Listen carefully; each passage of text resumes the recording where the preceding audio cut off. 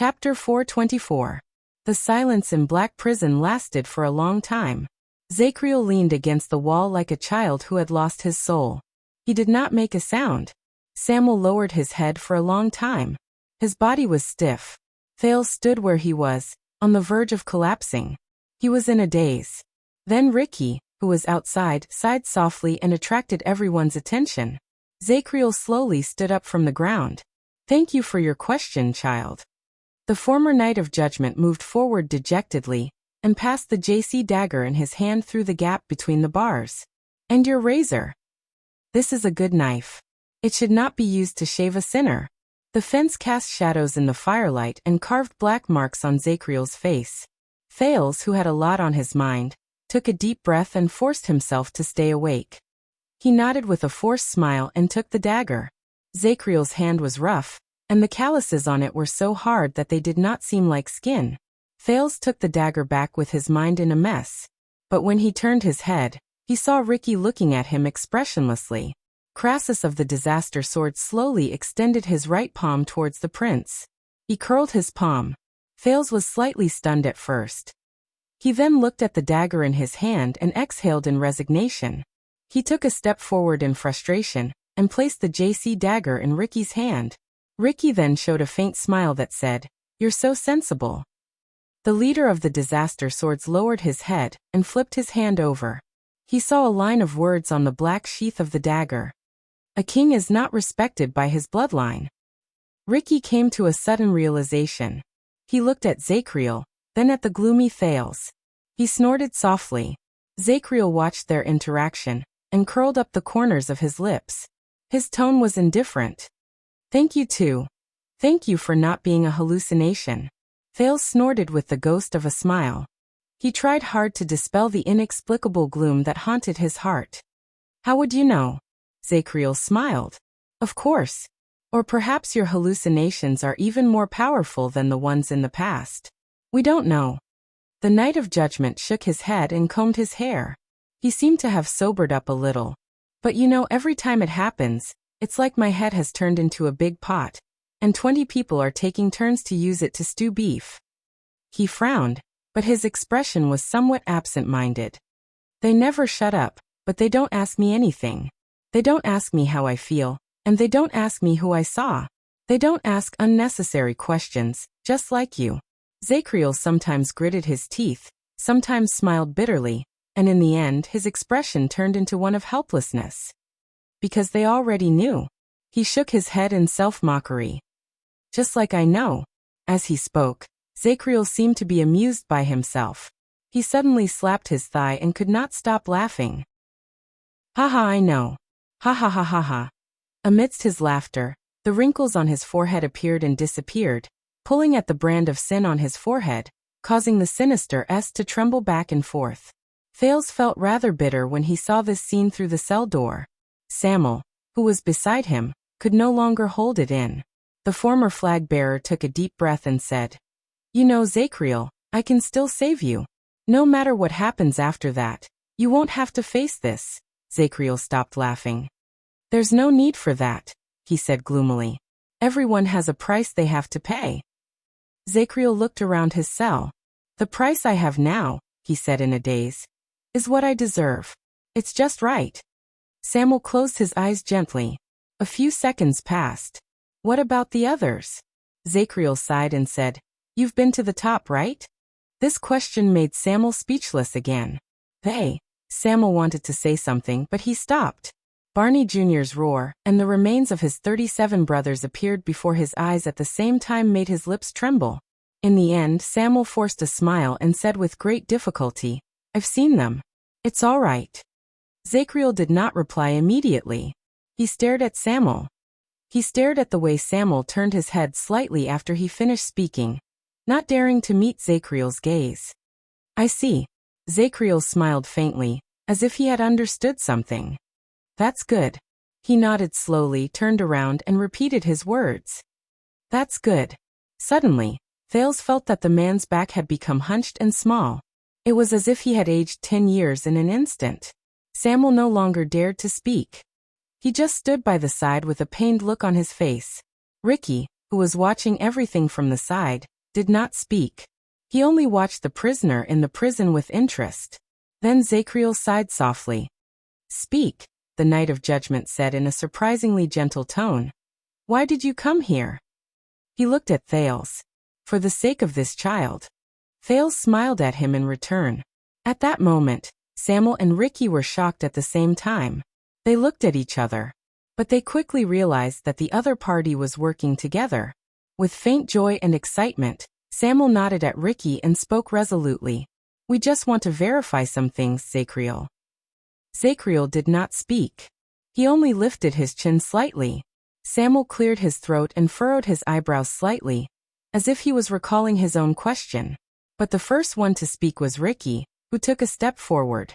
"First of all, Zacriel, how much do you know about the Tower of Eradication?" When he said this, Thales frowned slightly.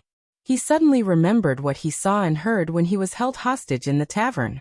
The disaster swords ambushed the Tower of Eradication, and after suffering heavy losses, they retreated to Bladefang's camp. They regrouped their men and invaded the Prison of Bones while the army was on a westward expedition. There must be something that drove the disaster swords to move from the Tower of Eradication to the Prison of Bones. And that was the Tower of Eradication? Zacriel's lifeless tone snapped Thales out of his thoughts. He crossed his arms and leaned against the wall. The corners of his lips curled up into a disdainful sneer. "Not much. A sinister, cunning and self-righteous shameless force of power." "What?" Thales was slightly stunned. "Sinister and cunning? Self-righteous? Shameless?" He scratched his head. He suddenly realized that this description did not fit with the impression he had of the Tower of Eradication in the past. In the past, whether it was the loyal attendant Wuxia, the forthright and simple-minded Cohen, the scheming schemer Raphael, the cold beauty Miranda, the former enemy, the loud Croche, and even the old tavern head Caslin, who was known as a beast in human skin, Cohen's language. These people from the Tower of Eradication constantly used their ideas and actions to instill this impression in Thales. The Tower of Eradication was a noble and neutral place of inheritance. It taught people combat skills and their powers of eradication.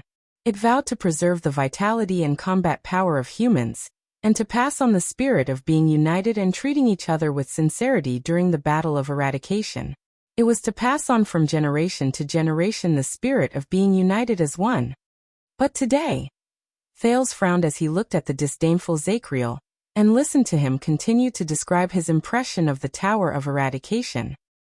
They claim to be neutral and never build a country, but in reality, they are a separatist force, and are no different from local military leaders.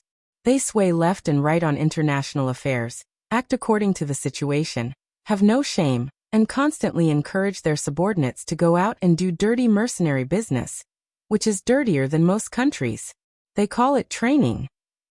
The more Zacriel spoke, the more ferocious he became.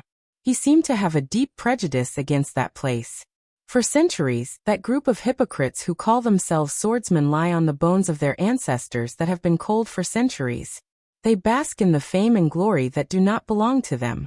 They habitually use hypocritical and pretentious excuses to attract generation after generation of hot-headed youngsters. In the name of passing down skills and protecting humans, they are actually training their minions and gathering troops to strengthen themselves. He gritted his teeth. When he spoke to the extreme, he even spat on the ground. Samuel, who was outside the prison, frowned. Ricky's eyes lit up. They study how to kill all day long, then teach their subordinates so that they can wield their swords and risk their lives for the wars of other countries. They kill more people, shed more blood, fight more wars, and make the world more chaotic. It's all thanks to those disgusting scumbags from the Tower of Eradication. After that, generation after generation of war orphans, filled with the hatred and ambition left behind by the previous generation, came to the Tower of Eradication's doorstep again, and handed over their loyalty and allegiance to those hypocrites who consider themselves to be virtuous in exchange for the skills to kill. Then they continue their fated cycle. Zacriel clenched his fists, as if he was in that situation. He looked like a hero who hated evil. And those despicable and shameless people still stay out of it. They still have the nerve to maintain their so-called noble integrity and valuable neutrality, because they only give out swords, and the ones holding the swords are only others. It's as if the filth and despicable acts have nothing to do with them. Bah! The Night of Judgment cursed. Damn the Tower of Eradication. Thales stared at Zachriel with a strange expression. He thought that Ricky had asked him how much he knew about the Tower of Eradication. You call this not much? However, Zachriel's evaluation, or rather accusation, had not ended. Have you ever seen shameless scumbags who carry out their missions with a face full of compassion, shout that they love peace and protect mankind, but never stop for a moment, and never hesitate to sell weapons that kill people all over the world? Zachriel curled his lips and fiercely bared his teeth. That's them. Scumbags from the Tower of Eradication. Once he finished speaking, Zachriel snorted through his nostrils and ended his brief sharing of his thoughts. The atmosphere in Black Prison became awkward for a moment. Samuel did not know how to continue the conversation. Thales also raised his eyebrows. Ricky, on the other hand, laughed out loud without a care in the world. I like this guy. Ricky was done laughing. He scratched his chin and looked at the Night of Judgment with interest. Are you sure you don't want to get out of prison? We will work well together. Zachriel returned him a cold smile. Samuel coughed and whispered to Ricky. Because of many things in the past, he has a deep prejudice against the Tower of Eradication. Ricky shook his head nonchalantly. Back to the topic. Samuel sighed and took out a piece of paper from his bosom. This action attracted Thales' attention. He had a feeling that this was the disaster sword's true goal. Samuel gently opened the paper and spread it out in front of Zachriel through the bars. He used the light from the fire to illuminate it. Zachriel, do you remember this? Zachriel narrowed his eyes. At first he shrank a little because of the approaching firelight, but as he gradually got used to the light, he walked forward slowly and stared at the paper in Samuel's hand. At that moment, Thales suddenly felt that Zachriel's aura had changed. His gaze became fierce, and his expression was no longer as casual as if he did not care. It was as if he had turned from a pitiful man who had experienced the vicissitudes of life, and was exhausted back into the Emperor's Praetorian Guard he once was. But he only scrutinized the things on the paper without saying a word. This made Thales even more curious. What is written on the paper in Samuel's hand? But Samuel was standing closest to the prison cell, and Thales could only see the blank back of the paper. Samuel also held the paper up so high that Thales could not see it. Just as the prince was hesitating whether he should stick his head out to peek at the paper in front of the two powerful kidnappers, Zachriel, who had become serious, suddenly extended his hand and took the paper. It crushed Thales' hope of seeing the truth. Zachriel furrowed his eyebrows and stared at the contents of the paper. Outside the prison cell, Samuel and Ricky waited quietly. Thales could feel that they were holding their breaths and staring at each other, waiting for each other's response. After a long while, Zachriel finally raised his head. His expression was solemn. He waved the paper in his hand and slowly asked the two uninvited guests, "What is this?" Samuel was obviously encouraged by their unusual reaction. He curled up the corners of his lips. "This is a sketch I drew based on my impression of it after I saw it once. As you can see, the real thing has color, and it is much brighter." Zachriel's eyebrows furrowed even more. He first cast a glance at the two people outside the prison cell, then snorted coldly. "How would I know what it is just based on this piece of paper?" Samuel stared coldly at his former colleague. If it were someone else, or something else, the answer might be no, but Samuel raised the torch high and shrouded Zachriel's entire face in its light, but Thales only felt that the latter's expression was a little gloomy. "Do you see its outline? Do you see how special it is? More than 10 years ago, when I was still in Renaissance Palace, I saw it when I was on duty at the entrance of the royal treasury." Samuel stared at the prisoner very seriously. "At that time, I only caught a glimpse of it from afar, but I will never forget it." Thales' heart skipped a beat. The royal treasury in Renaissance Palace? Zachriel did not answer. He only shifted his gaze to the paper, and his grip on the edge of the paper gradually tightened. As if talking about the past, Samuel's tone became a little gloomy. "The secret treasures in the royal treasury are all invaluable and hold great significance. In all of Renaissance Palace, aside from the royal family, there is only one position in the guards who can directly come into contact with them. That position protects the inheritance of the royal guards and knows countless secrets. Only those who are trusted and have high hopes can take up the position. Based on convention, that person is basically the next captain and commander of the royal guards. Zachriel still did not speak, but everyone in the room understood what Samuel meant. Samuel composed his emotions, pointed at the paper, and said solemnly, "Guarding the royal treasury and controlling the movement of the secret treasures is one of his unique responsibilities. Guarding the royal treasury and controlling the entry and exit of secret treasures is one of his special duties. I can guarantee that this item is definitely on the list of people he should be guarding." When he said this, Samuel took a step forward and almost leaned against the bars. "Tell me, Zachriel, former watchman of the royal guards," the former flag-bearer said coldly, "what exactly is the thing drawn on the paper that was hidden in the royal treasury many years ago?" In that second, Thales felt the atmosphere in the room turn cold. The pressure around Zachriel seemed to have dropped by another level. Ricky's gaze on Zachriel gradually became sharp. This made Thales even more curious about the paper in Zachriel's hand. The Knight of Judgment sneered. "You spent so much effort just to get me to appraise an antique?" He looked up and glanced at Samuel and Ricky. Samuel gritted his teeth in a barely noticeable manner. But he knew that he could not use force against the person in front of him. So Samuel only took a deep breath and said gently, "Please, Zachriel. Please, Zachriel. This is very important to us." Ricky did not move. Zachriel stared at the contents of the paper for a few more times. He asked faintly, "Why are you asking this? Did you find it somewhere?" Samuel exhaled and frowned. "Zachriel, I am the one asking the question." But Zachriel only shook his head. The value of information lies in the circulation of information. It allows both parties to take the next valuable action while receiving feedback and gaining benefits. If you do not tell me more information, I will not be able to give more accurate answers. He raised the paper to eye level and waved it between them. Samuel was about to say something, but Ricky interrupted. "Not long ago, we found this in the House of Legacy of the Tower of Eradication." The three of them turned their heads together and looked at Ricky. They said calmly, "It is their top secret in recent years." Thales' eyebrows twitched again. "The Tower of Eradication's top secret? The Tower of Eradication?" Zachriel's expression finally changed. He looked like he was deep in thought. "I'm guessing you weren't invited to visit, right? The House of Legacy is their core area." Zachriel pondered for a while, then revealed a gloating smile. "By the way, well done." But Ricky only shook his head. "We did not get it.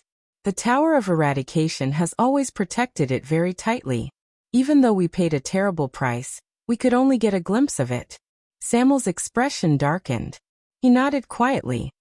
"And according to the information, the master of the Tower of Eradication, the old Far Easterner, values it very much."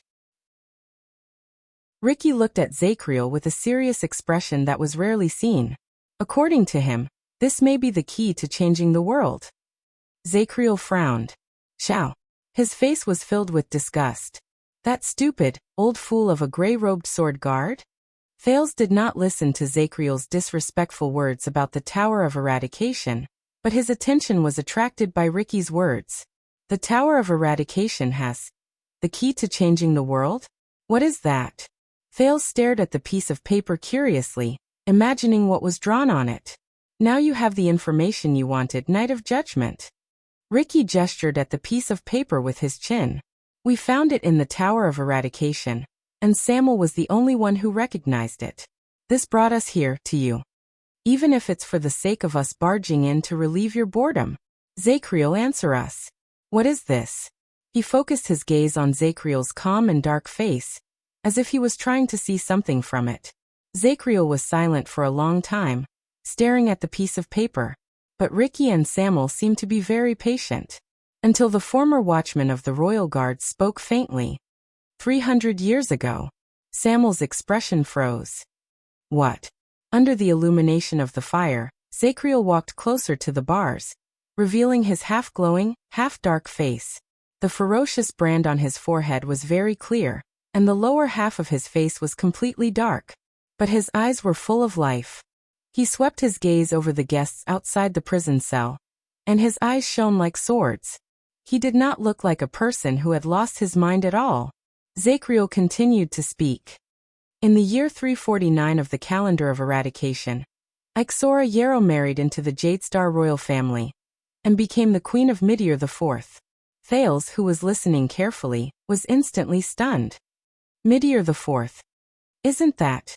Ricky was still frowning and confused, but Samuel, who was familiar with Constellation's history, had his expression change slightly. Yarrow. You mean, the only elf queen in Constellation's history, Queen Ixora? Zachriel nodded slowly with a serious expression. And the thing on this piece of paper that you claim to have found in the Tower of Eradication is one of the dowries that Queen Ixora brought into Renaissance Palace from the Sacred Tree Kingdom.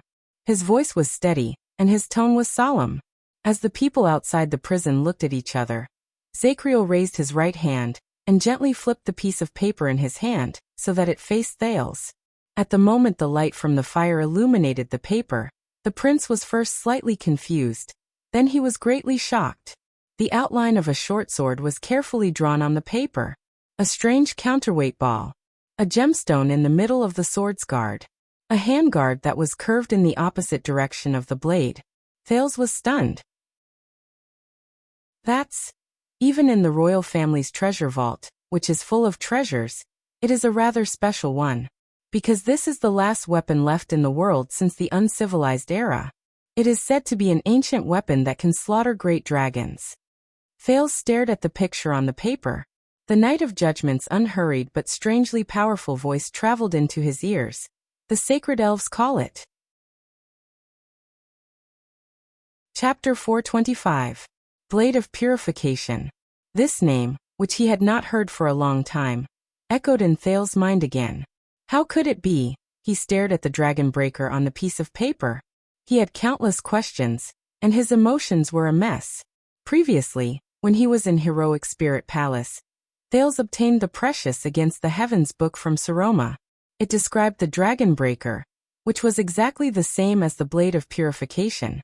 But Thales did not expect that these strange-looking weapons would be so close to his family name and bloodline. Dragon breaker. Blade of Purification. Is this a coincidence? Or is this the weapon that sealed Giza? So this is just Queen Ixora's dowry?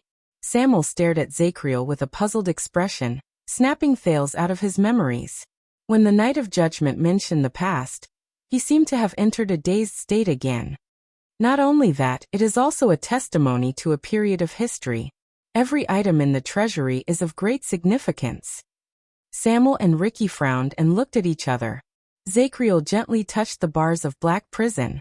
Before it could take effect, he quickly left his hand. He was deft and skilled. That was probably one of the most tense times between Constellation and Extet. The former watchman's gaze was lost. The Night Wing King's invasion and the disaster of the Third Peninsular War broke the political balance, causing countless small and medium-sized forces to perish. The big countries that survived the disaster did not have it easy either. The Western Peninsula welcomed another round of reshuffling. Hence, the struggle for supremacy in the Western Peninsula, and the conflict between the descendants of the Empire and the Dragon's children reached its peak again. Two of the three heroes of Dawn ascended to high positions. Chara the hero became the regent of Dragon Cloud City and the actual ruler of Extet, while Midir Jadestar was crowned as the fourth King Midir in Constellation's history. But due to the hatred between their countries and their families, they turned against each other. Samuel and Ricky looked at each other. They seemed to be dissatisfied with the prisoner's rambling and aimless words. Thales listened quietly to the man's narration, which sounded as if he was sleepwalking. He remembered the poem Putre sang in the Black Sand military camp 6 years ago. When dawn rises.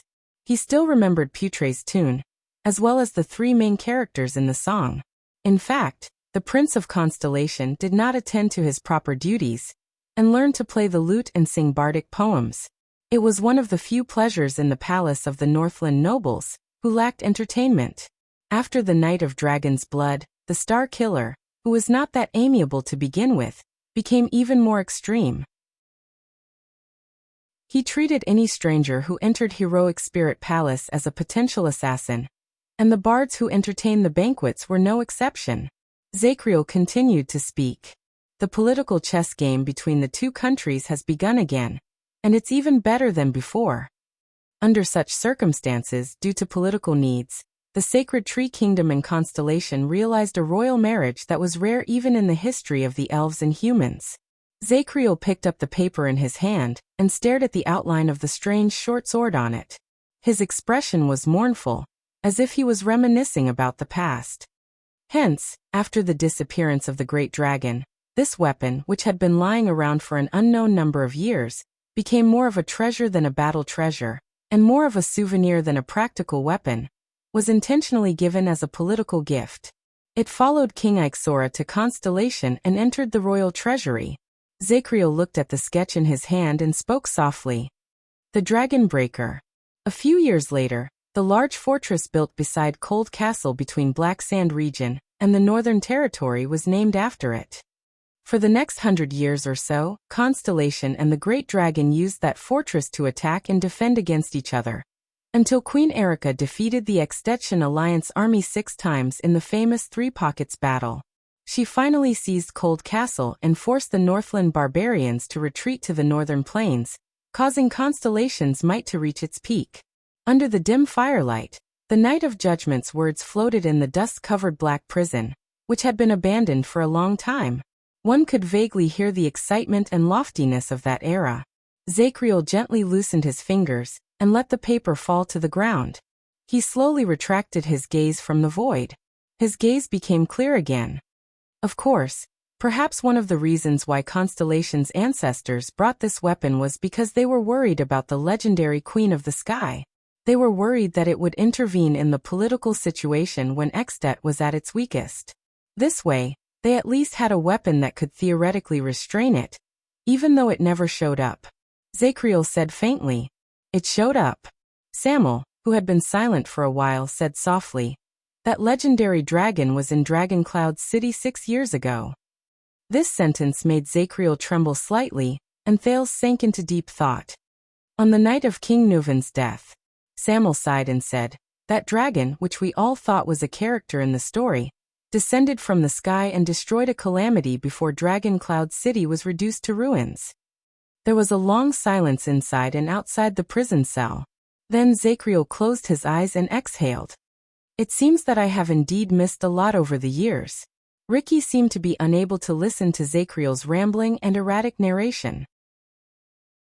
He took a step forward and asked straightforwardly, "But what I don't understand is, how did the secret treasure of the royal family in Renaissance Palace end up in the Tower of Eradication?"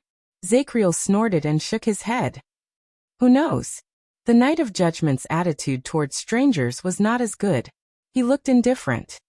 More than 10 years ago, many of the items in the treasury were conscripted for the king's wedding. Perhaps this item is also on the list. Who knows? Wait. Thales' ears twitched. The king's wedding? Which king? Is he talking about Kessel V? The wedding when he was still a prince? And Queen Kia? A beautiful figure holding a doll appeared before Thales' eyes. He felt sad. "So we can confirm it?" As he watched the paper fall to the ground, Samuel turned to look at Ricky, as if asking for his opinion. More than 10 years ago, under the king's orders, the Dragon Breaker was moved out of the treasury? But Zachriel only looked like he did not care. He leaned against the wall casually. "Is it important whether it is or not?" Samuel was about to retort, but Ricky was faster than him. "Very well, then let me change my question." The leader of the disaster sword still looked relaxed. He had the ghost of a smile on his face, but Thales could vaguely sense the seriousness hidden in his tone. "What is so special about the Dragon Breaker? Does it have no other secrets?" Zachriel changed his posture. The light from the fire drew a long shadow on the wall.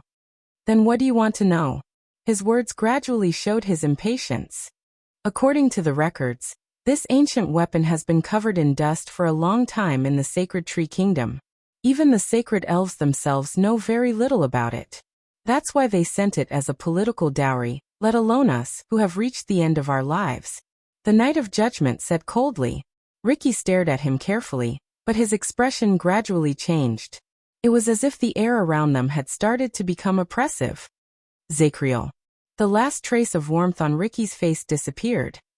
Do you really not know? Or are you playing dumb? Zachriel narrowed his eyes and stared at the stranger outside the fence through his slits. I'm tired. You should leave quickly.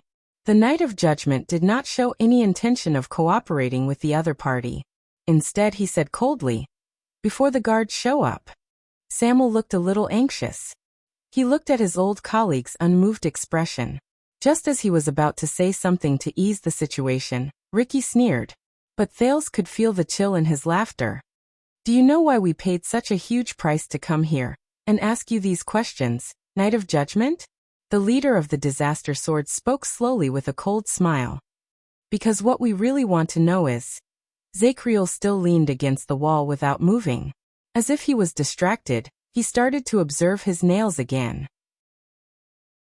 It was as if he was indifferent to everything. That was until Ricky asked his question. 18 years ago, this was the so-called Dragon Breaker that Samuel saw.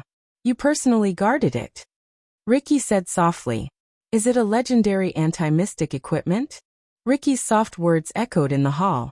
At that second, the light from the fire flickered slightly, but the inside and outside of the prison fell into absolute silence.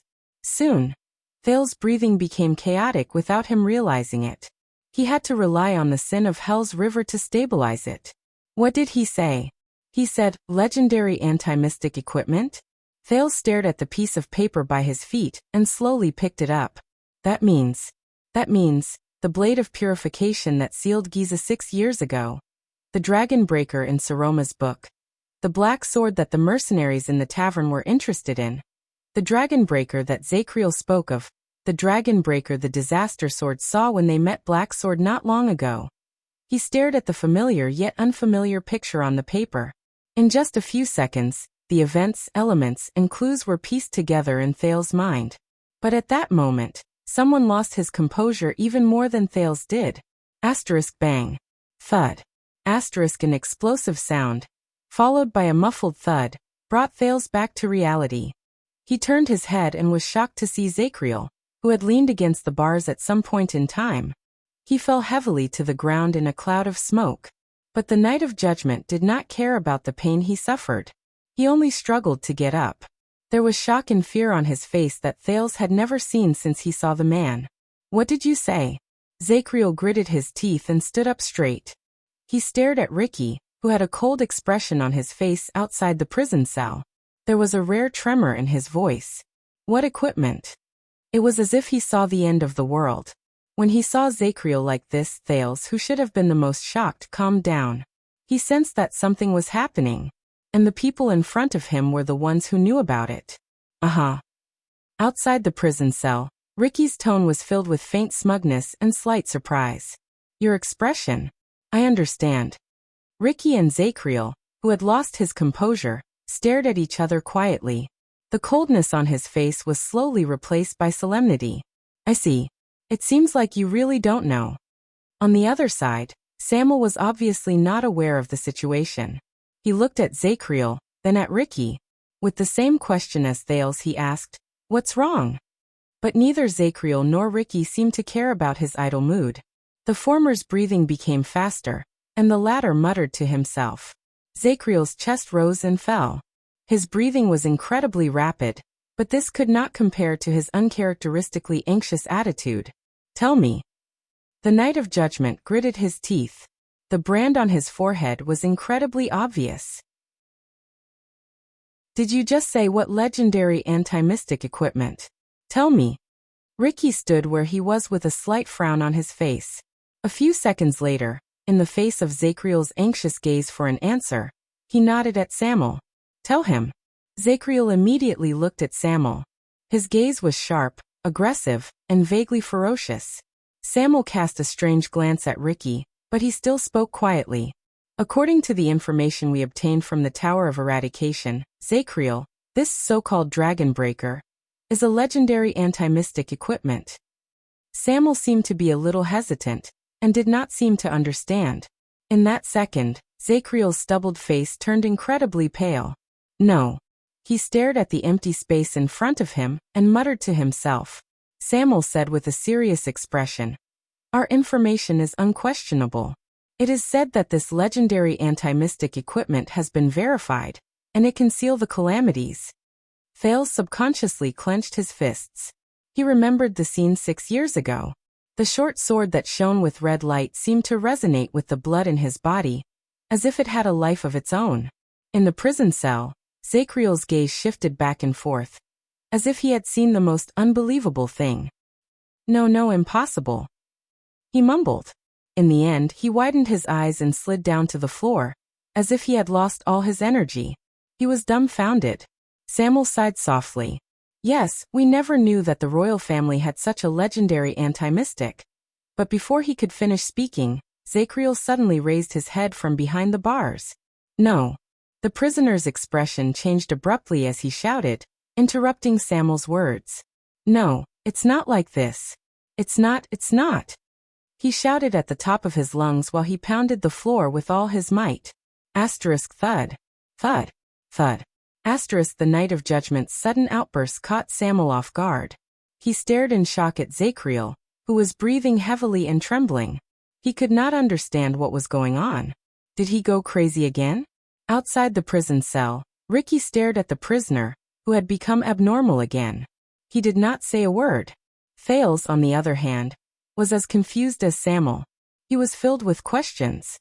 "No." Finally, Zachriel stopped pounding the floor with much difficulty. In a daze, he supported himself against the floor. "Dragon Breaker? Dragon Breaker?"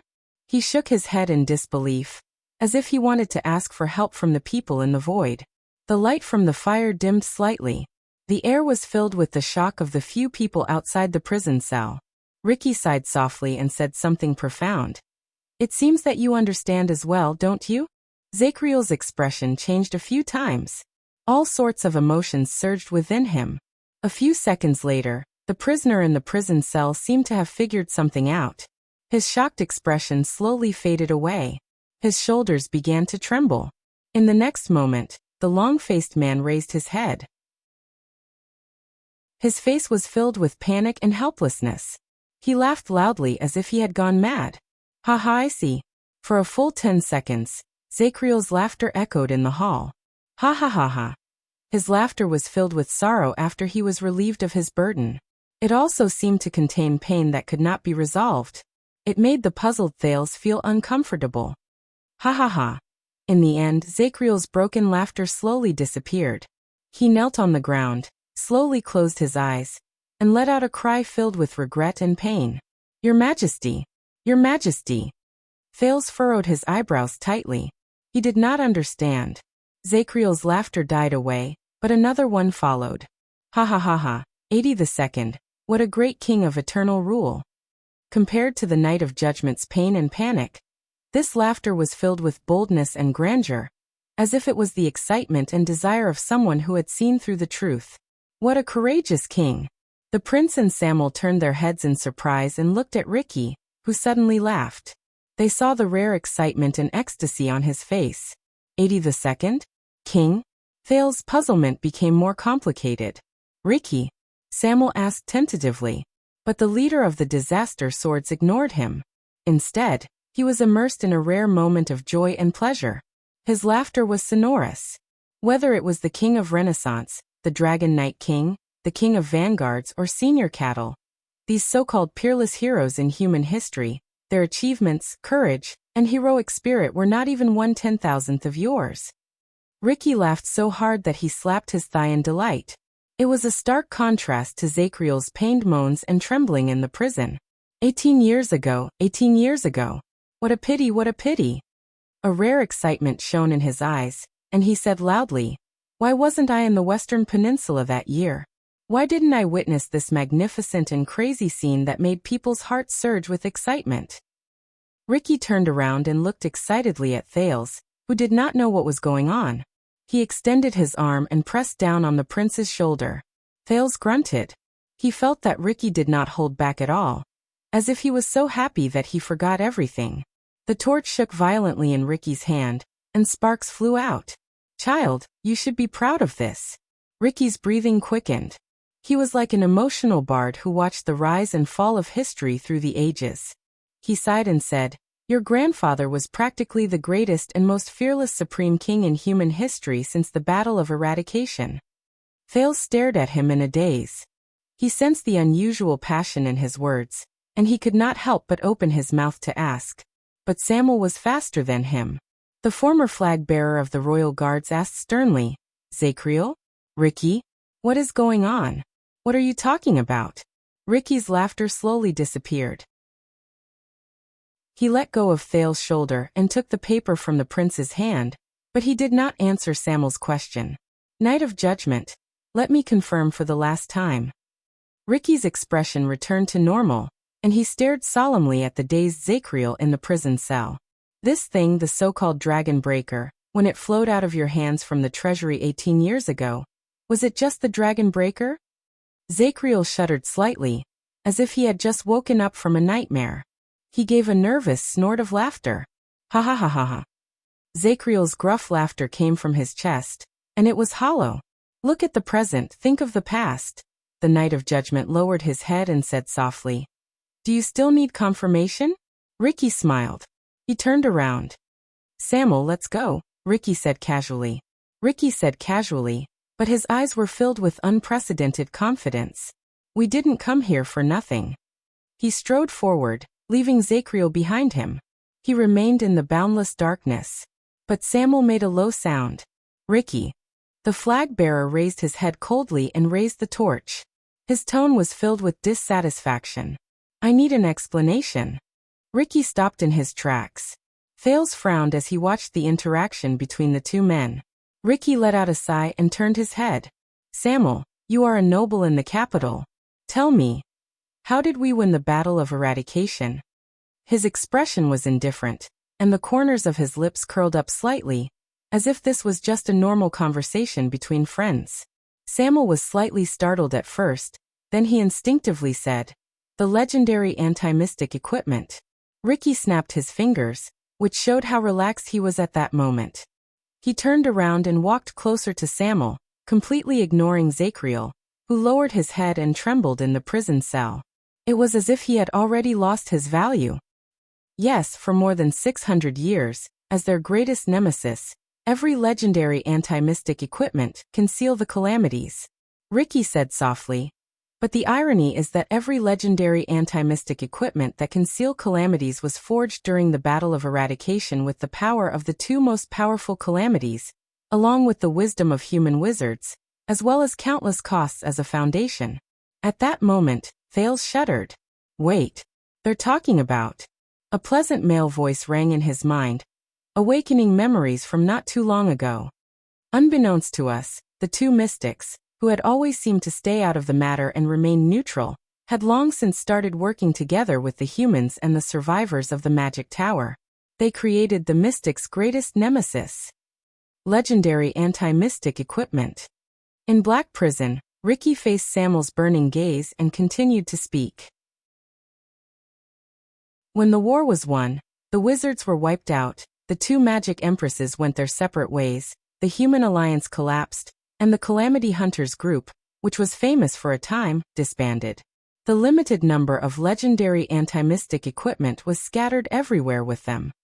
However, what most people don't know, Ricky said with a cold smile, Bloodspike and Helen, the two most powerful calamities who were once on the same side as us, were the creators of the legendary anti-mystic equipment. They secretly tampered with their works. Samuel was slightly startled. Tampered with? Thales' breathing quickened, and he subconsciously straightened his body. Memories of the past seized his mind again. Wait, I thought of a problem. If the legendary anti-mystic equipment is the mystic's greatest nemesis, what about the two empresses? Won't the weapons they created pose a threat to themselves?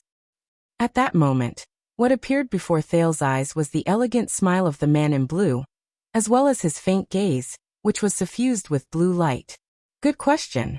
You're getting closer to the truth of the world, Your Highness. Thales was stunned. He understood something.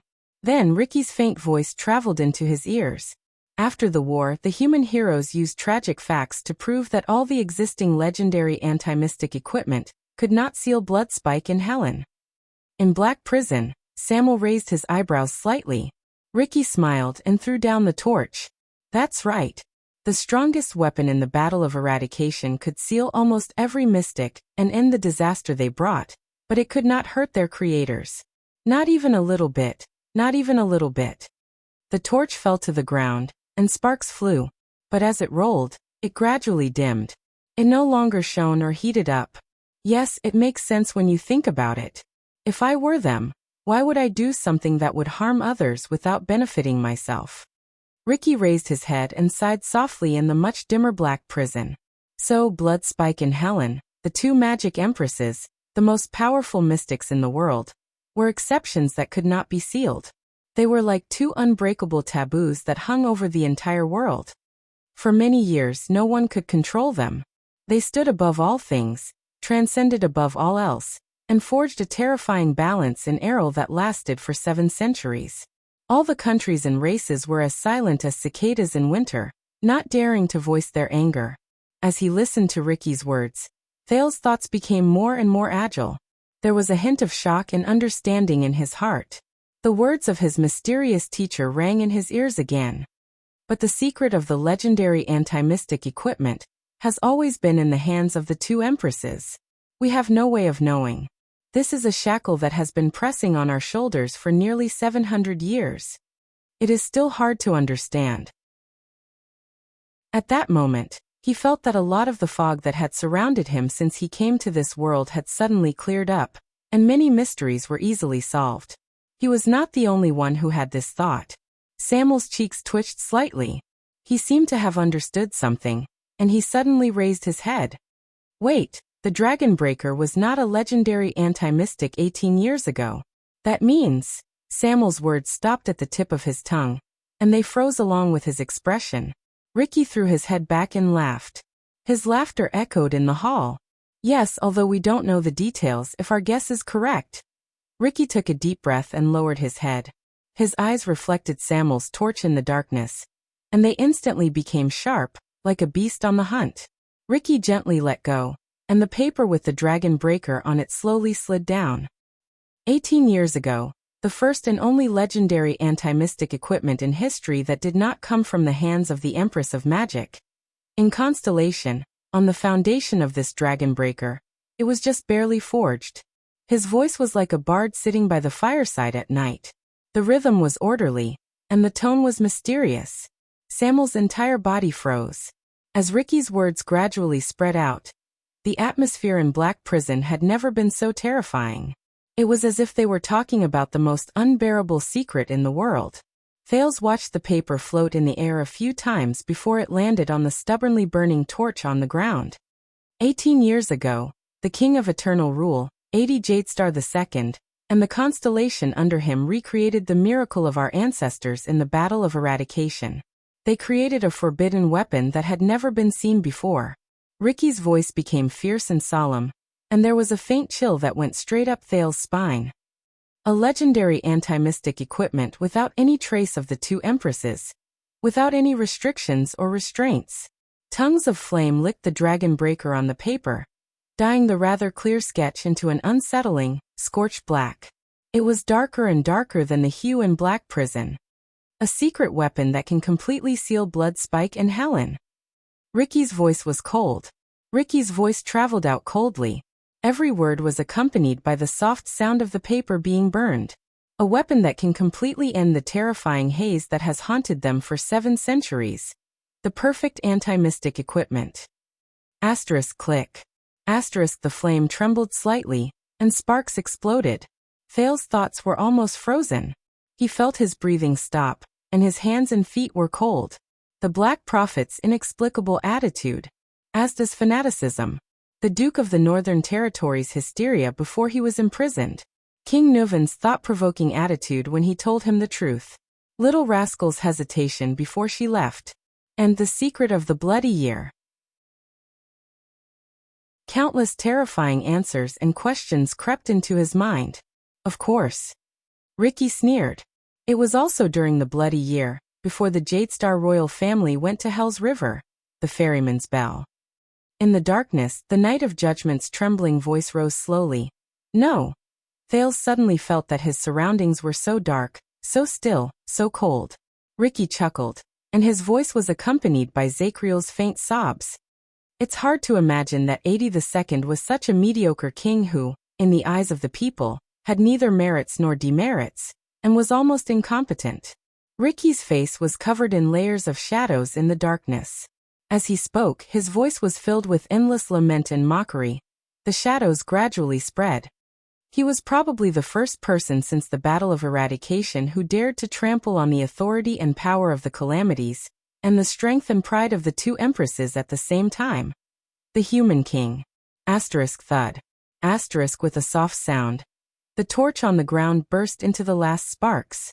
The unusual and peculiar dagger on the drawing paper was completely reduced to ashes. It shattered inch by inch. Chapter 426. The ominous and horrifying atmosphere in Black Prison lingered for a long time. Even after Ricky's laughter and Zachriel's sobs faded away, Thales could still sense the ghastly atmosphere in the air, and it made his hair stand on end. The bloody year. 82nd.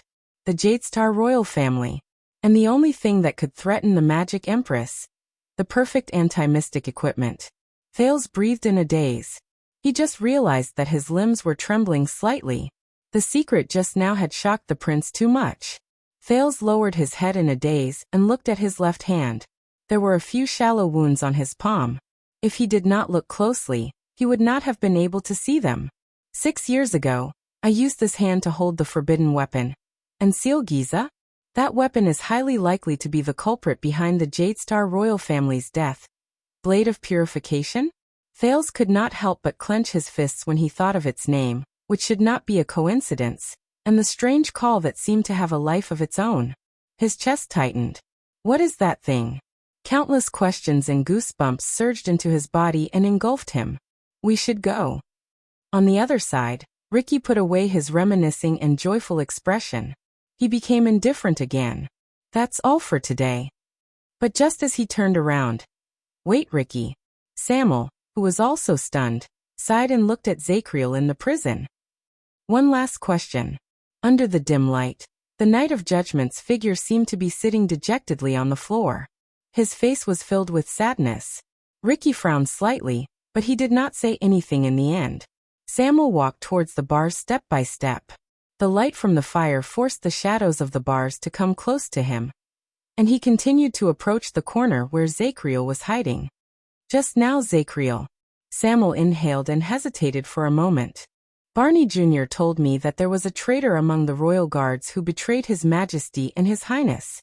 Zachriel shuddered in the prison cell. He raised his head in a daze. His expression was fleeting. Thales forced himself to put away the chaotic thoughts in his mind and looked at the scene. Barney's words are very convincing and logical. Recalling the scene just now, Samuel, who was holding a torch, had a pained expression on his face. He said that they worked together from the inside and outside, falsely passed down His Highness the Crown Prince's orders, intentionally led us in circles, and even hid among our team after the incident. Nonsense like that. Zachriel, who was sitting against the wall, continued to stare at Thales in silence. His face was slightly lowered, and he was immersed in the shadows. Thales could not see him clearly. Samuel chuckled, unsure if it was sarcasm or self-mockery. It seems like traitors really do exist. Samuel's tone was filled with indescribable sorrow. It's as if as long as we find him, Barney Jr. and the others will be freed, or at least atone for their sins. Zachriel exhaled softly in the cell, as if he had not recovered from the shock just now, but at least he spoke. His tone was casual, as if he was sleepwalking. Really? Samuel's expression tensed. He seemed to have made up his mind. He gritted his teeth and said firmly, So Zachriel, I have to ask you this. Was it you? The so-called traitor back then. Was it you? This question caused Thales and Ricky to have different expressions on their faces. The former was silent and the latter was indifferent. Zachriel was like a slow-witted old man. He only reacted to the question after a few seconds. He slowly raised his head and stared at Samuel in a daze in a dark corner, where even light could not reach. That year, when the situation was urgent and we were surrounded by enemies, as Samuel exhaled, he gritted his teeth and said with slight difficulty, whether it was at the palace gate or the Hall of Stars, whether it was Captain Cullen, Barney Sr., or Tony, they handed over the elite main force of the Royal Guards to you. The 46 people who were later sentenced were among them. They either watched you leave, or hoped that you would come to their aid. He clenched his fists subconsciously. Because they knew and believed that no matter how powerful the enemy they faced, as long as the Knight of Judgment led them and the next captain of the Royal Guards whom they thought highly of, they would be able to turn misfortune into fortune, and everything would be fine. Samuel turned his head away, as if he could not bear to hurt the traumatized and wounded man in front of him. Unless he was a traitor. The flag-bearer closed his eyes gently. Was it you, Zachriel? Both Thales and Ricky listened to him quietly. In the prison cell, Zachriel took a few breaths and slowly raised his head. Was it me? He repeated in a daze. His eyes were filled with bewilderment. Samuel opened his eyes slowly. Even though he could not bear it, his tone was still firm. Zachriel, you may not be good at forgery or spying, but you are the trusted aide of the Crown Prince's guards. You are also the best in combat, not to mention that you are also the chief flag-bearer. Zachriel twitched the corners of his lips with the ghost of a smile. Thales could not see the exact expression on his face, due to the limited light. Was it me? He repeated faintly. Samuel sighed, as if he was not confident in Zachriel's condition. But he paused for a few seconds before he spoke resolutely. Zachriel, I know that your mind is not clear. The flag-bearer gritted his teeth and said fiercely, but it's okay. I believe that, like many people and me, there is only one thing in your memory that will never fade. Thud. Samuel raised his fist and smashed it against his chest. The three people in the room could not help but look at him. Swear, Zachriel. Swear before me, before the Jadestar bloodline. Samuel said resolutely. A cold glare flashed in his eyes. With your honor, your dignity, your blade, your ancestors, and the name of the Zachriel family, the noble descendants of the Redalians who have been loyal to the minister since the age of the Empire, I solemnly swear this oath. Finally, when he heard these words, Zachriel shuddered. The Knight of Judgment stood up slowly. His branded face was revealed in the dim firelight. His eyes slowly regained focus. Ricky was deep in thought. Samuel's breathing quickened. With a pained expression he continued. Swear, Zachriel, that in your entire life, you have never betrayed the Jadestar royal family, the Royal Guards, or the Praetorian Oath. Zachriel's expression slowly became solemn. Thale's breathing gradually became softer. Tell me with your own mouth that you are not a traitor, Samuel said softly. There was a hint of helplessness in his tone. Tell me. But Zachriel did not answer. He only stared at Samuel from a distance. His gaze was slightly cold. For a time, only the breathing of the four people could be heard in the air. But in the next second, thud. Samuel took a fierce step forward and grabbed the bars of Zachriel's cell. Ricky's expression changed slightly. I beg you. Samuel's back was facing Thales. His expression was unclear, and he sounded as if he was gnashing his teeth. But Zachriel still did not make a sound. He only stared at him. I beg you, answer me, penal officer. Once again, Samuel's words were tinged with a pleading tone. This is too important. His hand, which was holding the bars, began to tremble. Finally, Zachriel snorted softly. His unfocused gaze regained its clarity. Too important. Why did Barney Jr. question you, Samuel? He curled up the corners of his lips and shook his head quietly. To question whether you are a traitor or not. Samuel's face paled. He did not know whether it was because he could not bear the pain or because of other reasons, but he subconsciously let go of the bars and took a step back. His palms trembled slightly. The Knight of Judgment smiled. And you? Do you wish that I am a traitor? Or do you wish that I am not? There was a long silence in the air. Samuel lowered his head deeply. However, soon after, a quiet sigh came from the darkness. Unexpectedly, Zachriel's voice gradually rose. It went from low to high, and from light to heavy. I swear, he said faintly. Emmanuel Zachriel, I solemnly swear on my honor, my dignity, my blade, my ancestors, and the name of the Zachriel family, which has been loyal to the minister since the age of the empire. Samuel seemed to have been inspired by something. He raised his head with a complicated expression. I will spend my entire life, and I will spend it all. As he spoke, Zachriel's tone became more and more solemn. I have never betrayed the Jadestar royal family, and I have never betrayed the Praetorian oath. Thales's eyebrows twitched. He seemed to have missed something. As expected, Zachriel's sigh came again. The only people I have let down are all of you. Samuel's breathing seemed to have been cut off. The Knight of Judgment's dispirited and sorrowful voice continued to rise. It's Captain Cullen, Tony, Morian, Belden, Kamal, Rogo, Tardin, Bruley, Nair, and you, Samuel. It was all the brothers of the Royal Guards. He sounded like an old man with one foot in the grave, repenting for the sins he committed when he was young. Samuel did not move. Zachriel stared at Samuel, then at the brand on his face. He said in a daze, as a person who had high hopes placed on me, in that storm, I was unable to protect you, help you, lead you, go through the obstacles, and get through the danger with you. He said in a daze, I could only sit here day after day, year after year, and watch all of you sink into this state and suffer. Thales turned his head and thought of the 37 emperors' Praetorian guards who died in the prison of bones. He thought of their dazed, desolate, liberated, or crazed gazes. He then looked at the unshaven Zachriel, and for a moment he did not feel good. Zachriel closed his eyes gently and squeezed out the words he had kept in his heart for many years. I'm sorry. There was another period of silence. Samuel's expression did not change for a long time, but he slowly turned his head away. So the traitor is not you. The flag-bearer trembled slightly. Or the traitor has already died in prison. Or there is no traitor at all. No one betrayed His Majesty and his family? Samuel turned his head around abruptly. There seemed to be a faint pleading tone in his voice. Everything is just the conjecture of that schemer Barney Jr.? Zachriel did not answer him immediately. Instead, he paced around in silence and returned to his original seat, which was filled with a desolate atmosphere. After a long while, a faint sigh rose in the air. Perhaps there is. Samuel was slightly shocked. What? Zachriel leaned his head against the wall. His eyes seemed to have lost focus again. I think there should be traitors. When he said this, Samuel, Thales, and even Ricky's expressions changed. Then he continued speaking. But they are not just a certain person, nor are they a certain face or a certain name. Samuel frowned. What do you mean? Zachriel shook his head with a resigned and hollow smile.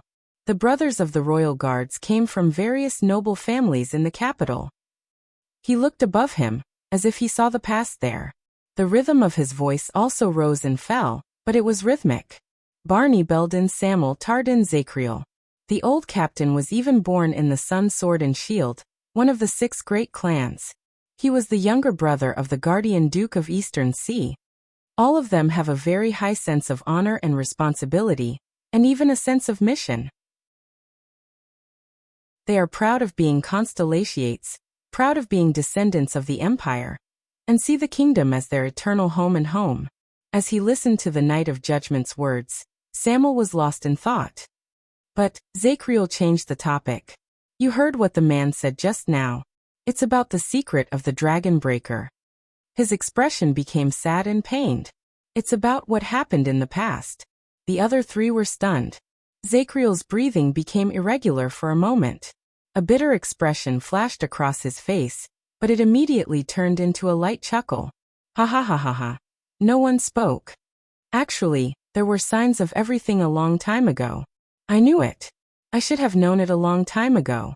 From the decree to restrict the power of the nobles, from the decree on trade, from His Majesty's wedding, from the advisors who frequently entered and exited the palace, from the meetings that were called from time to time, and from the vassals' increasingly intense appearances before the king, I should have seen that doubt was planted in the eyes of my brothers and others, and it was slowly sprouting. Samuel did not speak. Look at His Majesty's actions, look at the path he took, look at the battlefield he stood on, and look at the enemy he chose. The prisoner still looked at the ceiling with a complicated expression. His laughter was filled with bitterness and regret. Look at the future he stubbornly chose for the millions of people in Constellation. Thales listened to him quietly, and imagined everything that the former 82nd had to face in that era. Zachriel exhaled hoarsely.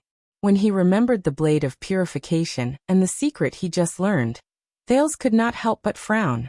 Samuel turned his head away fiercely, as if he could not bear to listen anymore. You and Barney Jr., both of you yearn to find that traitor so much, but I was thinking, if the so-called traitors you spoke of, if those people who had hopes and longed for Constellation's future, if they really knew something, such as the Dragon Breaker, and were willing to accept the rebuke of their conscience, even if it went against the king's will. Zachriel stared blankly at the air. He was immersed in his own world, and his words became increasingly incoherent. If they can no longer distinguish between betrayal and loyalty, this is not impossible, right? Samuel was stunned. However, Zachriel continued to speak absent-mindedly.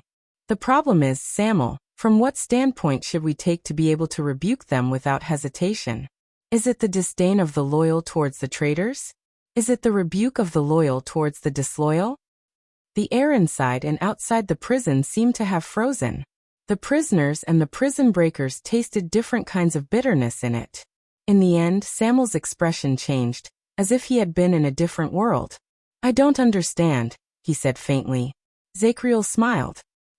I don't understand either. The Knight of Judgment seemed to have slowly recovered from his daze.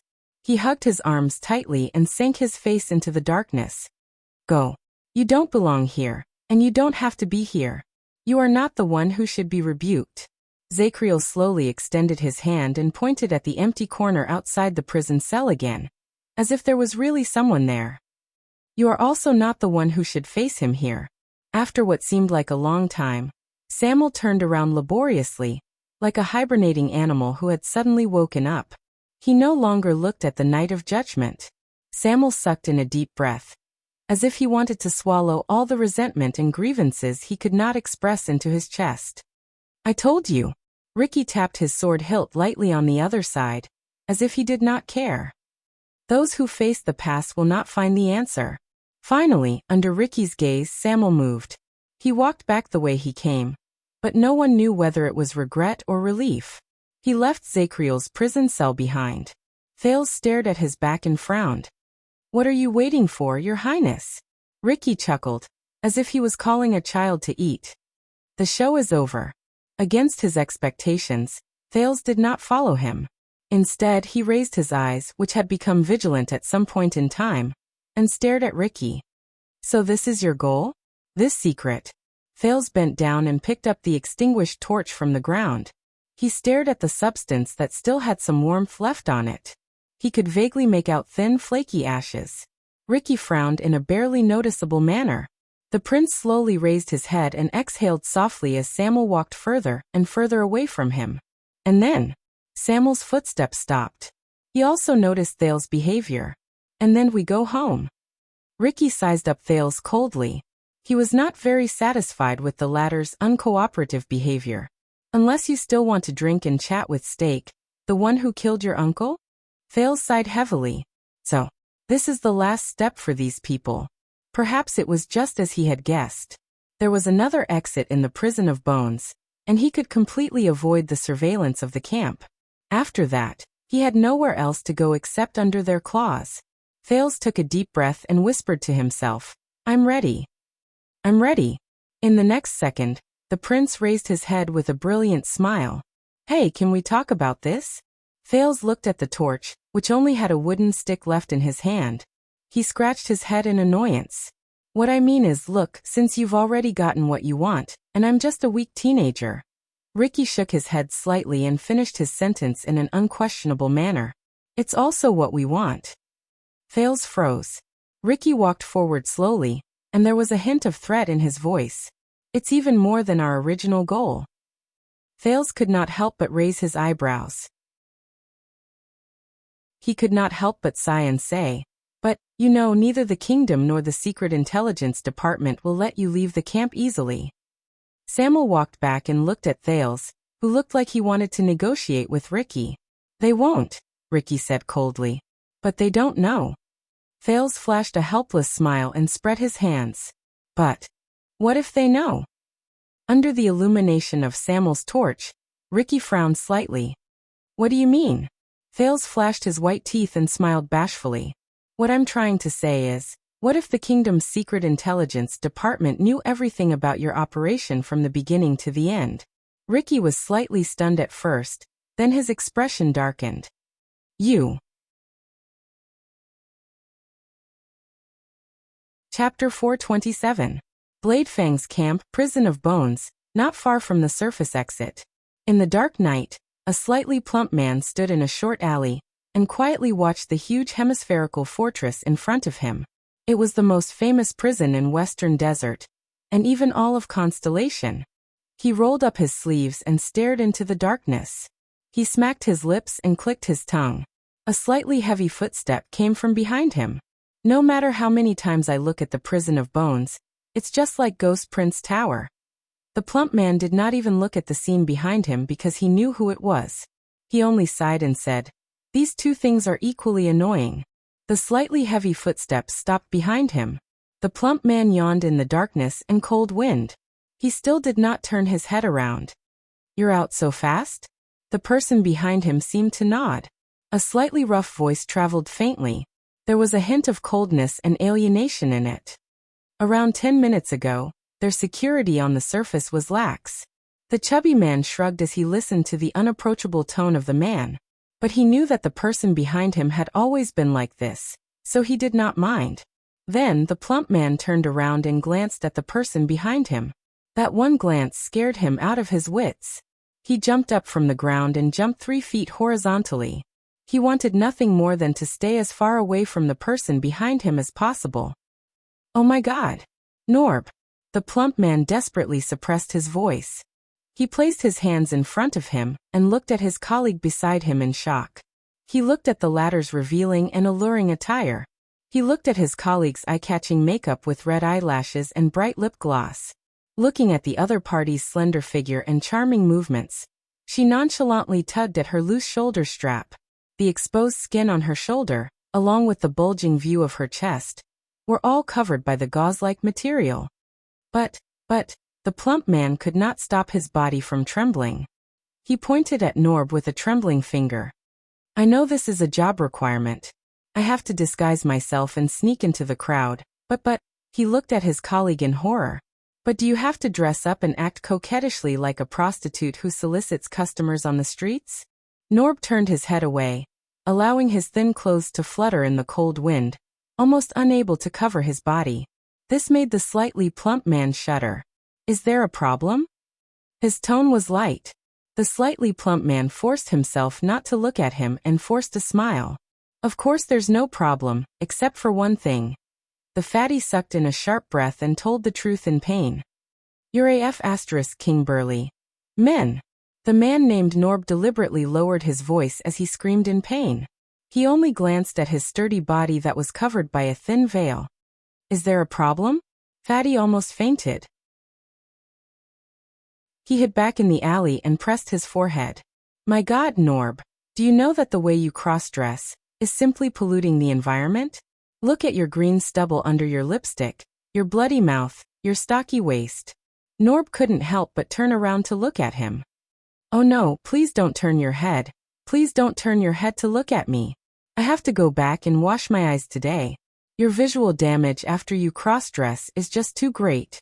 Out of the corner of his eye, Norb caught a glimpse of Norb's soft and sexy dress. He saw the faintly visible thick thighs and thick leg hair. His cheeks twitched involuntarily, coupled with his large pectoral muscles, and he had a serious expression on his face. Fatty felt his stomach churn. "Bright moon goddess above, don't wait until the end of the game. Throw a meteor down now and crush me and him to death." Norb looked at his shocking attire again and grinned lightly without a care in the world. The smile with the stubble on his face was charming, and it almost made the man, who had just caught his breath, feel his heart stop. "This is the essence, Gomez, just like how you're reacting right now." Norb spoke to Gomez with faint confidence.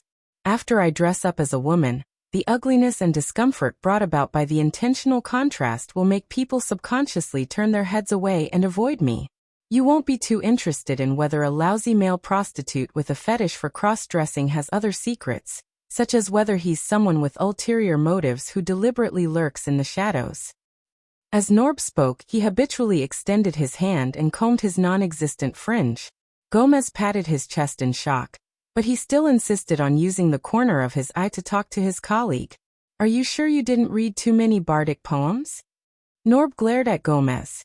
His eyebrows were furrowed, and he seemed to be angry. It made Gomez have the urge to immediately retire. Gomez could only exhale in pain. He pointed at the prison of bones in the distance, resigned to his fate, and said to his extremely calm colleague, forget it, forget it. So, what are we eating today? What are we eating? Norb no longer subconsciously swung his woman's sleeves. What do you want to eat? Norb no longer swung his sleeves subconsciously. He shook his head steadily. The list of information is clearly with you. The plump Gomez's face turned red. He coughed, took out a piece of paper from his belt, and slowly unfolded it. All right, let me see. Gomez looked at the paper in his hand. He was instantly in high spirits, and the gloominess he felt when he was almost scared to death by Norb seemed to have been swept away. First appetizer and appetizer. He looked at the prison of bones in the distance with great interest. His tone rose and fell. A personal envoy of the Northland Kinslayer King. Gomez stopped talking and suppressed his disgust. He looked at the cross-dressed Norb. Did you see him when you were inside? Norb's expression remained indifferent. He only nodded slightly. LaSalle Weeder, the former border baron of Dragoncloud City. Witness confirmed. Norb was as calm as ever, but there was a rare hint of seriousness in his eyes. 6 years ago, I followed him to carry out surveillance until we entered Eternal Star City. Gomez nodded in satisfaction. He extended his short index finger and tapped LaSalle's name heavily. That imposing manner made him look like a suzerain stamping his personal seal. Gomez said eerily in the cold wind, This former baron may not be eye-catching, but he is the most important.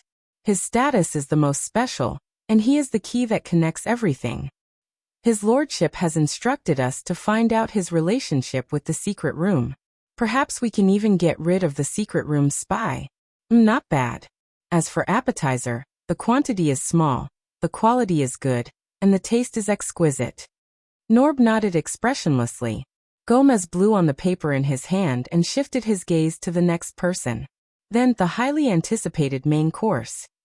Gomez's eyes lit up again. Wow, guess what we have? A whole pot of Shadow Shield assassins. Full of sincerity. He was in high spirits. Just like before, Norb spoke slowly in response to Gomez's gaze. Kos, family name inauspicious, former Northland vagabond, codename Stake. Witness confirmed. Norb said calmly, he is the most valuable target. He fits the description of the shadow-catching operation 6 years ago. His lordship pays a lot of attention to him, especially to find the spy he placed in the upper echelons of the Western Desert. Gomez let out a sinister laugh and clicked his tongue, as if he was tasting the best steak. This might be the biggest gathering of Shadow Shield since 18 years ago. Phew, the meat is delicious, and the meat is of high quality. As long as it's cooked properly, it will definitely be the best in the world. Norb did not comment. He just elegantly lifted his dusty dress. Next side dish. Gomez continued to read his list with great interest. The middleman of the mercenary business, the rather famous owner of my home tavern. Norb frowned slightly. Tampa, the successor of Half-Mouth Rooney more than 10 years ago. Witness confirmed. The cross-dressing man seemed to be deep in thought. He must have a lot of information and money in his hands.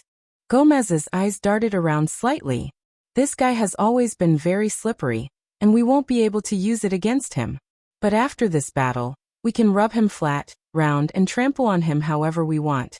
Hee. Alright, this side dish is more or less a little greasy. Gomez shook his head in resignation and looked at the last line. Next is the final dessert.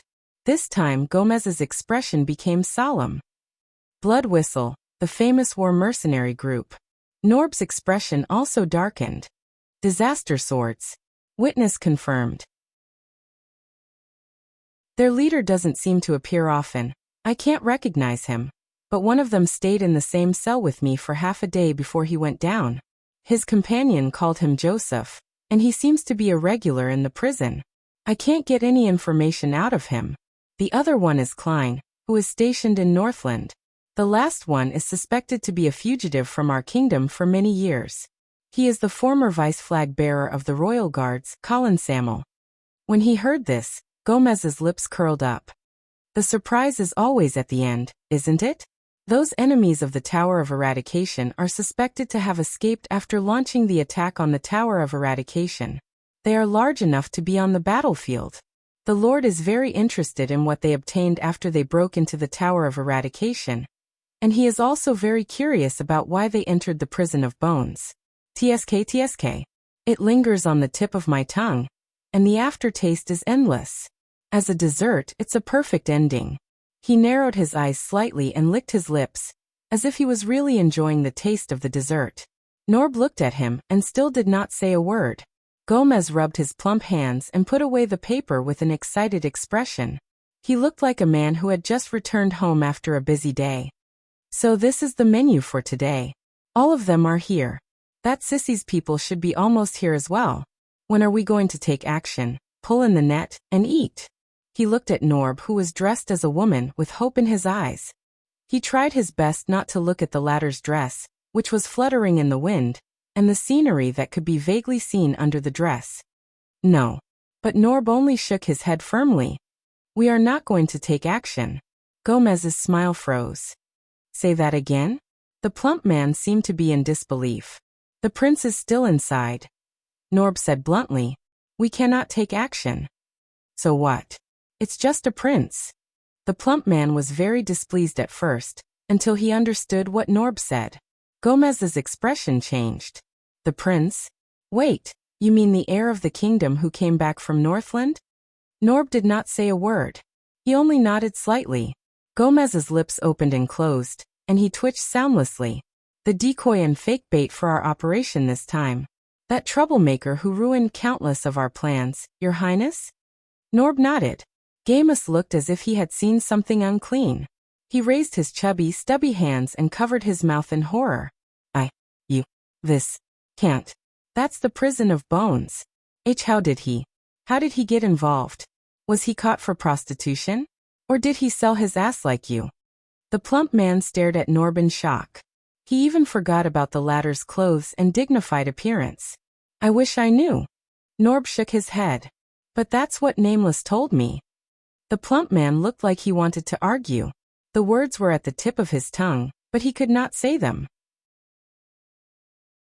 In the end, he could only slap his own face. I'm really King. Do you know what this looks like? It's like when the appetizers, main dishes, side dishes, and desserts are all served, and the guests are wiping their mouths and drinking wine while nodding in satisfaction. Then, the child prodigy prince suddenly jumps out with a big plate of prawns with pungent sauce and smelly sauce. He says, surprise. Hey, there's still one more dish. Haha. Pinch your nose and eat it, idiot. Fatty Gomez waved his arms and legs as he cursed in a vivid and hateful manner. What a genius. He practically ruined the entire table of dishes. And the most coincidental thing is that we are that idiot. Gomez looked like he was about to break down. But Norb was unmoved. He only shook his head and said in a low voice, the situation inside is unclear. Acting rashly will only be a meaningless risk. Nameless is the only person who can act. We must wait. Gomez finally calmed down. He gritted his teeth and said, what's going on down there? I didn't ask much, but Nameless, you know. Norb lowered his head cautiously. He doesn't talk much either. That's great. Missions related to the Nameless are always thrilling and exciting. Gamus was full of sarcasm.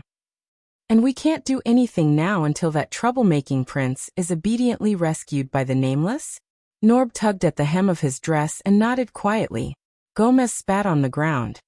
It's hard to imagine that our menu now depends on that arrogant Nameless who's like a lunatic. Norb furrowed his eyebrows. Be careful with your words. That Nameless, the cross-dressing man said softly. He's not from the department, but he's been able to act with us more than once. He's even able to grasp the key points of the situation, so that we have to cooperate with him. Do you know what this means? Norb pointed coldly upwards. Gomez's expression froze. He ground his teeth and said, "Damn nepotism?" Norb did not speak. With a pained expression, the fat man exhaled a patriotic sigh about the darkness of the bureaucracy and the muddle-headed royal family. "All right, then we'll wait here. That cold-blooded sissy will definitely not be happy." Norb shook his head. "That's not our problem anymore." Amidst the sound of the wind and sand, the two of them waited in the alley beside the prison of bones for a while. Speaking of which, Norb. Perhaps he was tired of the silence, or perhaps he could not stand the cold. Gomez picked his ears and said, "Never mind about Nameless. Never mind about the nameless one. He's always been mysterious and doesn't fight for it." "But," the fat man cast a cautious glance at Norb, "are you really resigned to this?" Norb furrowed his eyebrows slightly. "You know, in terms of ability and achievements in the Western Desert, whether it's the Bloody Year or the Desert War, you're the most suitable person to be the Lord's successor." The fat man shrunk his neck and said in a seemingly meaningful manner, "But 10 years ago, when that Baron Bone kid came, the Lord groomed him as his successor." Norb suddenly turned his head.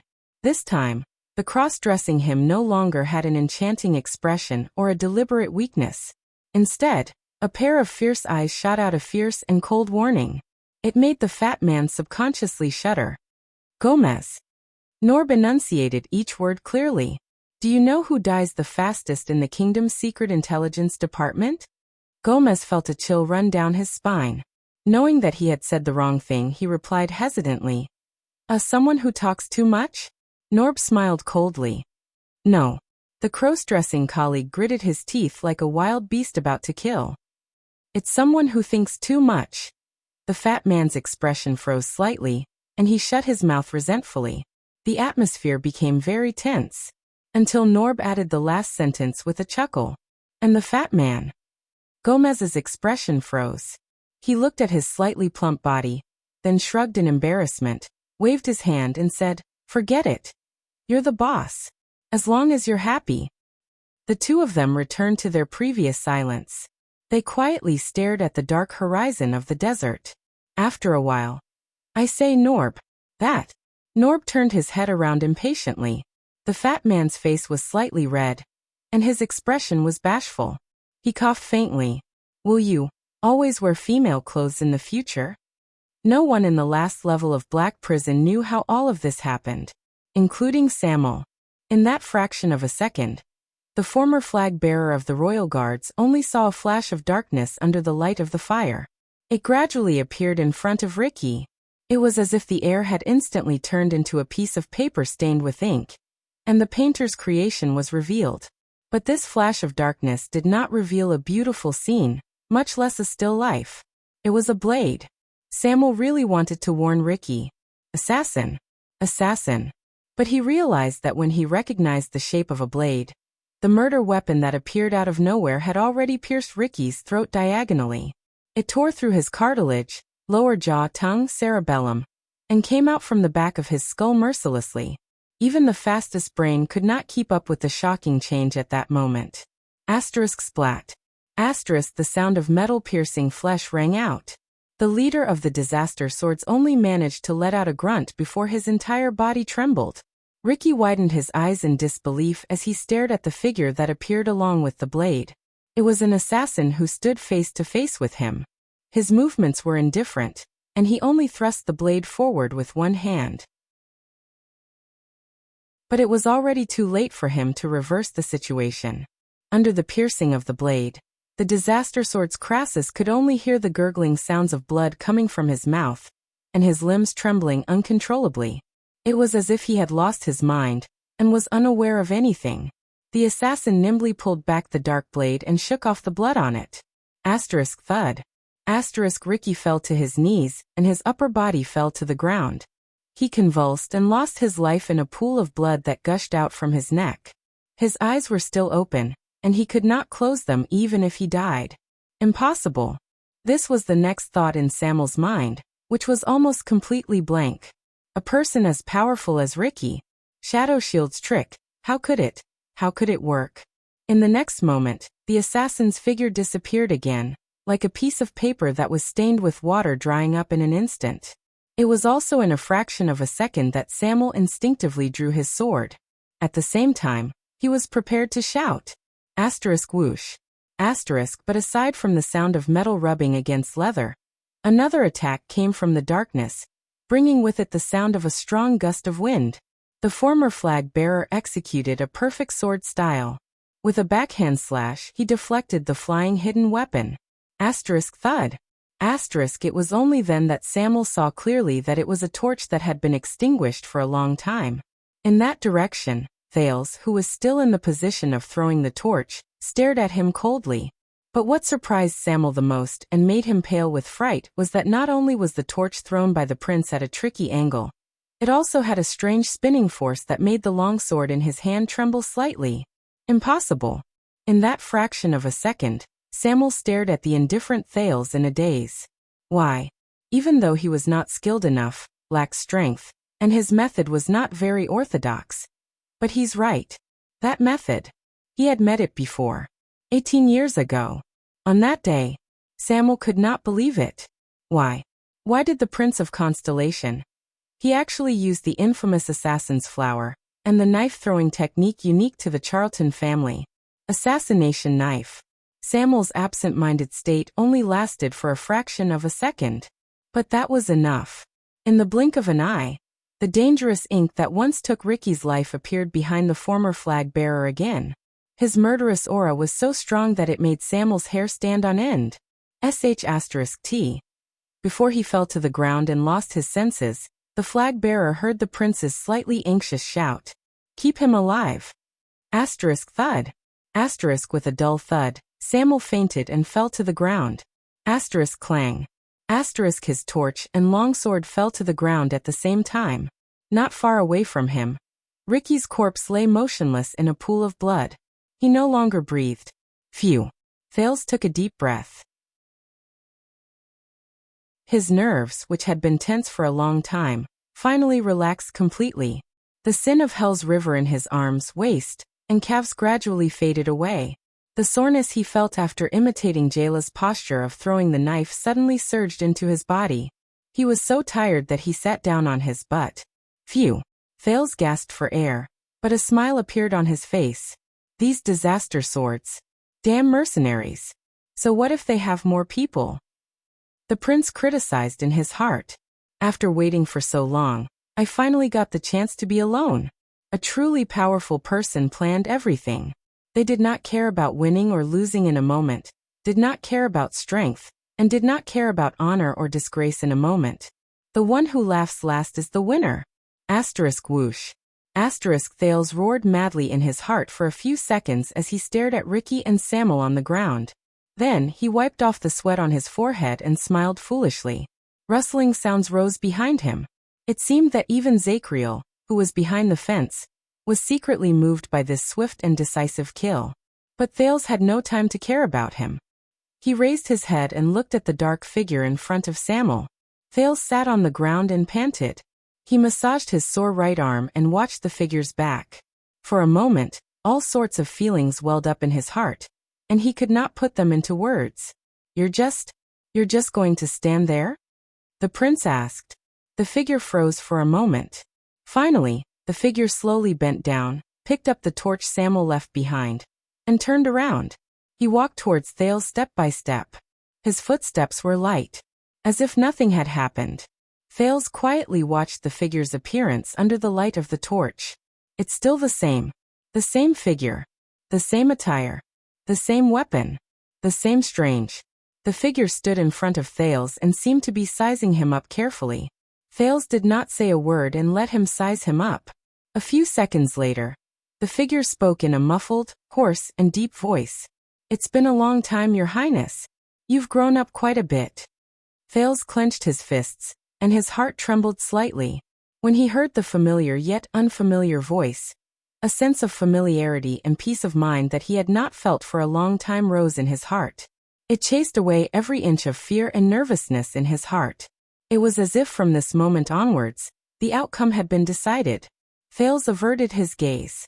He first took a deep breath, then snorted through his nose and shrugged. That's it. Nothing else to say? The torch in Black Prison flickered slightly. The figure in front of him was silent. He did not say a word. Thales was silent as well. With complicated emotions, he looked at the familiar dark purple mask on the figure's face, the faintly discernible mechanism behind the lens, and the short sword with a dark luster in his hand. The scene of their first meeting appeared in his mind. The silence did not last long. In the next second, the strange person in front of him put away the short sword and took a solemn step back. He placed his right hand on his chest, shook his left hand, and knelt down on one knee. It was just like their first meeting in Red Street Market. Yodel Kato. The strange person's tone was respectful and solemn, but there were slight fluctuations in it.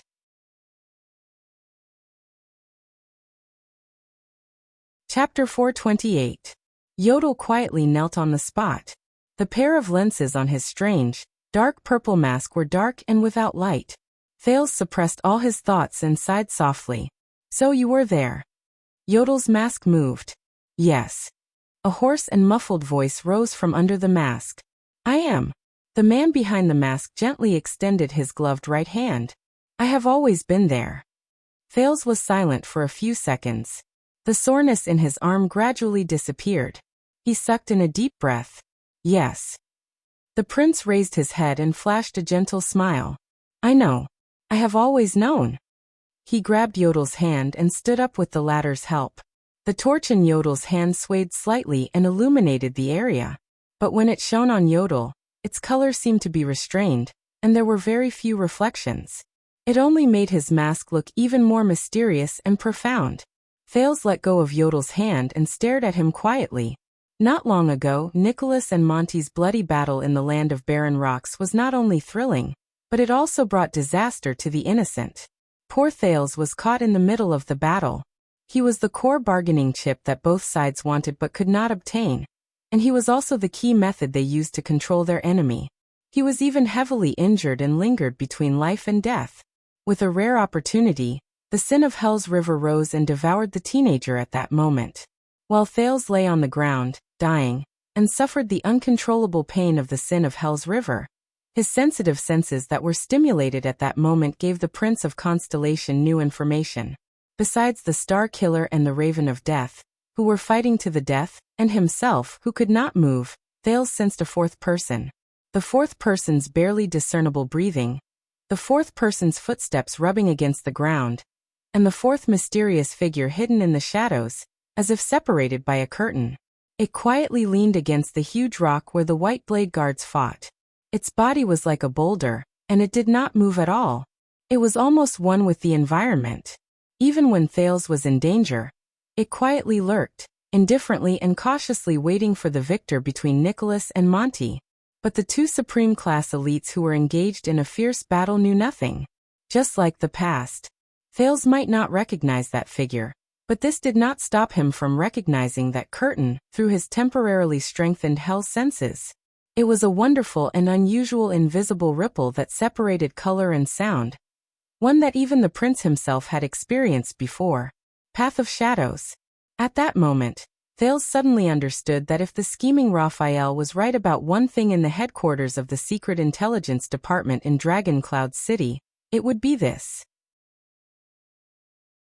We will ensure that you have trustworthy forces and people protecting you from the outside of Dragon Cloud City to the Great Desert. Of course, the number of people won't be too many, but they are all elites rarely seen in the world. We will make sure that you have trustworthy forces and people protecting you from the beginning until the end. It was Yodel. That was why Thales was able to leave Nicholas and Monty alive before he moved forward with an indomitable spirit and entered the desert without looking back.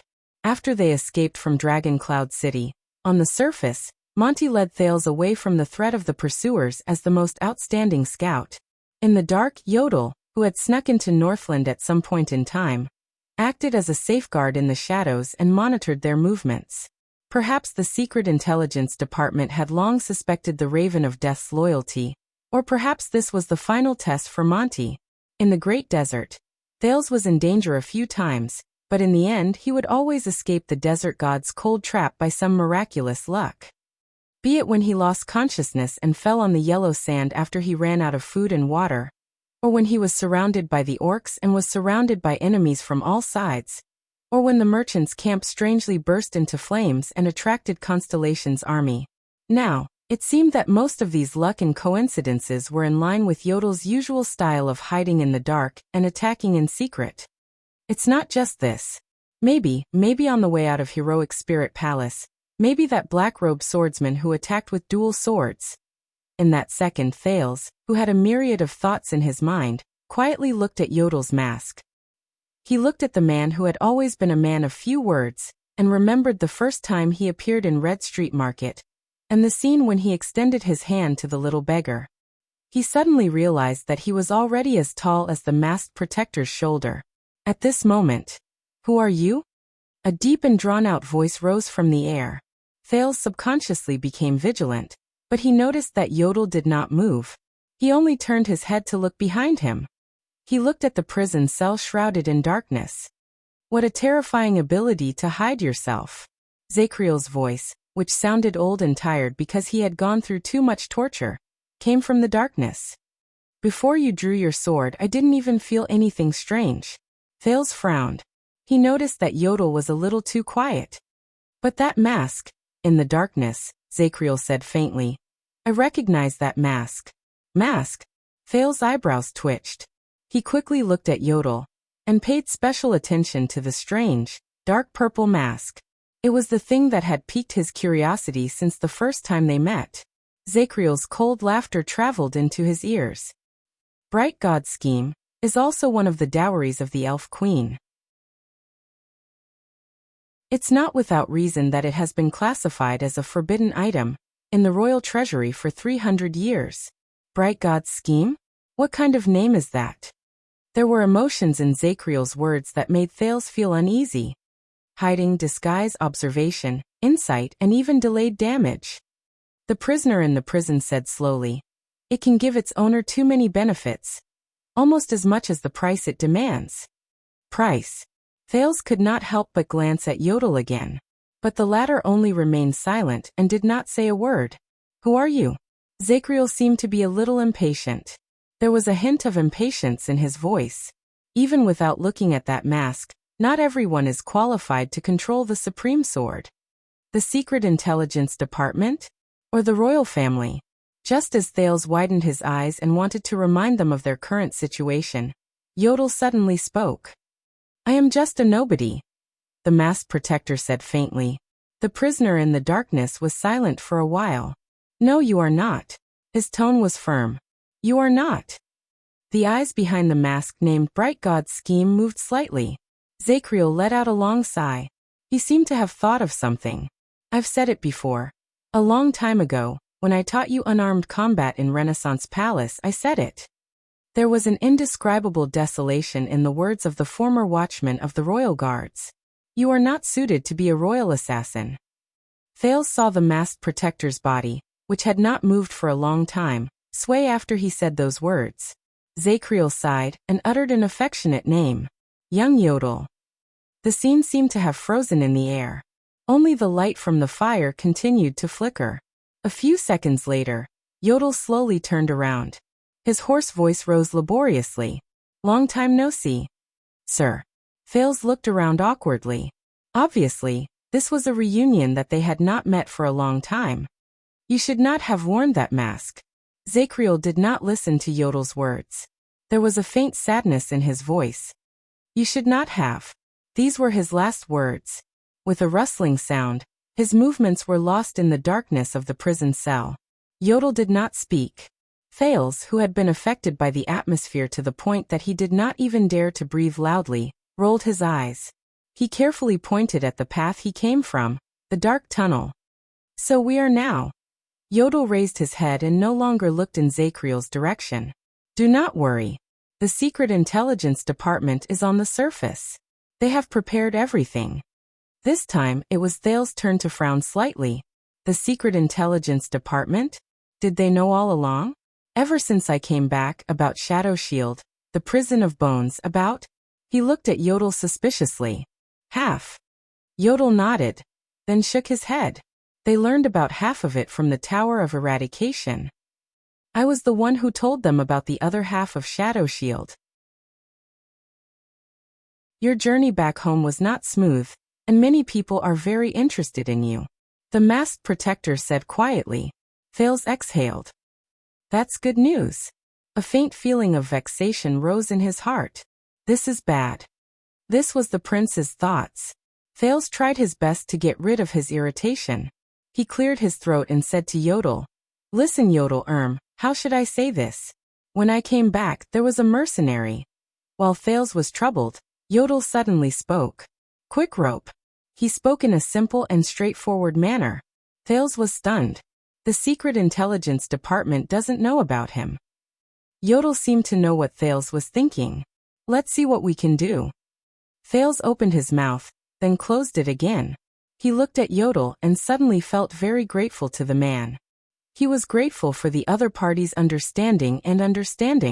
But Yodel obviously did not need the prince to thank him. He consciously nodded slightly and turned around. We should go. Thales' eyebrows twitched. Oh, wait a minute. Under the prince's signal, Yodel held the torch and followed Thales to Ricky's fallen body. Thales looked at Ricky lying in a pool of blood. It was hard to imagine that just an hour ago in the tavern, this man had effortlessly taken him down. He's dead just like that.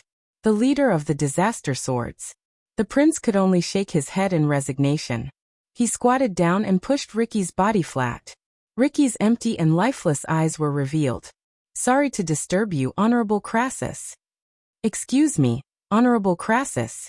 Thales stared at Ricky's pale face with complicated emotions. He took out the dagger that had been confiscated from Ricky's bosom, waved it at the dead man, and buckled it on his waist. He did not care whether Ricky could hear him. I believe this is mine. Yodel stared quietly at the sheathed dagger, and watched the prince talk to a corpse. He remained silent. Thales searched Ricky's bosom again. His movements were skillful, and he went straight to the point quickly and efficiently. It was as if he had returned to his childhood, when he searched for unconscious drunkards or unclaimed corpses in the smelly gutters of Lower City District. And this? Thales sighed and took out an expensive piece of yellowed paper. He shook it open in front of him and looked at the inscription, H, and Jade Star. He sighed a little. I believe it's not yours either. The prince did not have the time to read it carefully. He took a deep breath, folded the unusual letter carefully, and put it away in his bosom. Yodel suddenly spoke at this moment. Weapon. Thales turned his head around. You should take his weapon. Yodel's mask moved slightly. We are not out of danger yet. You can't just rely on a dagger for self-defense. Thales raised his eyebrows. All right. The prince shrugged and looked at Ricky's waist. He stared at the long and slender saber that was wrapped tightly in a cloth, and had never been unsheathed. I'm guessing that this sword is useless in his hands. Thales pried open Ricky's belt, and tore off his saber belt. You are a good man, Ricky. Thank you for your protection and generosity. Thales mumbled to himself as he unwrapped the cloth, and revealed the long sword in front of his eyes. This is not an ordinary sword. Thales had this feeling the first time he saw it. He saw that the guard of the sword was inlaid with a soft silver diamond, which gave the weapon an elegant, quiet, and noble feeling. Its carefully cast handguard and hilt formed a standard right angle, looking neat and strict. From the tip of the sword to the body of the sword, there was a beautiful arc, and even in the dim light of the fire, it looked smooth and glossy. When Thales grabbed the hilt and lifted it, he immediately realized that the weapon in his hands had an amazing sense of balance. It was smooth when he swung it, without any sluggishness. Good fellow. Thales swung the sword a few times and clicked his tongue in admiration. Compared to it, the weapons of the Northlanders looked like they were crudely made. Even the creations of the Constellatiates seemed inferior. As for the weapons of the orcs, But what attracted Thales the most was not its shape, but the inscriptions carved on both sides of the blade. The language of the ancient empire. Thales muttered as he flipped the inscriptions on the blade back and forth. But compared to the other language of the ancient empire, this time, He could only recognize a few phrases on the 2 lines of inscriptions. What do you mean by endless? Thales looked at the inscriptions, which were completely different from most written words, with a headache. What do you mean by eternal? My God. I really need to cram on constellations culture. Thales shook his head and took out the last thing from Ricky's bosom. He only glanced at it before he casually tossed it to Yodel. Hey, take this. It will be useful. As for him, Thales glanced at the unconscious Samuel lying on the side. Remembering his sensitive and complicated identity, he sighed. Let the Secret Intelligence Department handle it. At this moment, Yodel's figure suddenly flashed. Asterisk whoosh thud. Asterisk there was a swift sound. Before Thales could react, he was pushed to the ground. Hold him down. An anxious and angry shout rose from the passageway. Don't hurt our target. Thales panted heavily. Leaning on Ricky's sword, he pulled Yodel's arm and stood up. With lingering fear, he looked at his original position.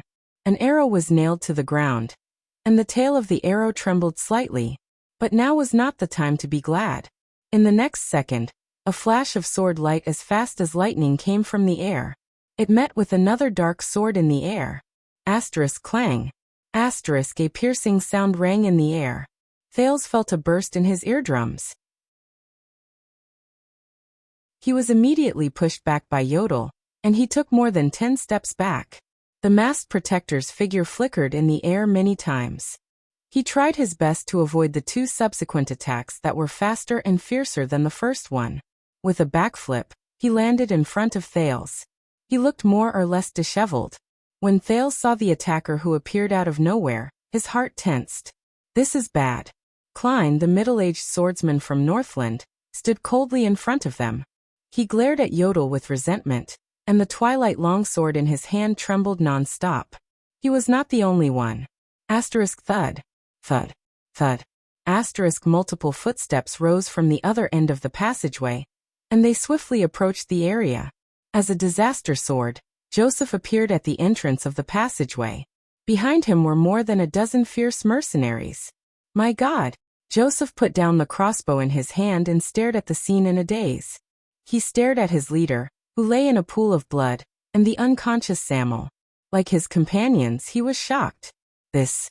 Ricky. No. From shock to indignation, from anger to hate, the disaster swords looked at Yodel and Thales, who were the only ones left. Thales gritted his teeth and clenched his fists. They're here too fast. Just now, when Yodel knocked down 2 people, he was practically silent throughout the entire process. And it took a long time to pass through this passageway. How could they be so fast? Encirclement formation. When he saw the situation clearly, Klein shouted. His face was full of anger. The disaster swords spread out in a semicircle. Their gazes were fierce, but they carefully surrounded the prince and the protector. Thales subconsciously raised Ricky's sword in the face of countless hateful and murderous gazes. Yodel bent his knees slightly, and the supreme sword in his hand was switched to a reverse grip. Ricky was right. Klein stared at the leader's corpse on the ground with hatred, then at the special longsword in Thales' hand. He was right. In the end, he raised Twilight and pointed it at Yodel, the masked protector. As expected, you sneaky bastard. You've been following us in the dark and causing trouble. Thales thought of something. He knows. He stared at the leader of the disaster swords on the ground in disbelief. Ricky knows. Klein spat hatefully. He was extremely indignant. Of course he knows. The middle-aged swordsman from Northland said coldly. Just now, when we were facing off against Shadow Shield, you were the one who launched the sneak attack and started the fight, right? You wanted to see both sides suffer and benefit from it. Yodel did not say anything. Klein gritted his teeth and said, Ricky has been suspicious since then. The battle started too quickly, too suddenly, and we were caught off guard. It doesn't seem like Stake's style of coercion and temptation. Thales understood something, and his face turned pale. That means. So Ricky deliberately withdrew his men and brought me here. The prince stared at Ricky's corpse in a daze, then at the empty hall. Just to lure out this rat who secretly caused destruction. Joseph coldly threw away his crossbow and pulled out 2 strangely shaped hand axes from his back. An expert assassin who lurks in the dark, and even has the ability to hide his body. All the disaster swords stared fiercely at Yodel. The only thing Ricky did not expect was that this rat who hid himself had the ability to kill him. Klein stared at Ricky's corpse on the ground. His eyes were filled with hatred. He didn't even have time to send out the ambush signal. Thales stared at Yodel with an unpleasant expression. But he could only see the dark purple mask. Did you know, the one wearing the mask? Klein's longsword trembled slightly. Thales could see the power of eradication gathering in his body, bursting forth along with his anger. I promise you, you will pay for this. The disaster swords got into formation, and the hall was filled with murderous intent. Thales immediately felt a headache coming on. Yodel slowly raised his head. His faint voice came from under the mask. I know. I knew from the beginning. In the next moment, the torch in Yodel's hand was extinguished and fell to the ground. The masked protector disappeared without a trace like morning dew. He instantly disappeared from everyone's sight. It was incredibly strange. He's invisible again. The disaster swords were obviously very experienced. They were not confused by the scene in front of them. Klein roared. Don't use your eyes. Use your power of eradication to feel that murderous intent. At that moment, Thales' hair stood on end with his hell's senses. He felt the dozen or so disaster swords in front of him lift their swords and prepare for battle. Their power of eradication spread out from their bodies. They were all different. Some gathered in a certain place, some surged endlessly, some ignited a rhythm, and some grew endlessly. But all of them were turbulent, ruthless, and crazy. Even Thales felt an inexplicable pain when he looked at them from afar. They were very different from ordinary people. Take down the small one first. No matter what trick it is, if he wants to attack, he must first show himself and show his murderous intent. Klein calmly ordered. He had the mercenaries surround the exit, and pay attention to every corner. Klein observed his surroundings and said coldly, the moment he shows himself, he will die. The moment he shows himself, he will die. Thales' eyelids twitched. He instantly felt that something was wrong. 18. Thales slowly retreated and counted the enemies in front of him. He moved his lips and whispered to the empty air, 18 of them. There are also a few elites who are not inferior to Ricky. Can you do it? A unique hoarse voice rose quietly in the air. It was the same as 6 years ago. They have numbers, a formation, and are prepared. They also know of my existence. If I break through them head-on. Thales' heart sank when he heard what Yodel meant. I am not the kingdom's wrath, Yodel said dejectedly. Before him, the disaster swords were wary of their surroundings. They closed in on Thales step by step. So the answer is no. Thales was very dejected. He frowned, but he could only brace himself and think of a way. All right, then I will try. But Yodel's words continued to travel into his ears and interrupted him. But someone can. Thales was stunned. Huh? Someone can? In the next second the wind howled. Asterisk thud. Asterisk one of the mercenaries holding a torch stumbled back, the torch falling from his hand and crashing into the wall along with an incoming rock. It was as if a gust of wind had blown past, and the 3 remaining torches in the disaster sword's hands were blown away. Over there. Klein shouted angrily. His sword flashed like a bolt of lightning. Thales only had time to see Yodel's figure flash in the air. Their weapons clashed against each other. Asterisk clang. Asterisk the masked protector's ghostly figure forced one person back. Then he retreated pathetically under the pincer attack of 3 people. After he dodged countless enemies, he rolled, but his back was pressed against the stone pillar in the hall. He had nowhere to retreat. Surround him and kill him. Klein's murderous voice was merciless. But in the next moment, Yodel's figure disappeared from the stone pillar again. Asterisk bang. Asterisk a heavy hammer smashed against the stone pillar where the masked protector had disappeared, and stone chips flew everywhere. F***ck. Joseph cursed, having failed at the last moment. The disaster swords calmly turned their heads around, got into formation, and waited for another chance. But a few seconds later, asterisk crack. Asterisk a strange sound traveled into the air not too far away. The disaster swords were stunned. Klein frowned and turned his head around. What's going on? But right after that, another disaster sword discovered the enemy's tracks and shouted a reminder to them. Over there. The mercenaries turned their heads and found Yodel's figure by the wall behind the hall. Kill him! Joseph roared and charged forward with his men. For weapons were drawn at the same time, forcing Yodel to be flustered.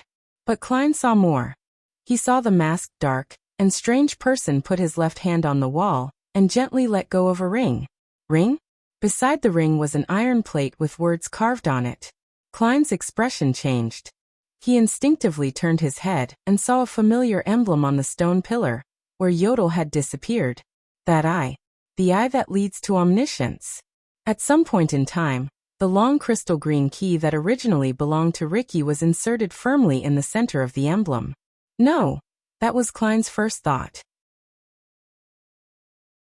In the next moment, rough metal scraping against metal, and the clear sound of machinery rang out continuously. Asterisk crack, crack, crack. Asterisk the disaster swords were so shocked that their movements became chaotic, allowing Yodel to escape from the encirclement again. He hid in the shadows and even knocked away a torch. Asterisk crack, crack.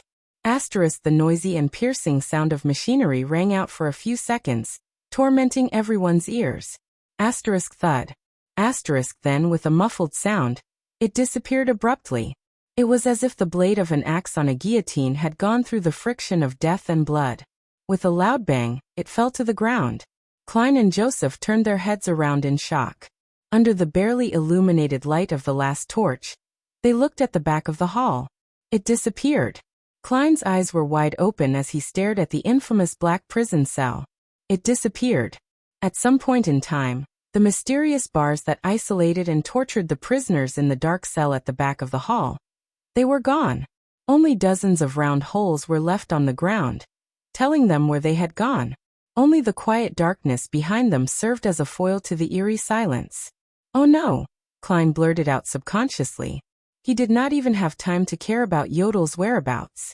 As they stared at the ominous darkness that was supposed to be separated by the mysterious bars, the disaster swords instinctively retreated and gathered together. They looked at each other at a loss. Many of them felt an inexplicable uneasiness in their hearts. A second later, a long and distant sound of inhaling could be heard slowly from the deathly silent darkness that no one knew about. The sound was a little heavy, and the breathing was a little hurried. It was as if a person who had not breathed for a long time had just breathed in for the first time. Even the dim light from the fire flickered slightly. At that moment, the mercenaries who were immersed in the strange power of eradication felt their skin crawl, and their hair stood on end. Their powers of eradication went berserk at the same time, like restless animals. Stay steady. Klein gritted his teeth and shouted. Formation. Under the surging power of eradication, the mercenaries had to restrain themselves with all their might. They suppressed their uncontrollable anger and the inexplicable panic that attacked them. Then, they looked at the mysterious darkness. The sound of exhaling rose again in the darkness. Compared to before, the aura this time was much more dull and steady. Whoosh! It was also a little boring. Rustling sounds came from the darkness. Beads of sweat rolled down Klein's forehead.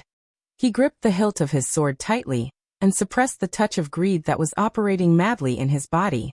He was on guard against the unknown darkness in front of him. What's going on?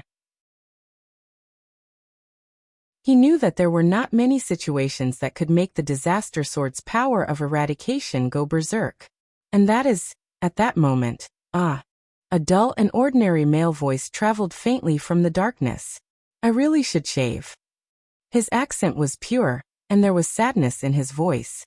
Puzzled and terrified, the disaster swords looked at each other at a loss. Their breathing quickened. Klein's eyelids twitched a little. The moment he heard the voice, he suddenly had an illusion.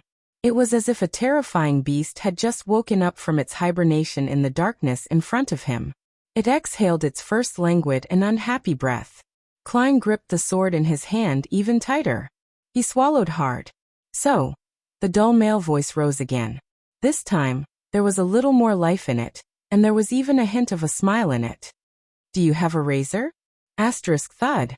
Asterisk with a muffled sound. The only torch in the hall was extinguished. The light disappeared before their eyes.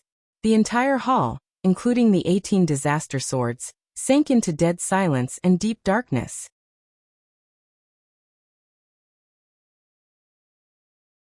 Chapter 429. It had been a long time since Thales experienced this feeling. Gray. White. He walked in a grayish-white world. From the ground to the walls, from the gravel and waste wood to the sand and dust. Even the air shone with a faint white light, as if the darkness around him had been swept away. There were no other colors. His surroundings were very quiet. Faint shouts traveled into his ears, as if the people in the water had heard the shouts from the shore. Just like another grayish-white world. The teenager was a little dazed. That's not right. His vision was a little shaky and unstable. Occasionally he saw double images. The dazed Thales shook his head desperately. He propped his long sword against the gray ground to dispel the faint dizziness. He wanted to regain his sense of direction. He felt a grip on his right arm. A gloved palm covered in ripples clasped Thales' arm. Focus. Yodel's voice traveled into his ears and brought him forward. The path of shadows reflects reality. They sometimes overlap, but never overlap. We walk through this place like drifting in the sea. Sometimes we float on the surface, and sometimes we sink to the bottom. You have to distinguish reality from illusion. You can't get lost here. Thales staggered along the way. He was dragged forward by Yodel, the only thing in this world that had a normal color. He tried his best not to look at the grayish-white scene around him. This is bad. He took a few deep breaths and felt that the air that entered his lungs was a little unreal. Thales watched in shock as he walked out of the grayish-white hall and into the grayish-white tunnel. He watched as Yodel carefully avoided the disaster swords who had also turned into grayish-white figures. But no one noticed them. The teenager turned his head around. We're just going to leave like this. You're not going to help him. But Zachriel? Thales panted. He felt as if his words were echoing faintly, as if he was in a dream. Subduing the enemy is not my task. Yodel shook his head and held Thales tightly. His purple mask created a series of overlapping images against the grayish-white background. To me, you are the most important. In the grayish-white world, they sped up, walked out of the tunnel, and arrived at the stone steps. A few mercenaries who were stationed there seemed to have received some sort of signal. They hurried in the direction they came from and brushed past the two normal-colored people. Don't touch them. Yodel's hint was simple. One of them seemed to have sensed something. With his grayish-white skin, he turned his head around warily. His gaze swept past Thales and Yodel. Thales did not even dare to breathe loudly. He only followed Yodel's footsteps and moved, trying his best to avoid the other people's sleeves. A few tenths of a second later, the mercenary shook his head, dispelled his guard, and followed after his companion. Thales breathed a sigh of relief. But Zachriel. The teenager looked worriedly at the road behind him. He's been locked up for more than 10 years. Let's not talk about his mental state, but his stamina, strength, and reflexes have all declined. Yodel still shook his head. He was a man of few words. It won't affect his fighting. Really? Thales frowned and exhaled. He's only one person. He has to face 18 of them, maybe even more. Yodel did not seem to care about this question at all. He just kept moving forward. He will find a way. Suppressing the faint dizziness, Thales fell silent. However, Yodel suddenly spoke. We can't go around it. We need to reveal ourselves for a while. Thales was stunned. What? Very soon he no longer had to wonder. There were a few corpses lying beside the narrow stone steps in front of him. Some belonged to the mercenaries, and some belonged to Shadow Shield. Grayish-white blood splattered all over the ground. It seemed that the battle between Shadow Shield and Disaster Swords was still ongoing. The three masked assassins in black seemed to be the only ones left. They put away their weapons and were finishing up the battle. But the moment one of them raised his head, he shuddered. Shing. A short sword pierced through his chest, and it was pulled back with a swish. What followed was a purple mask that appeared out of thin air behind his shoulder. His companion beside him was unusually vigilant. He immediately drew his weapon, but the masked ambusher was faster than him. The ambusher closed in on him and swung the short sword in his hand gently. Whoosh. The unlucky assassin's last move was to cover his throat, which gurgled like flowing water, and fall limply to the ground. The last assassin, who was further away, turned pale with fright. He instinctively retreated. But another longsword, which shone with silver light and had a beautiful arc, had already cut through the air with great force. It went straight for his head. Whoosh. The assassin raised two strangely shaped weapons with handguards and crossed them above his head. He slid and prepared to roll to the side with the force of his block. But something unexpected happened. The trajectory of the longsword, which had a beautiful arc, suddenly changed. It changed from a slash to a thrust, and it thrust forward gently. Shick. The assassin could not believe it. He could only watch as the blade swept past his perfect block and pierced his throat. Thales pulled out the longsword steadily and looked at the blood on it with disgust. On the other side, Yodel, who had just rushed over after finishing off the two assassins, stared at the prince quietly. The gears behind his spectacles turned slightly. A beautiful strike. Yodel put away his short sword and said meaningfully, "So, you awakened to the power of eradication." Thales did not answer. He only nodded. Northland military sword style. Two moves from two different offensive styles. Thunderbolt cross style and ambush style. They were connected by the twist of fate. But the teenager stared at the assassin with blood dripping from his throat with a complicated gaze. He watched as the assassin trembled and crawled on the ground, grunting as he waited for his life to end. He could not kill him in one strike. Thales stared at the assassin's despairing gaze and sighed. The moment he drew his sword to fight against his enemy, the disaster sword's fanaticism and enjoyment when they killed their enemies kept appearing before his eyes. And the moment the sin of Hell's river surged and imitated the twist of fate, that faint emotion reached its peak. I hate this. Thales shook his head. He gritted his teeth and raised his sword, wanting to end the assassin's pain once and for all. But Yodel suddenly extended his hand and grabbed Thales' wrist tightly. Under the prince's puzzled gaze, the masked protector squatted down gently. With a thrust and a draw of the short sword in his hand, he took the enemy's life. Thales put down his sword and watched quietly as the masked protector stood up. He swung his sword gently, and the blood on the supreme sword was instantly wiped clean. It was as clean as new. Yodel patted him on the shoulder. "You shouldn't like it," the masked protector said faintly. Thales suppressed the discomfort in his heart and smiled at Yodel. The prince raised his head, picked up the torch, and looked at the path that led to the ground. "I don't know if you heard it, but the disaster swords might know another path that leads to the outside." Yodel shook his head. He took out the long, dark green stone from his bosom and handed it to Thales. There was a hint of certainty in the masked protector's hoarse voice. "As long as the key is in your hands, we can capture all of them in one fell swoop.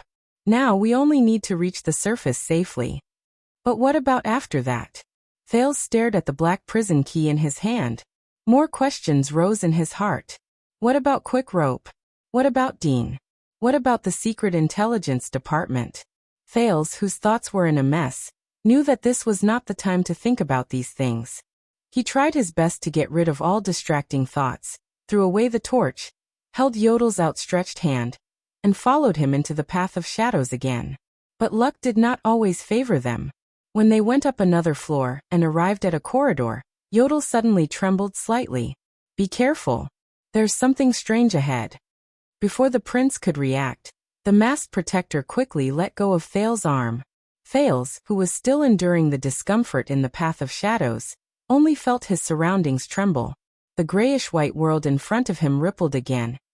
And like a receding tide, it returned to its normal color, darkness.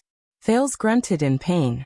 He supported himself with his sword while the dizziness brought about by the change in the world. He trembled and retched. "What's wrong?" While he was puzzled, Yodel had already disappeared from his sight. But almost at the same time, the moment Thales appeared, a familiar and terrifying male voice rose from the darkness in front of him. "I knew that you would always find a way to escape, Your Highness." As the fire lit up, A fair-skinned man with a torch appeared in front of Thales with a friendly smile. It was not in vain that I waited here in fear for so long. When Thales saw this person, he felt a headache and had to prop his forehead up with his hand. What a coincidence. The prince's lips twitched. He called out the name of the person in front of him in annoyance. Steak. Steak shook the torch in his hand and smiled from ear to ear. Thales suddenly missed Ricky's group of mercenaries. Disaster swords. Aren't you supposed to kill all these people? Why are you so useless? There was no point in thinking too much. Thales tried to clear his mind of unnecessary emotions. He vigilantly used Hell's senses to observe his surroundings. Steak looked at his vigilant face and arched his shoulders in a resigned manner. He looked a little comical. But Thales knew that comical was definitely not one of the adjectives that could describe this guy. Don't worry, Your Highness. Steak raised his hands with a sincere expression. I am a businessman. I don't like violence when I can solve things through negotiation. Is that so? Thales looked at him with a headache and sensed the information from Hell's senses. You don't like violence. Then why are there at least a dozen breathing sounds hidden in the darkness behind you? That's really reassuring, Thales said with a fake smile. He tried to find Yodel's location. But Yodel still did not show up. He did not use the path of shadows to bring him out either. This meant that the enemy was difficult to avoid and very difficult to deal with. What will you do, Yodel? Fortunately, our astute Baron LaSalle is not here, so I will be honest with you. Steak seemed to be very happy. Don't worry, Your Highness, we have never intended to hand you over to the Northlanders. We are only working with them with the help of King Chapman's intelligence channels. You know, we are not very good at constellation. Never intended to hand me over to the Northlanders? This was the expression Thales wanted to give him. But he could not. So, you want to say that you want to take me for yourself? Thales maintained his expression and twitched the corners of his mouth. Steak shook his head. No, our goal in coming to Bladefang's camp is to meet you alone. Steak narrowed his eyes into slits, and his expression became serious. Let's see if the legendary intelligent prince can become our savior. Thales was slightly stunned. Savior. But in the next second, Steak's words and actions caused Thales, who had been on high alert, to be shocked. Steak lifted his cloak and knelt on one knee before the prince. He was incredibly respectful. He was even more respectful than Yodel, the honorable first heir of Constellation, Your Highness Thales Jadestar. Steak's voice was submissive, his tone respectful, his posture humble, and he did not look hostile. Steak Kos, on behalf of Shadow Shield, we are willing to pledge our loyalty to you and be your vanguard to redeem the heinous crimes we have committed and reverse our fate of deteriorating with each passing day. Please accept our sincerity.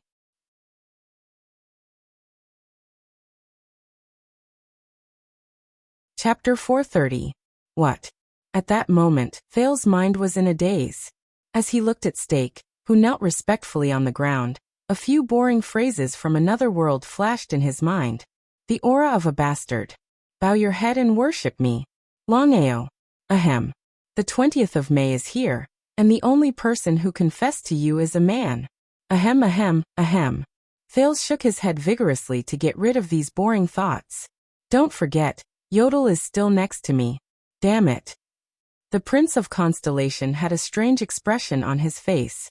He looked at Steak with a complicated expression and ruffled his hair, which looked like a bird's nest. I really hope that I can be so popular when I'm in Dragon Cloud City. Steak smiled again. He slowly raised his head and stood up. As I said, Your Highness, Shadow Shield cannot survive alone. It needs the support of power, needs the demand of power, and needs a gap in power. Steak looked around, as if he was really worried about something. LaSalle and the group of sword sellers were there, so I had to be polite and say some pleasantries. But when I'm alone with you, I can say something from the bottom of my heart. Thales raised his eyebrows. He wanted to see what else Steak could say. Steak pursed his lips, and his expression darkened. A few seconds later he managed to say something. You're right. A few seconds later he said, I don't like Chapman Lampard, Your Highness. I didn't like him from the first time I saw him. The torch in Steak's hand crackled. and even the darkness in the corner swayed slightly.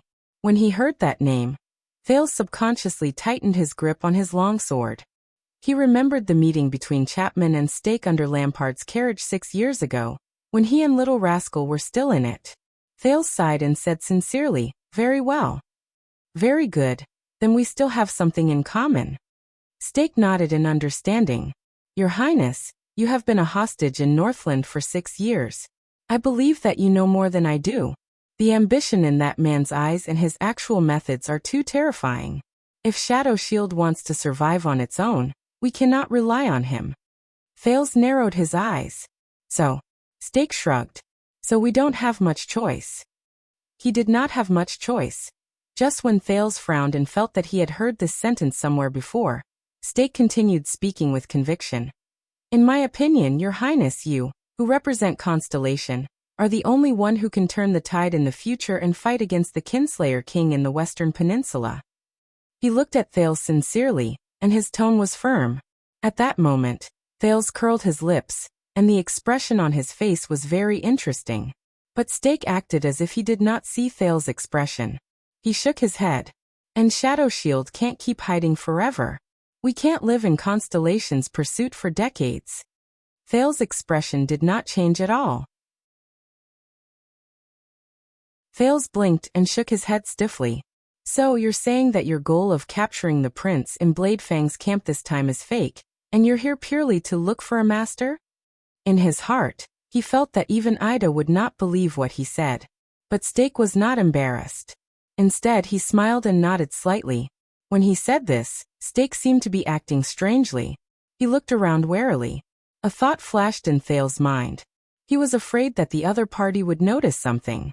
Fortunately, Yodel was still silent and disappeared without a trace. Strange. Even though the masked protector was used to protecting Thales quietly and attacking from the shadows, for him to restrain himself for so long, Thales felt a chill in his heart. Unless the opponent is really difficult to deal with, such as the Star Killer and the Raven of Death. Stake turned his head around. "It's not safe here, Your Highness. Whether it's the Disaster Swords or LaSalle's Northlanders, they all want to harm you. Why don't you allow us to leave and find a safe place?" "I knew it." Thales blinked.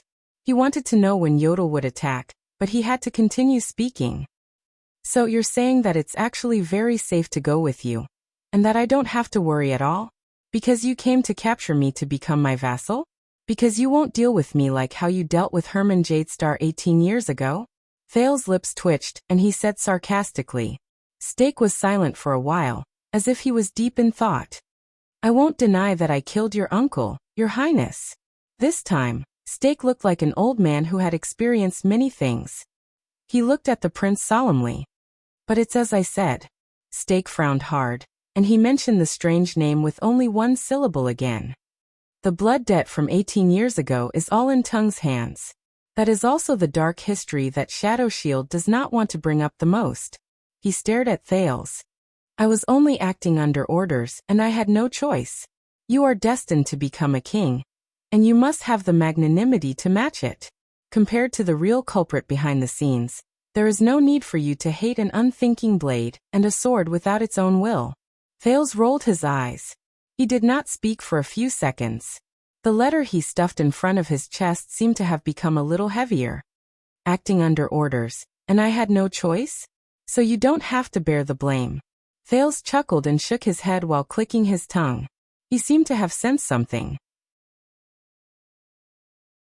"You are a soldier who obeyed orders from the country, so you had no choice but to slaughter unarmed civilians, and you don't have to bear the blame. You are an official who represents the ruler, so you had no choice but to carry out evil policies that bring harm to the people, and you don't have to bear the blame. You are a petty official who was hired by someone, so you had no choice but to follow orders and exploit your subordinates, and you don't have to bear the blame either. It's as if you can always find the main body at the top, be it the country, the king, the employer, or even the tradition of the system. You seem to be able to throw all the blame on it, as if everything can be solved as long as you can find the source of everything." Thales spat in disdain. "This is one of the excuses I despise the most." Stake was slightly speechless. "Unfortunately, There has never been an unthinking blade in human society, and there has never been a masterless sword. Thales said coldly, regardless of whether they are aware of it or not, whether they admit it or not, whether they accept it or not, everyone has to pay the price for what they have done. There is no escape. There is no Jesus in the world who has suffered for others. Stake frowned slightly. He was slightly puzzled, but he still let go of his doubts and sighed. Of course I am guilty, and I do not intend to run away from it. On the contrary, I am now trying my best to make up for it, whether it is by pledging loyalty to you or changing the fate of Shadow Shield. His voice became a little low. Thales sneered. Make up for it? Loyalty? How? Stake bowed respectfully. Come with me, Your Highness. We can talk about many things and share a lot of information. There was a sharp glint in his eyes. Including the secret from that year, the secret that Tung hid from everyone for 18 years, the secret that caused the Jadestar royal family to suffer misfortune. Thales frowned. Similarly, we will show you our value. Stake raised his head, and a rare hint of steel appeared on his cold face. Since 18 years ago, the conflict between the royal family of Constellation and the great nobles has become increasingly intense. The Iron Hand King's ruthless and violent methods have exacerbated this situation. I believe that your path to being crowned king will not be smooth. Because of this, as the heir, you need a sharp blade that no one knows about. If there is no such thing as a masterless sword in this world, then let us become a sword that is willing and has a master. Let us become that blade in the darkness. Stake slowly pressed his hand against his chest. His words seemed to burn with boundless flames. To protect your crown. The future Supreme King of Constellation, Your Majesty Thales I, he said in a loud and clear voice. Thales felt his eyelids twitch. A few seconds later, the teenager exhaled and shook his head with the ghost of a smile. I can't believe it. Only 6 years ago, you tried to assassinate me under the fortress. Thales rubbed the hilt of his sword and could not help but laugh. But Stake shook his head. First of all, that was what Archduke Pofrit hired us to do. Stake was still indifferent, as if he was unmoved. He raised his right hand. Second, as a king, how can we not be tempered? Our hatred is indeed as deep as the sea.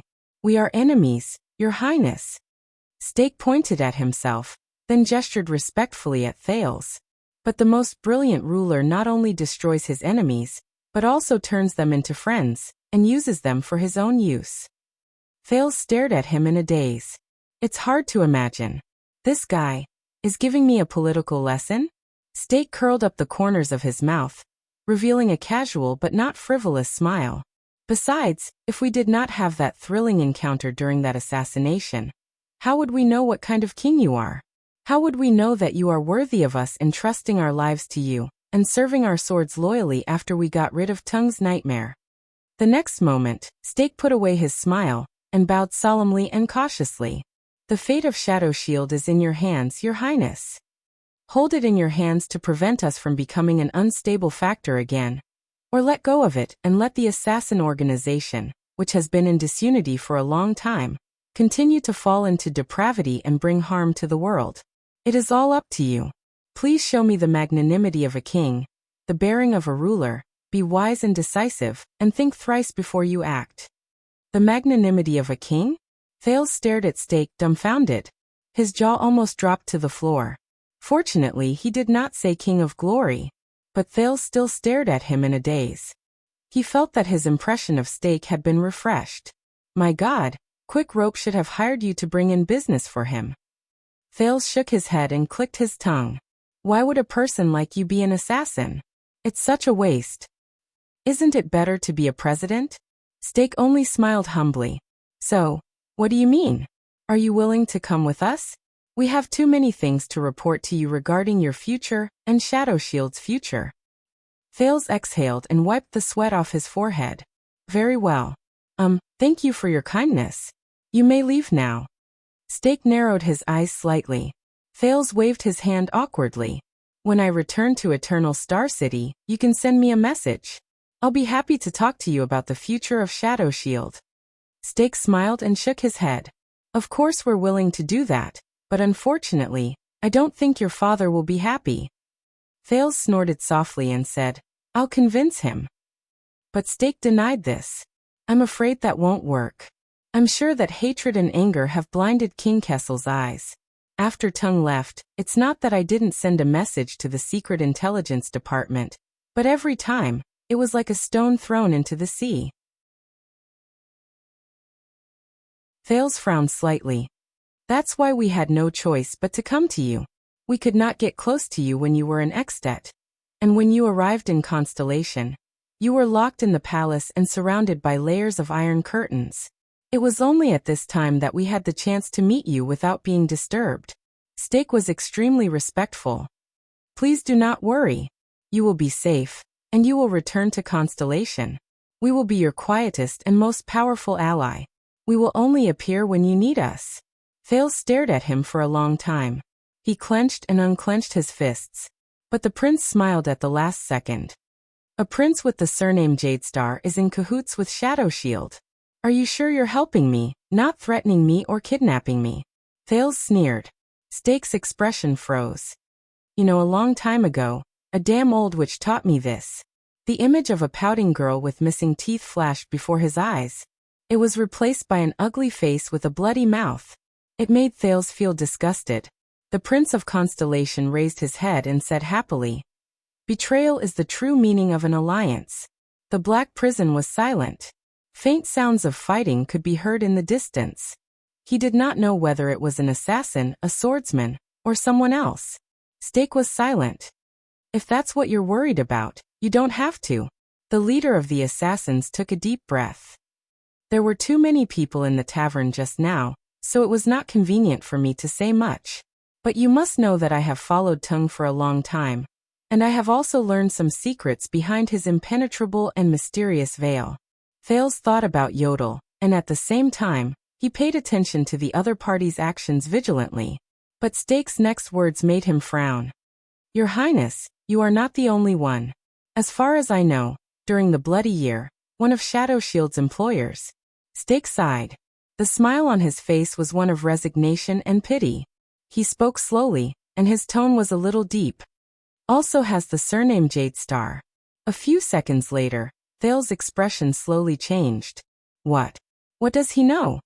He could not help but think this way. That map? That weapon? But reality did not allow him to think too much. Stake gently extended his hand, looking sincere and pure. Your Highness, do you want to know who that is? Who is that? At this moment, Thales thought of something. In the next second, a dark figure with a purple mask instantly appeared behind Stake, as if he had emerged from a water curtain. Yodel. Thales tensed up. He did not have time to react, and he could not react. He saw Yodel jump out of the shadows with murderous intent, and charge towards his target. The supreme sword rippled in the air. It mercilessly and cold-bloodedly pierced towards the smiling Stake. The sudden change in the situation happened at this moment. Asterisk bang. Asterisk there was a loud bang. The sudden strong light and loud noise caused Thales, who was in the state of hell's senses and was paying full attention to the situation, to suffer greatly. He subconsciously closed his eyes and took 3 steps back in pain. Only the buzzing in his ears could be heard from both sides of his head. The sin of hell's river surged into his body and alleviated Thales' embarrassment. Thales could only use the most basic sense of touch to feel the ground. Fortunately, the sin of hell's river gave him waves of feedback, allowing him to sense the endless murderous intent that rose and fell in the distance. Hell's senses are not omnipotent. This was the biggest lesson the terrified Thales learned. When one is strong, there is a weakness, and when one is strong, there is a weakness. The strengthened senses did not just bring him convenience. The teenager did not dare to put down the sword in his hand for even a moment. His nerves were tense, and he was ready to swing his sword to counterattack at any moment. But he did not know whether it was because the enemy did not pay enough attention to him, or because he had no time to be distracted. Even when Thales' senses gradually recovered, he was not attacked. But this made him panic even more, because as expected, when Thales regained his sight and hearing, the moment he saw the situation clearly, he was instantly filled with rage. Steak was sitting by the side. Half of his body was bright red, and his left arm, which held a strange awl, was trembling slightly. He was panting. He looked very pathetic. There were 2 assassins lying dead beside him. Both of them had their throats slit. But the most important thing was that the masked Yodel stood in front of them. He held the supreme sword tightly in his hand, but he no longer had the strength to move forward. His limbs were stretched taut, and each of them was entangled inch by a strange metal chain with barbs on it.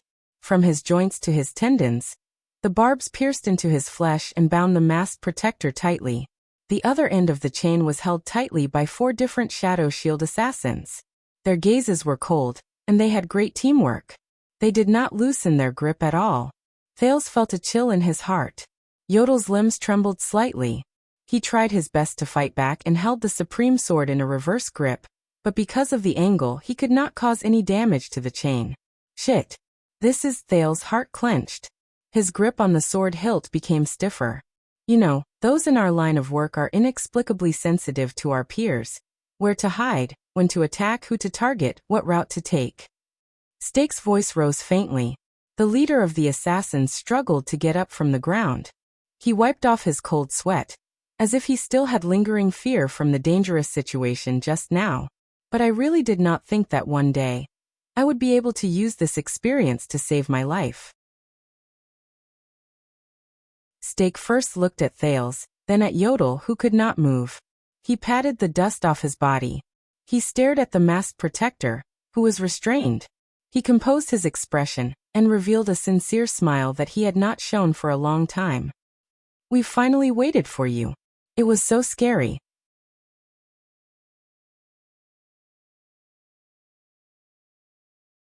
Chapter 431. Thales could not believe his eyes. Yodel, who always hid in the dark and always killed. Captured? The shadow shields behind Steak lit up 2 torches and illuminated the small corridor. Even though his expression could not be seen through the mask, Yodel's struggles became weaker. His body faded a few times as he withstood the pulling force from all 4 directions. He tried to enter the path of shadows, but under the strength of the chains his attempts failed repeatedly, and he was forced to show himself. Lurking, provoking, and profiting. "You really had a good time down there, my dear colleague." Steak seemed to breathe a sigh of relief. He put on a slightly ferocious smile and looked at the masked guest, who was invited by the chain. "Perhaps you feel that it's a pity that we didn't fulfill your wish of fighting to the death against the disaster swords because of the strange provocation?" Yodel did not answer in the dark and dreary black prison. His dark purple mask was facing Steak, who was at least 5 steps away. His silence made Steak frown slightly. "This is bad." Thales forced himself to calm down. He gritted his teeth, bent his knees slightly, and raised the silver diamond longsword in his hand so that it was at eye level. There were not many 2-handed sword styles in the Northland military sword style. Most of them were used to launch desperate counterattacks after their shields were broken.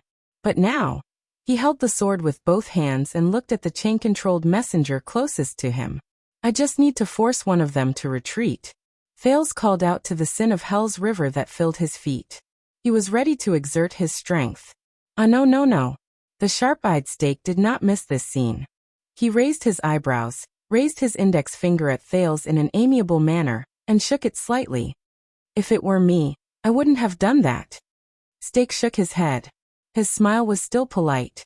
"Your Highness." As he spoke, he pushed the awl in his hand forward gently and pointed at Yodel's throat. This action made the anxious Thales stop in his tracks. "After all, you have a precious body." Steak shook the weapon in his hand, and the smile on his lips grew wider. There was a hidden meaning in his words. "If you are injured, I cannot afford it." Damn it.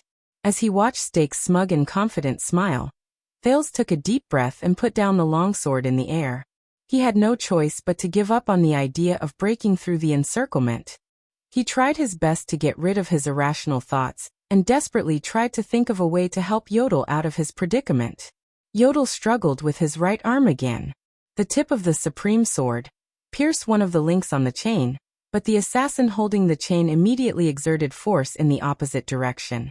The angle was tricky, and it crushed the masked protector's intentions. "You've said so much nonsense."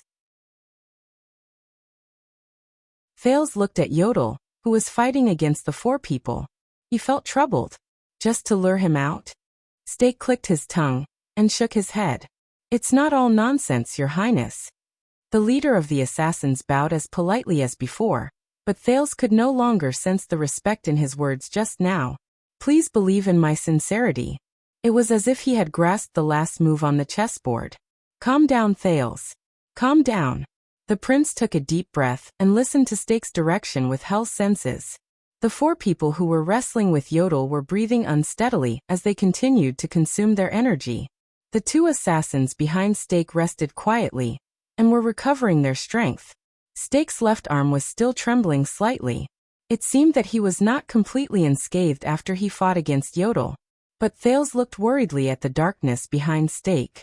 He could still hear multiple breaths coming from there. His greatest support was suddenly gone, and he could not fight against many people alone to save the hostages. What should I do? How can I? He looked at Yodel, who was trapped in great difficulty. He caressed Ricky's silver diamond longsword and felt its almost perfect balance, but he knew that he was in the most unbalanced situation he had ever been in. Stake seemed to have completely recovered from the sudden attack. He took a few steps to the side and sized up Yodel, who was bound tightly. He clicked his tongue. 6 years ago, 2 of my teams accepted Valorun's commission and went south to the land of Constellation, a place they had not dared to set foot in for many years. He sighed softly and narrowed his eyes as he looked at Yodel. In the end, after a failed assassination attempt in a carriage, and the subsequent encirclement by the Secret Intelligence Department, only 2 sentries returned alive. When he heard this, Thales was slightly stunned. 6 years ago. Valorund. Assassination attempt in a carriage. Wouldn't that be? Stake snorted coldly. He swiped the awl in his hand across Yodel's mask. What a coincidence. In their description, there was also a similar mask. Then who are you? Yodel still did not speak, but Thales saw that the barbs on the chain that bound Yodel's arm had started to bleed, and the latter's struggles were getting weaker. But the masked protector shook his head slightly. Stake, who did not get a response from his target for a long time, curled up the corners of his lips. I can tell that you are not an eloquent speaker. Damn it. Thales' breathing became faster and faster. He raised the long sword in his hand a few times. Yodel still did not speak, as if someone had used an iron brand to cover his mouth. Under the dim firelight, the familiar yet unfamiliar dark purple mask looked simple and monotonous. The assassin leader finally gave up on trying to communicate with the strange masked protector. Maybe he's a mute. Now the uncertain factors that affect our communication have been resolved. Stake slowly turned his head and suddenly looked at Thales. Can you come with us, Your Highness? He still had that amiable smile on his face. He stood among the group of assassins with their faces covered, stood in the impenetrable darkness, and extended his hand to Thales from afar. But the prince only felt a chill run down his spine. We can get along, and we will work well together. As he stared at Stake's palm, Thales furrowed his eyebrows so tightly that his teeth were about to shatter. He swung his hands, and the long sword drew an arc in the air. He was getting used to the characteristics of this weapon. Ambushing my protector is not a good sign for cooperation. Stake lowered his palm and said with a smile, I think so. After all, he did not hesitate when he swung his sword at me. Thales was speechless for a moment. He changed his attitude and said coldly, Listen, Stake, if you still want to get out of here alive. When the prince said this, he stiffly stopped himself from saying that the kingdom's secret intelligence department has already surrounded this place. No. Confirming this news in front of Stake would only make him more desperate, and he would care more about the hostages and bargaining chips in his hands. What should I do? Thales looked at Yodel, but he could only see a reflection in Yodel's lens. We can discuss what you said, Thales braced himself and said, but as the first step of the negotiation, I am more willing to see my protector healthy and safe. Stake stared at him carefully for a long time, then he smiled. He smiled very happily. As he smiled, the chain-wielding assassins bound Yodel even tighter. The masked protector shuddered and shook his head at Thales again. There is only one way to ensure his safety, Your Highness. Perhaps he was tired of Thales's words. Steak's smile was a little cold. Steak narrowed his eyes into slits and tilted his head slightly. And you already know. Thales tightened his grip on the hilt of his sword. Damn it. He's so stubborn and slippery. Cooperation, negotiation, and benefits, nothing can attract his attention. He only wants me. Me. Steak stared at Thales for a long time. He did not seem anxious at all. In fact, I heard a lot about you from Baron LaSalle, and he heard a lot about you from King Chapman, including your personality. When he heard that name again, Thales suddenly had a bad feeling. Steak smiled and took a step forward. He looked at Yodel, then at Thales. For example, you are kind, resolute, and brave. Steak's expression changed slightly. He raised the awl gently. But I've always been curious. How can these two characteristics appear on the same person? Then we have a chance to verify it today. Before Thales' unpleasant expression, Steak gently pressed the tip of the awl against the masked protector's neck and grinned. Yodel still did not move. His arms were bloody. The assassins who tightened their grip on his limbs tightened their grip. What do you mean? Thales' face was pale, and he spoke faster. As I said, I am a businessman. Steak spread his left hand in a seemingly resigned manner, but the awl in his right hand suddenly tightened around Yodel's throat. Thales could not help but clench his fists. Transactions are always consensual. So I hope to see you come with us quietly and willingly. Do not cause trouble, do not make mistakes, and do not play any tricks. You must know that we are deeply aware of how difficult you are to deal with. Steak twitched the corners of his mouth in a profound manner, and gestured at the silent Yodel. Make your choice, Your Highness. Steak smiled, but a cold glare shone in his eyes. Do you want the generosity of a king, or the decisiveness of a king? Generosity. Thales looked at Yodel, who could not move, with a pale face. Or decisiveness. He glanced at the awl Steak had pressed against the masked protector's throat. Damn it. In the dim firelight, Yodel shook his head in a barely noticeable manner again. Thales looked at him in anguish. Damn it. No. Thales sucked in a light breath and suppressed the resentment in his heart. Calm down. Calm down, Thales. Calm down. He took a few deep breaths, and his gaze swept past each shadow shield assassin. They want me. Thales subconsciously repeated this in his heart. They want me. I. A few minutes later, the Prince of Constellation curled his lips and smiled. He smiled with great confidence. Steak looked at the prince and wondered whether he should use the awl in his hand to urge him to act. It's not a problem for me to go with you, but I have a question. Steak raised his eyebrows to show that he was willing to listen. Thales said in a low voice, You don't care about me, do you? What? Steak was slightly stunned. No matter what you want from me, be it wealth, secrets, bargaining chips, power, hostages, or amulets. Do not forget that I am first and foremost the heir of Constellation. Thales looked away and spoke in the most indifferent and alienating manner he could think of. Shadow Shield, why don't you consider the king's attitude and perception?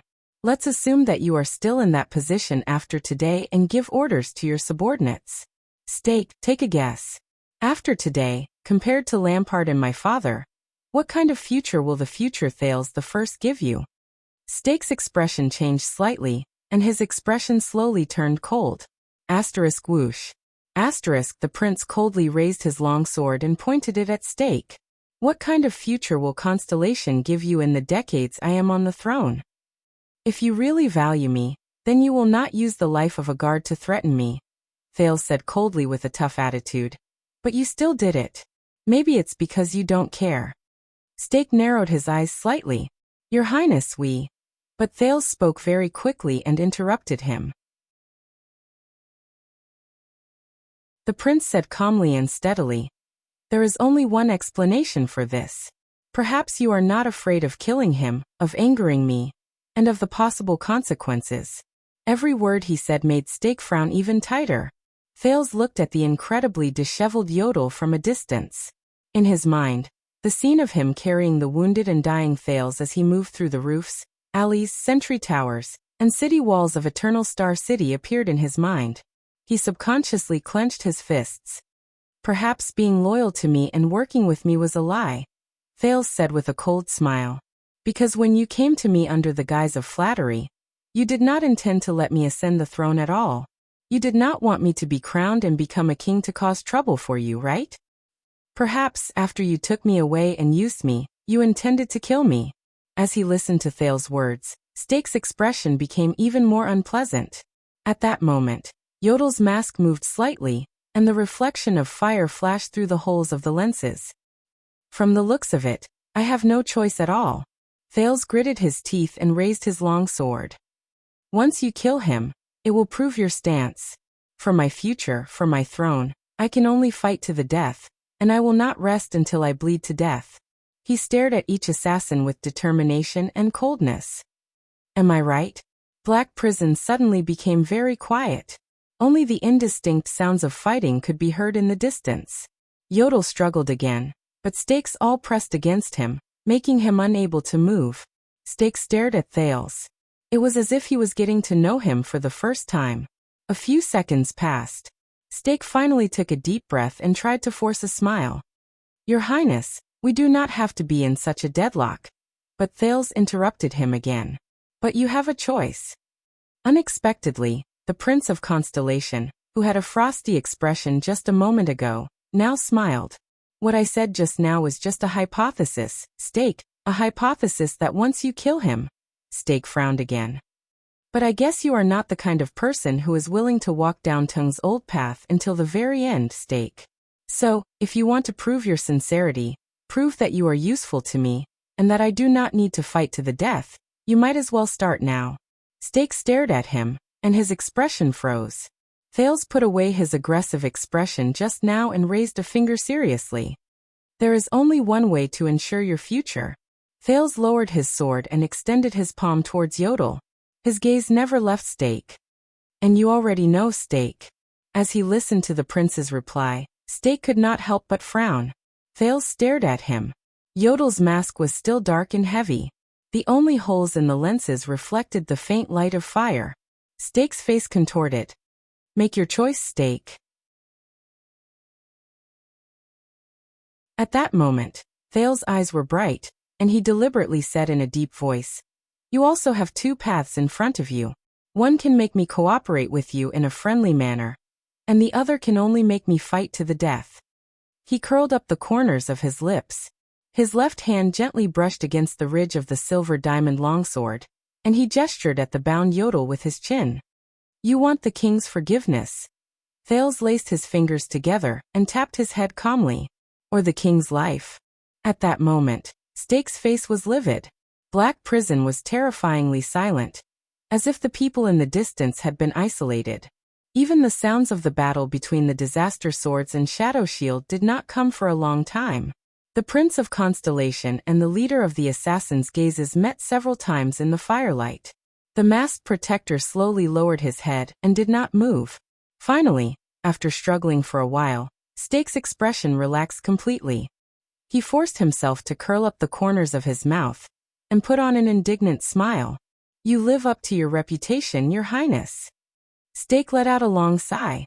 As if resigned to his fate, he removed the sharp awl from Yodel's throat and left the masked protector's side.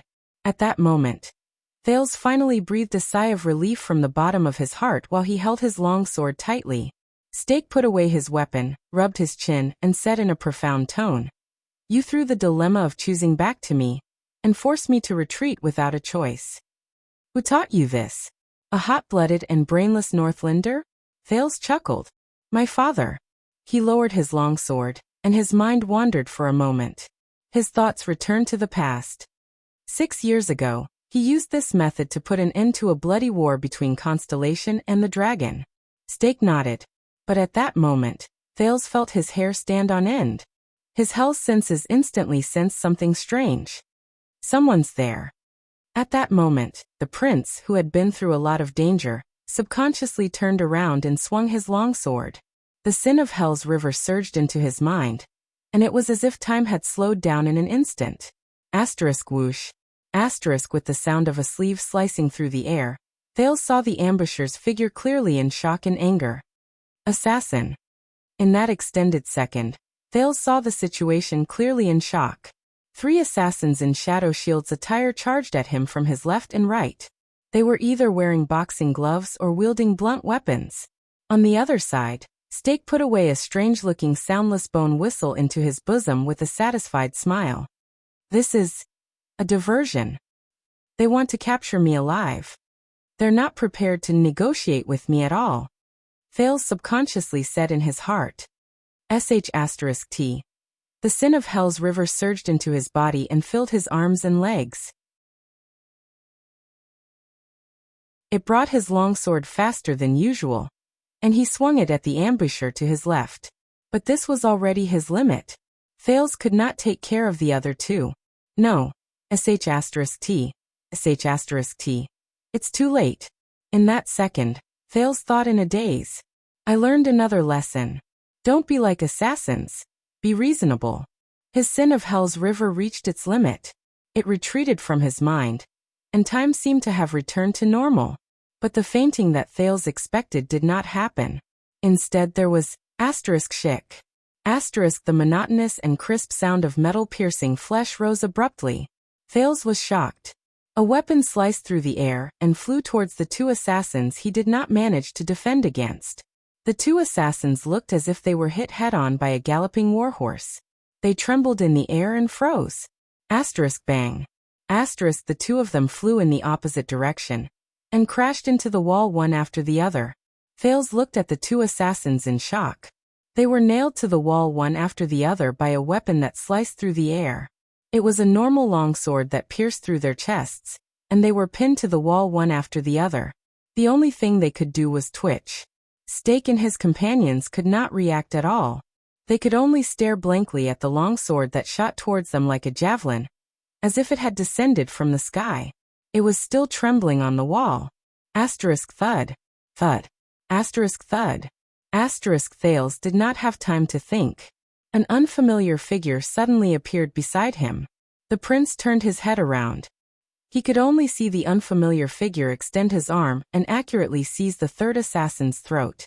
The assassin seemed to be in disbelief. He struggled to fight back, but his opponent did not give him any chance. He struck the wall beside him diagonally. *thud. A heavy, muffled sound rose.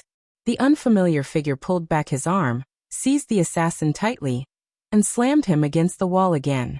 *thud. A second muffled sound rose. The assassin's opponent pulled back the assassin in his arm for the second time, and slammed him against the wall one last time. *crack. A strange and ominous crisp sound rose. In the next second, the assassin slid down from his opponent's arm limply. He fell to the ground and did not move. The air became calm again. Thales looked at his surroundings with a dumbfounded expression. 2 assassins were nailed to the wall. They were moaning in pain, and it seemed like they were about to die. There was another person who fell limply to the ground without a sound.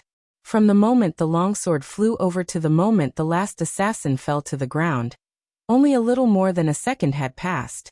The 3 assassins who were prepared to ambush him had all died. I'm really rusty.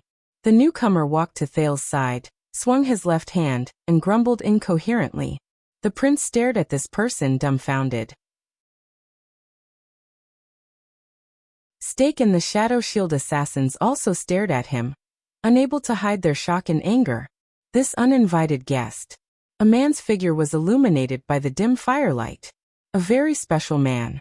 He wore the light, slightly worn leather armor unique to mercenaries, but he was equipped with a total of 8 or 9 weapons. The man held 2 cross-guard swords in his right hand, one long and one heavy. A slightly old one-handed axe and a bag of arrows were tied to his back. A fully strung infantry crossbow hung from his left leg. A sheathless saber was tied to his right leg. A blood-stained hammer was tied to his waist, and a straight saber with a chipped edge was tied to the side of his waist. There was even a short sword that was the length of a forearm in his mouth. He's like a human-shaped armory. Thales thought dumbly. He's dressed like a mercenary. Is he from Disaster Sword? No. Doesn't seem like it. The man was not young, and he was not neat either. In fact, his hair was messy past his ears, and he only used a dirty string to tie it behind his head. He looked unkempt, and his face was bruised and swollen. He was missing a piece of scalp on the right side of his forehead, and there was even a black-rimmed extravasated blood in his left eye. Aside from the leather armor that was still brand new, the rest of his clothes were tattered. There were clear bloodstains and wounds on some parts of his body, ranging from scratches to bruises. At first glance, there was not a single part of him that was unharmed. It was as if he had just come back from being tied to a horse and dragged in the sand. But what was special was his chin. Even though he looked dirty, unkempt, and a little hairy, the man had shaved his chin clean, leaving only a patch of green. It formed a stark contrast with the upper half of his face. Wait, beard? Thales suddenly shuddered. He looked at the man's forehead, and he was instantly shocked. As expected, there was a ferocious and terrifying blood-red brand there. It was the alphabet of the ancient empire. Thales stared at the man beside him in a daze. He watched him remove the short sword from his mouth, grimaced, arched his back, and swung his upper arms. He was like a warhorse that had not been out of its cage for a long time, and was exercising its joints. It's him, Thales thought dumbly, even though he could not recognize him because he had shaved his beard, but it's him. Beautiful movements. The Knight of Judgment, Zachriel, stood beside Thales with a calm expression. He narrowed his left eye, which had a black rim, and swept his gaze over the shadow shield assassins in front of him. He spoke coldly to the prince in his unique, dry voice. It's very stupid to be absent-minded. The area around them fell silent for a while. At that moment, Thales stared at Zachriel, who had changed his appearance and equipment, dumbfounded. On the other side, Stake also stared incredulously at his dead subordinate. Even Yodel, who was tightly bound, shuddered a little. Where did you come from? Stake put away his shock and became extremely vigilant. He stared at Zachriel with his entire body tensed up and motioned for the assassins to bind Yodel tighter. This man gives me a very bad feeling. Zachriel snorted coldly, as if he was not interested in talking to Stake. He only stared at the captive Yodel and shook his head slowly. Stake scrutinized the new guest and asked cautiously, "Where is our sentinel?" Zachriel frowned slightly. "Sentinel?" Zachriel shook his head and mumbled, "I didn't run into any." On the way here, aside from some blind people hiding in the dark, Zachriel thought about it.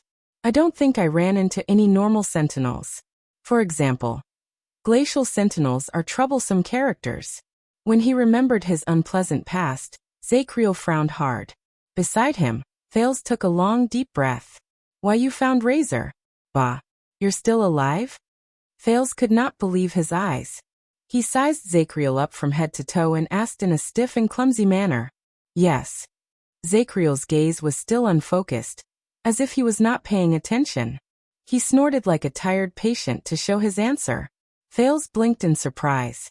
"Where are the enemies? Where are the people who surrounded you?" Zachriel rubbed his eyes, as if he was not used to the light source. "They ran away," he answered gloomily. The Prince of Constellation rolled his eyes in puzzlement.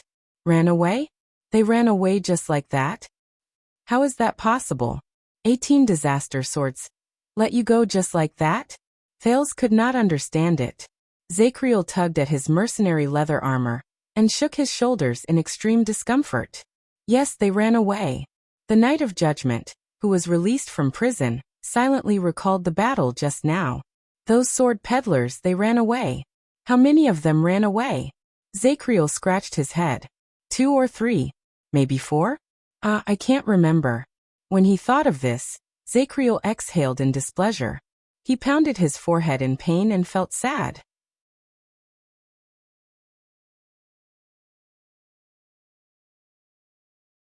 Chapter 432. Zachriel's sudden appearance disrupted the situation and caught everyone off guard. Stake furrowed his eyebrows tightly. The assassins' gazes flickered, and Yodel remained silent. But for Thales, this was the biggest surprise he encountered that day. "Zachriel sir."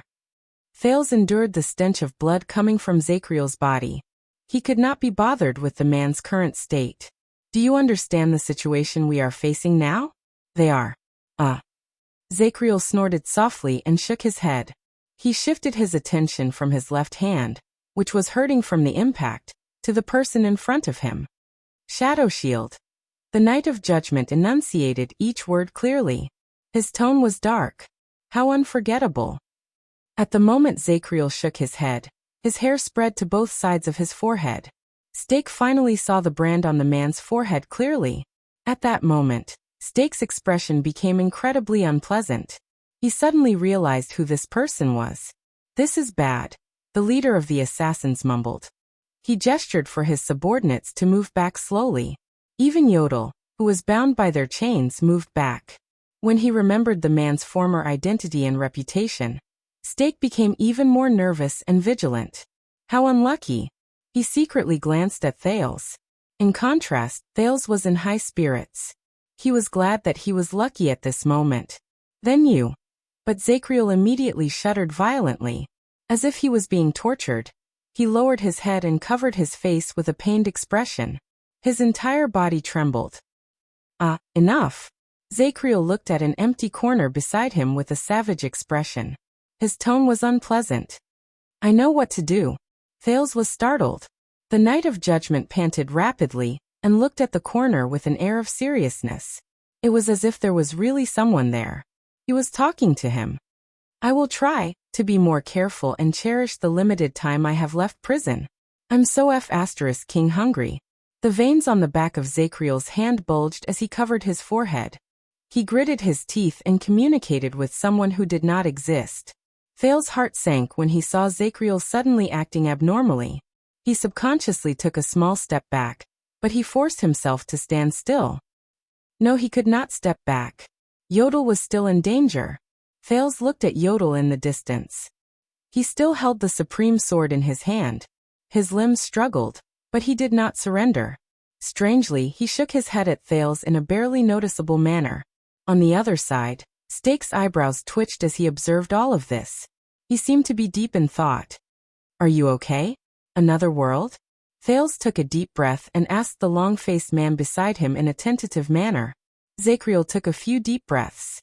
His face turned from green to red and returned to normal. It's fine.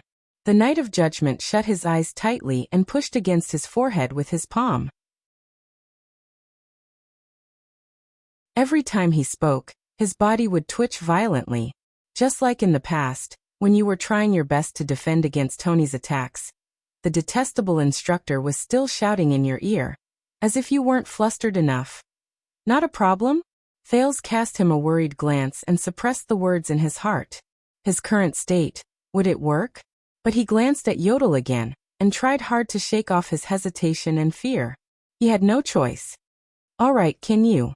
Thales activated Hell's senses again, and tried to find a flaw in his opponent's formation. The prince fixed his gaze on Yodel. Save him. Zachriel's breathing gradually calmed down. He opened his eyes and looked forward with exhaustion and wounds all over his body. His gaze swept past the assassins and the captured Yodel. Killing is easy, but saving him? That's another matter. The Knight of Judgment seemed to have just recovered from his unconscious state. His words came with intermittent gasps. Thales' eyes darkened. Stake drew out the awl and dagger in his hands again. His eyes shone brilliantly, but his thoughts were unknown. And they have a lot of people, brat. Zachriel frowned. He lowered his head to look at Thales and said coldly, Once we fight, I can't protect you. Yodel shuddered violently in the chains and shook his head firmly.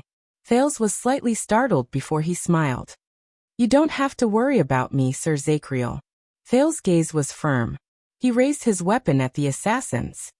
You just need to save him. I can protect myself. At that moment, he suddenly felt that the sword in his hand was no longer as heavy as before. Zachriel narrowed his eyes slightly. Your Highness. On the other side, Stake suddenly spoke loudly. Are you sure this is a good idea? He showed a gentle smile again. I believe that we can solve this through negotiation. Thales snorted softly.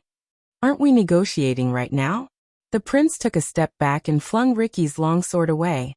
He positioned himself in the iron body style and said coldly, With a sword, not with your mouth. Stake's expression darkened. Zachriel was silent. He looked at Thales, then at Yodel. How important is he to you? The Knight of Judgment asked faintly. Is he worth throwing away your life for? Thales curled up the corners of his lips. Zachriel, how important are your brothers in the royal guards to you? The prince asked with a smile. Zachriel was silent for a moment. The brand on his face trembled slightly under the waning firelight. Don't die. The Knight of Judgment stared at the enemy in front of him. He coldly bit the short sword in his left hand back into his mouth. Your Highness, I don't know your name. At that moment, Stake's expression changed drastically. Right after he said no, Zachriel's figure flashed, and he closed in on Stake. Amidst the howling wind, he went straight for the 4 people who were restraining Yodel. Zachriel, who was covered in weapons, was not fast, but his momentum and agility at that moment were not to be underestimated. The Shadow Shield assassins, who had been prepared for a long time, reacted very quickly, for 5 figures immediately jumped out of the darkness and went to intercept the long-faced man. At that moment, Thales could clearly see scattered orange-red light coming from Zachriel's body with Hell's senses. Compared to Araka, Sonia, and Nicholas' power of eradication, which was connected to each other and covered their entire bodies, the man's power of eradication seemed intermittent and scattered, like the stingy rainwater in the desert. There was a drop here and a drop there. There was no order to it. But Thales' thoughts immediately changed. No. It's not that there's no order to it. Thales watched the orange-red light change its trajectory, and a thought appeared in his mind. First, it gathered at his waist and left hand. Shik. A gust of wind sliced through the air. The moment Zachriel took a step forward, he turned his body sideways as if he had predicted it, and narrowly avoided an arrow that grazed past his nose. He swung his left hand, and the throwing axe on his back flew out to the ceiling on the upper left. Swoosh. With a grunt, an assassin with a crossbow fell to the ground from the darkness. The first. A piece of trash with terrible aim. Zachriel counted in his heart. The Knight of Judgment's momentum was blocked, and 3 assassins had already caught up to him. They moved to Zachriel's sides, 1 on the left and 2 on the right. They attacked with their weapons. The 4th assassin went up to Zachriel. He held 4 hiltless daggers in his right hand. When he saw that Zachriel was surrounded by 4 people, Thales, who was watching from the side, held his breath. In his field of vision, the orange-red light alternated between bright and dark. It spread intermittently to the Knight of Judgment's calf, right hand, and back. At that moment, Zachriel calmly stopped moving and stomped on the ground. With a nimble turn of his body, he passed by the enemies on his left and right. For a moment, Thales thought he saw the Kingdom's Wrath charging into the enemy's formation alone. But the Knight of Judgment did not charge forward in anger, nor did he break through at all costs. He did not bleed in exchange for his life. The middle-aged man shook his shoulders. The quiver on his back, and the 2 swords in his right hand instantly flew out. The quiver flew towards the enemies coming at him from the front, and the longsword shot towards the 2 assassins on the right. Shik. A soft sound rose. The quiver collided with the flying daggers, and was torn to shreds. The bundle of arrows scattered in the air. Thud. Clang. 2 swords pierced the ground and perfectly blocked the path of the 2 assassins on the right, forcing them to adjust their postures or leap over them. The moment the 3 assassins paused for a moment, Zachriel attacked the remaining assassin. The Knight of Judgment spun around in a strange manner, and moved into the arms of the assassin on the left at a tricky angle. He accurately seized the assassin's dagger-wielding arm. Zachriel leaned his head against the assassin's neck, as if he was hugging a lover. The short sword in his mouth trembled slightly. Thud. The assassin moaned in pain, and watched in disbelief as the short sword in Zachriel's mouth slit his throat. The second one. What a slow idiot. Zachriel thought faintly. He let go of the short sword in his mouth, licked the cut on the corner of his mouth, grabbed the assassin's dagger-wielding hand, and turned around to deliver it. Shik. On the right, an assassin was forced to jump up by the long sword on the ground. He could not avoid it, and he watched in disbelief as his companion's dagger pierced his chest. The third one. Blind fool. Zachriel did not have time to rest. He silently evaluated his enemy. He extended his right arm and used the momentum to push the poor fool whose chest was pierced. He used him as a shield and pushed him forward. The second assassin on the right gritted his teeth. He was about to push his companion's corpse away, but against his expectations, a bloody straight saber pierced through the corpse's back and went straight into his throat. The fourth one. Brainless idiot. Zakriel's expression remained calm. He let go of the saber that pierced two people with his right hand and touched the back of his waist. His left hand grabbed a falling arrow in the air, and he threw it at the assassin in front of him with his bare hands. Asterisk clang. Asterisk a soft sound rose. The assassin blocked the flying arrow, but he was shocked to find that in the span of a breath, a sledgehammer had already arrived in front of his eyes. Asterisk crack. Asterisk the clear sound was like an egg being smashed. Even Thales could not help but tremble. The fifth one. A coward who hesitates. Under the terrified gazes of the remaining assassins, Zakriel put away his sledgehammer, pulled out a dagger from his arm, his only injury in this battle, and silently completed his evaluation. Asterisk drip. Asterisk the last arrow in the quiver fell to the ground. It bore witness to the lightning-fast exchange of blows. Thales subconsciously held his breath as he watched. This man. The throwing axe struck the enemy, the longsword intercepted him, the short sword pierced his throat, the dagger pierced his heart, the saber bullied his enemy, and finally, the sledgehammer smashed his opponent's head. All of this happened almost at the same time. Thales suddenly had a feeling that when he faced 5 assassins, the power of eradication in his body surged like loose sand. Zakriel did not fight against many alone. Nor did he fight against many alone. Instead, he split himself into 5 people and faced 5 opponents. No matter which side he fought against, he could fight with ease.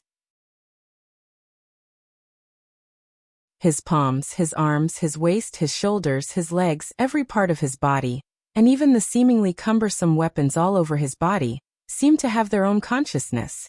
At the moment his power of eradication erupted, they woke up and danced without anyone teaching them how to do so. They faced the enemies in different directions. Some blocked the enemy's path. Some lured the enemy deeper into their ranks. Some blocked the damage. Some counterattacked at the right moment, and some secured victory. When Thales saw the assassins' daggers pierced into their companions' chests, the sabers pierced through corpses, and the arrows scattered all over the ground, he felt that everything that happened at every moment on the battlefield, be it an accident or a coincidence, could immediately become Zakriel's weapon and bargaining chip, and become the chess pieces that would help him secure victory. This man. Thales stared at Zakriel in a daze. He's not just one person. He's practically a mighty and awe-inspiring military camp, a well-coordinated battle formation, and a well-trained army all by himself. No matter how many people he faced, he always had victory in his hands. He was fearless, and he faced his enemies calmly. Zakriel did not stop. He strode forward and charged at Yodel. No. The center of Stake's eyebrows trembled. He simply could not believe that there was such a person in the world who could kill 5 people in one move. That's Shadow Shield, who has been trained strictly since he was an orphan, and his attacks are ruthless and precise. How could this be? Stake, who was also shocked by the scene before him, gritted his teeth and shouted into the distance. Hurry! That boy! Following his command, 2 assassins who had bypassed the battle took advantage of the moment when Zakriel was too busy to deal with his enemies to charge at the prince. They're here. Thales felt his skin crawl. He looked at the enemies on his left and right, and attacked with his longsword. The sin of Hell's river surged towards him like a tidal wave. Time slowed down again. Asterisk clang. Asterisk Thales barely managed to block the extremely aggressive blade of the first enemy. He was just about to avoid the attack when the second enemy swung the chain in his hand, and the sound of the wind whistled through the air. It arrived next to his ear. Damn it! Thales was in a difficult situation. He first avoided the blade, then painfully blocked the chain. He could not even organize a proper counterattack, and the long sword in his hand almost slipped out of his grasp. It was just like when he faced the orcs in the desert. Attacks came from all directions. He could block one, but he could not defend against 2. Damn it. When I saw Zakriel fight against many alone, he was so relaxed and at ease. He even used the enemy's attacks as his advantage. But when I truly face this moment, Thales sucked in a deep breath. Suddenly, a thought appeared in his mind. Wait. One against many. Zachriel. He used the enemy's attacks as his advantage? The slowing down of time gave Thales time to think. The enemy on his left held a short blade. It was clear that he wanted to engage in close-quarters combat. He wanted to force Thales, who held a longsword, to be at a loss as to how to advance or retreat. He had no choice but to widen the distance between them. The enemy on his right held a chain in his hand. He should be waiting for the moment Thales panicked and retreated to capture the prince alive. One was long, and the other was short. Then, on the other side, the chained yodel changed his previous silence. He anxiously shouted at the Knight of Judgment, who was getting closer. Zachriel. But they were too far away. No matter what they did, it was too late. But Thales moved at that moment. The sin of Hell's river surged into the prince's arms and waist, causing him to lower his body in a flash of inspiration. He executed a side slash from the cold attack style, and faced the enemy's blade. Asterisk clang. Asterisk the eyes of the enemy with the short blade moved, and he took the opportunity to attack. But he was shocked to find that Thales' sword was soft. He did not use any strength at all. Before he could react, Thales took the opportunity to retreat in the next second. He brought his opponent with him to face the other fierce chain. When he saw that his companion and target had entered his range at the same time, the chain-wielding assassin immediately stopped attacking. The whistling by Thales' ears was no longer fierce. Now, without the threat of the chain, Thales gritted his teeth.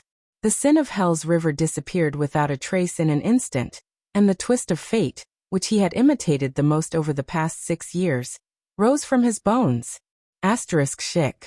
Asterisk the prince's retreating longsword inconceivably went against the flow, and avoided the blade in front of him. Under the assassin's shocked gaze, it pierced straight into his chest. Damn it! Thales gritted his teeth. He felt the enemy's short blade stab into his shoulder, and it was incredibly painful. The assassin's eyes trembled as he met Thales' gaze. In the end he fell limp and powerless. Stake's eyebrows twitched as he watched from the side. That's not right. The strange power of eradication, and this kind of decisiveness in battle. This prince's fighting strength. This is seriously inconsistent with the information the Northlanders gave me about the thin and weak boy who is a little smart. Stake gritted his teeth. Damn brainless Northlanders. The sound of the chain swishing in the wind rose again. Thales did not have time to rest. He supported the enemy's corpse with his blood-stained hands, and with all his might he turned and pushed. Asterisk slap. Asterisk the second enemy's chain struck the shield Thales pushed out. It wrapped around the shield a few times, but it did nothing. Thales took the chance to roll out of the danger zone while holding his shoulder. He endured the pain and raised his sword again. The enemy was very surprised by his companion's sudden death. In his anger he flung his weapon again. But he no longer had the chance. Asterisk shing. Asterisk a crisp sound rose. The chain-wielding enemy trembled slightly. An arrow had pierced through his neck. Thales, whose face was covered in blood, turned around in surprise. On the other side, Zachriel, who had knocked down another person, released his grip and threw down a crossbow that had finished firing.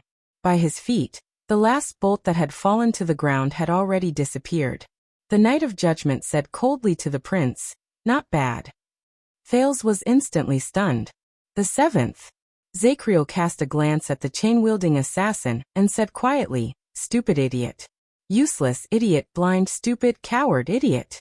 Zachriel continued to charge at the enemy, but he could not help but think disdainfully. Under that Far Easterner's command, the assassin from Shadow Shield was clearly so terrifying. But during the years I was in prison, have they become so weak? As his thoughts raced, Zachriel moved forward unhindered. Only the 4 people who bound Yodel were left in front of him. When he saw that success was at hand and that he was safe, Thales could not help but breathe a sigh of relief. Then Stake, who had almost used up all his trump cards, roared, moved past all his subordinates and rushed forward. At that moment, the bound Yodel struggled with all his might and cried out involuntarily. No, something unexpected happened. The previously unstoppable Zachriel and the seemingly fearless Stake stopped at the same time when they were 1 foot away from each other. The situation became calm again. Zachriel and Stake stared at each other in silence. One of them had a solemn expression, while the other had a fierce look. Zachriel?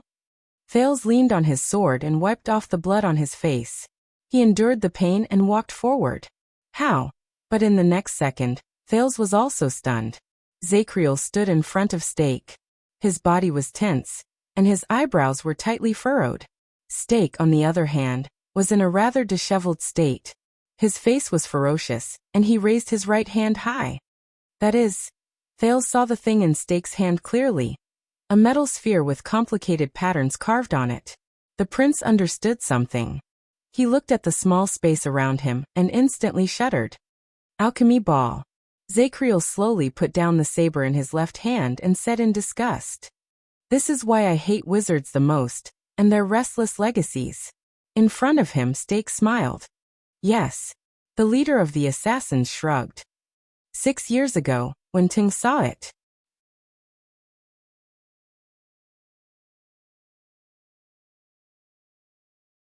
Chapter 433.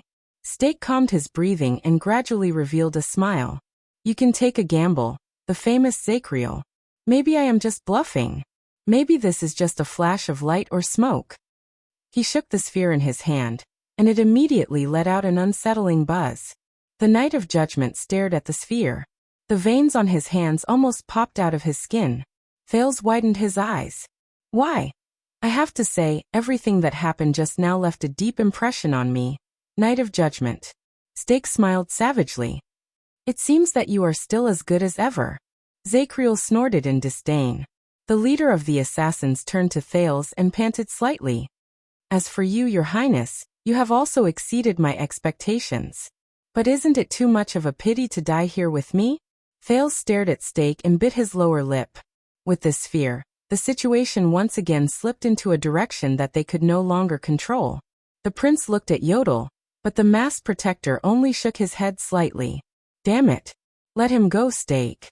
Thales took a deep breath and said solemnly, I promise in the name of Jadestar that you can leave safely. Zachriel glanced at Thales, but Stake shook his head. His smile remained. No, your highness. Did you think that I came here after so much trouble just to leave safely? Stake sneered and said, Shadow Shield is immortal because we are not afraid of death. He gently took out a bottle from his bosom, and under Zachriel's wary gaze, he let it roll between them. This is the most common drug, your highness. I swear there will be no side effects, Stake said with a chuckle. Please let your legendary knight drink it. He shook the alchemy ball in his hand. Then we can live together in peace. As he stared at the drug in the bottle, Thales' expression turned cold. Do you think this is possible? Zachriel also snorted coldly. But Stake only shook his head. I know that this may make you a little unhappy, but compared to what is coming next, he raised his left hand, smiled savagely and snapped his fingers. They are here. I hate doing this, but footsteps rose. Thales and Zachriel raised their weapons warily. However, the people who walked out of the darkness made the prince pale with fright. There were 3 assassins. They escorted 3 people who were tied up and slowly walked to the firelight. No, Thales said in a daze. No. How could it be them? Zachriel turned his head to look at the prince and curled up the corners of his mouth in puzzlement. Stake smiled. He took a step back, but did not put down the alchemy ball in his hand. I have 3 hostages here. Oh, for now. He pursed his lips triumphantly at the newcomers. Thales stared at Stake in shock and anger, then at the person who came over. Damn it. Stake smiled and drew his dagger. He went to the first bound hostage, and forced her to raise her face while she struggled non-stop. First of all, the enemy who made you suffer so much. Stake giggled and shook his head. And under his blade was the Disaster Sword's dual-sword mercenary, the girl he stole a kiss from, Madame Marina.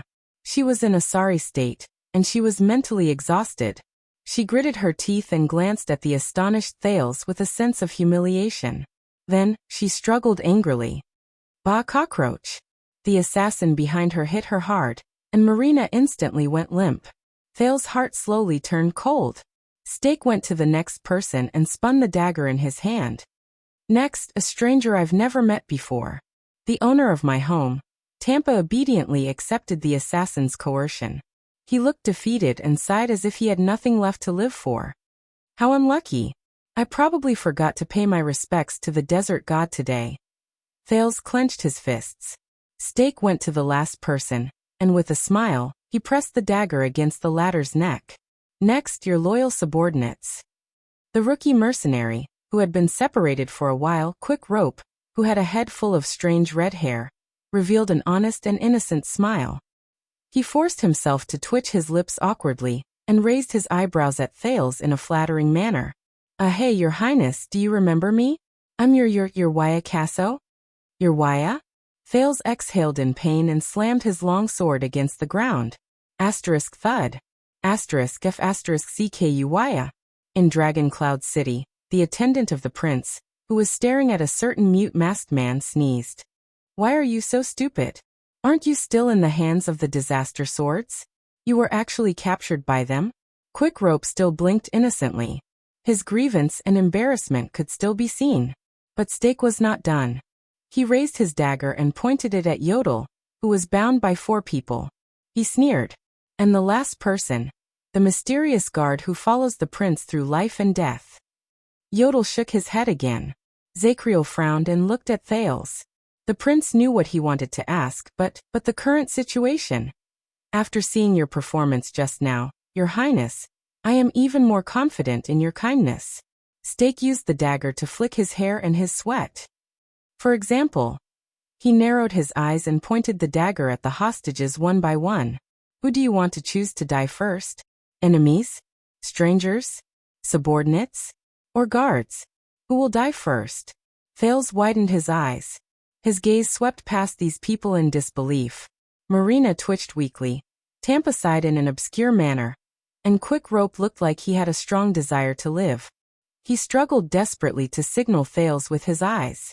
Thales clenched his teeth tighter and tighter. How? Alchemy ball and hostages. Yodel. And Quick Rope. Even the other 2. Thales struggled. He tried not to look at Zacriel's doubtful expression. The wound on his shoulder throbbed. This is impossible, the prince said with difficulty, but found himself at a loss. Zacriel has his own dignity and choices. I don't think he will be willing to drink your knockout drug. Steak quickly interrupted him.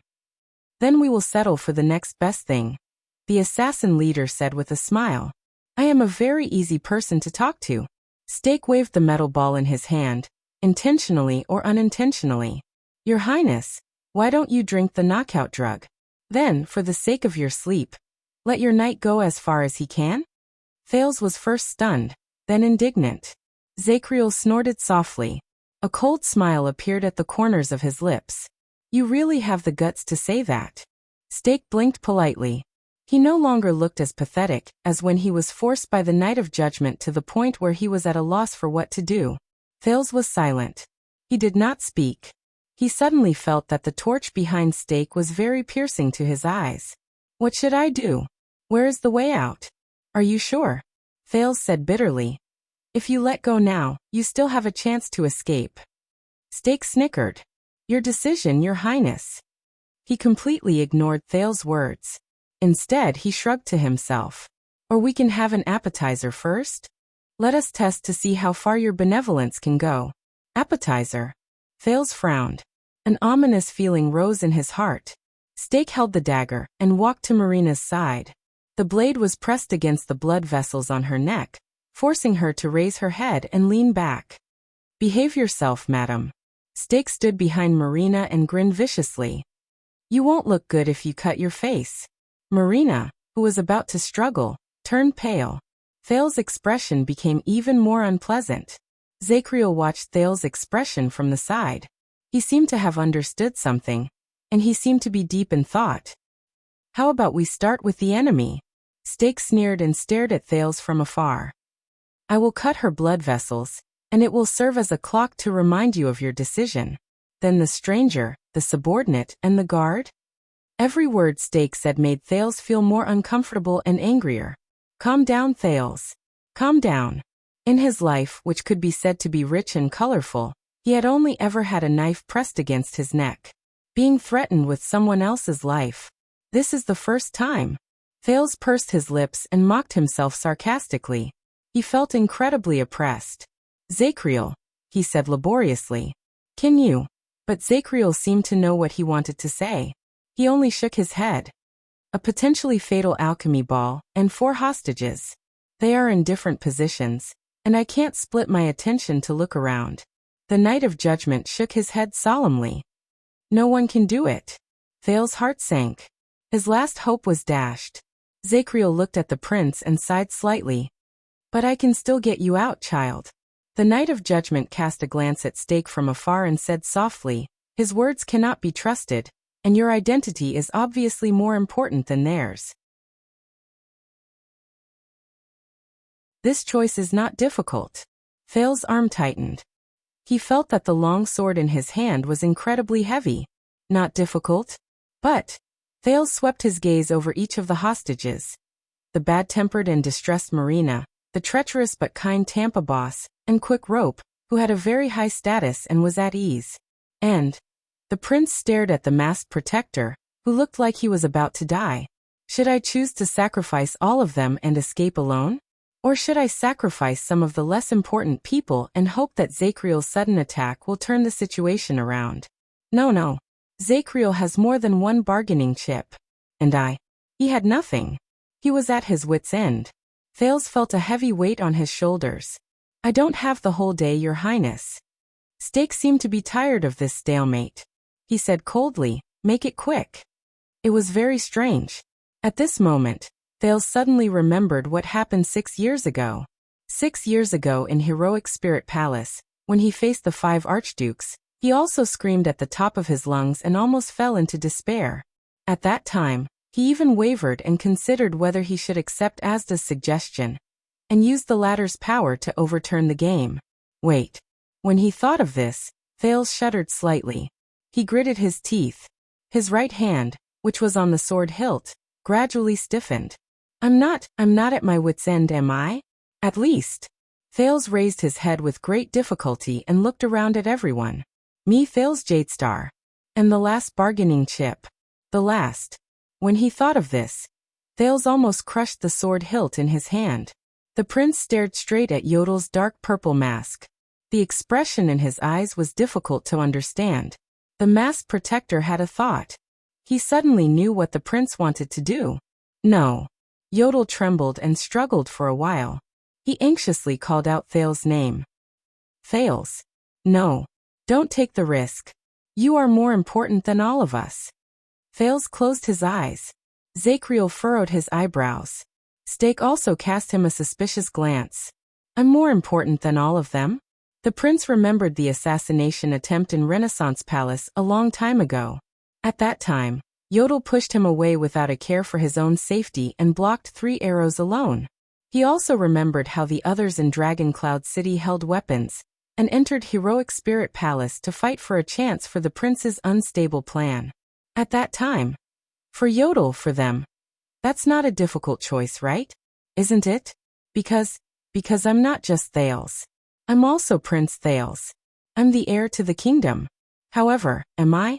Thales remembered what Asda said to him a long time ago. If I came to you when you were still a child beggar, would you still react like this? The prince clenched his teeth and remembered his past self. When you are intoxicated with the title of a prince, or when you are struggling with the misery of a child beggar, when you are going back and forth between the happiness and pain of both, have you ever thought about what you really are? A prince who is noble because of his bloodline? A child beggar who was born lowly and unfortunate? A genius child who grew up prematurely? A pitiful person who struggled and tried his best to change his fate? Thales' breathing quickened again. When you are stripped of all the definitions given to you by others, and you leave all the situations in which you exist, what do you have left? What do I have left? In the next second, Thales opened his eyes. Zachriel. At that moment, He felt his voice become firm and heavy. The former penal officer of the Royal Guards, the watchman Sir Emmanuel Zachriel, am I right? His voice was no longer unpleasant and frivolous, but his heart was incredibly relaxed and open-minded. He was no longer filled with worries and burdens. The Knight of Judgment, who was observing the enemy, frowned and turned his head. Thales said resolutely. Please act according to the circumstances and do your best. Zachriel was slightly stunned. Act according to what circumstances? Thales did not answer. He only smiled faintly. Quick Rope, who was being held hostage, thought that Thales was finally going to give up on them. In his anxiety he quickly said, Thales? Listen to me, we can choose a more neutral. But Thales shook his head. Shut up, Quick Rope. The Prince of Constellation sighed. By the way, your salesmanship is terrible. Quick Rope was stunned. Thales took a deep breath and smiled. He looked at Stake calmly and coldly. Do you know, Stake, this is the territory of the Alchemy Tower? They left behind a lot of things, and most of them were inherited by Constellation. Stake's expression turned cold. He suddenly felt that something was wrong. The Alchemy Tower? What does it mean? The prince looked at the dilapidated environment in the dark dungeon, and stabbed his long sword into the ground. The wizards, before they disappeared, they always had all kinds of tricks. The alchemy ball was just one of the most insignificant ones. Thales stared at the beautiful and expensive longsword in his hand with complicated emotions. The Jadestar royal family knew some of them, and they also mastered some of them, he said absent-mindedly. Then he snorted, as if he was talking to himself. Of course, I'm not talking about the sparkling golden blood. Zachriel narrowed his eyes and sized up Thales again. Stake silently made a gesture, and the assassins bound the hostages even tighter. The prince raised his head and looked at the assassins in front of him. Thales averted his gaze, as if he did not see Yodel shaking his head vigorously. Who am I? I am Thales. From the first day I came to this world. Until the last day. He said quietly. No one can change it. No one can deny it. No one can question it. Because I am, and I can only be Thales. And nothing else. Thales clenched the hilt of his sword tightly. He felt at peace. Don't blink. Under everyone's strange gazes, the prince chuckled and said, because this might be the most interesting, magical, and brilliant magic show you have ever seen in your lives. Thales moved his left hand down without batting an eyelid, and gently touched the sharp silver blade of the longsword. Stinging pain came from his palm, as well as a warm sensation. Once upon a time, he had done this when he was extremely excited, but now he was so calm. Will I succeed? Stake instinctively felt that something was wrong. He pressed against Marina's throat, gritted his teeth and threatened. Your Highness, I swear, if you play any tricks, I will immediately attack. But Thales could no longer hear him. Even Yodel and Zachriel disappeared from his senses. At that moment he was already immersed in an infinite light. It was as if he had surpassed himself. Eastern Peninsula. In an unknown fishing village. In the evening. In a simple and crude cottage by the sea. A brown-skinned, quiet, and beautiful woman was quietly washing the wooden bowl in her hands. She listened to the sound of waves in her ears, and her hands did not stop moving. Her face was calm, and her expression was indifferent. It was as if nothing could interrupt this pleasant and peaceful scene. Until the next second. Clatter. A wooden bowl fell to the ground, spinning non-stop. The woman did not pick it up. Instead, she slowly raised her head, and her face was full of shock. It was as if she had seen the most unbelievable thing in the world. In the next moment, the beautiful woman decisively left everything behind, walked out of the cottage, and looked at the sea in the distance. In the end, the setting sun stopped on the surface of the sea. It was like a child bathing in a bathtub. It was about to sink, languid and mischievous. The woman stared at the sparkling golden waves on the horizon, and her expression became more and more solemn. In the next second, a dry voice rose abruptly, as if heavy ink had suddenly barged into a painting. Fruland. The dry voice spoke very quickly, and it seemed to be extremely anxious. This is it. The woman nodded. Her expression did not relax for even a moment. I know. The woman named Fräulein nodded slowly. Her voice was steady, and she subconsciously comforted everything around her. I can feel it. That thing is on the verge of knocking on the door again. That thing. The woman frowned slightly. The visitor from the void seemed to be in a hurry. He did not wait for the woman to finish speaking before he interrupted her. It must be crazy. Quick, where is he or she? Fräulein did not answer immediately. She only stared at the sea with a dark gaze. In the next moment, something unusual happened. Purple light. Endless purple light seeped out from the depths of Fräulein's eyes.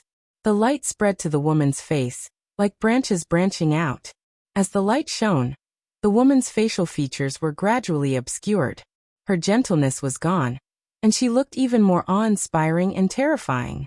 It was as if everything in the world had lost its color. From this moment onwards, she was the only one shining. But the woman still stared at the sea without moving. The voice in the void did not speak again. He knew what the other party was doing.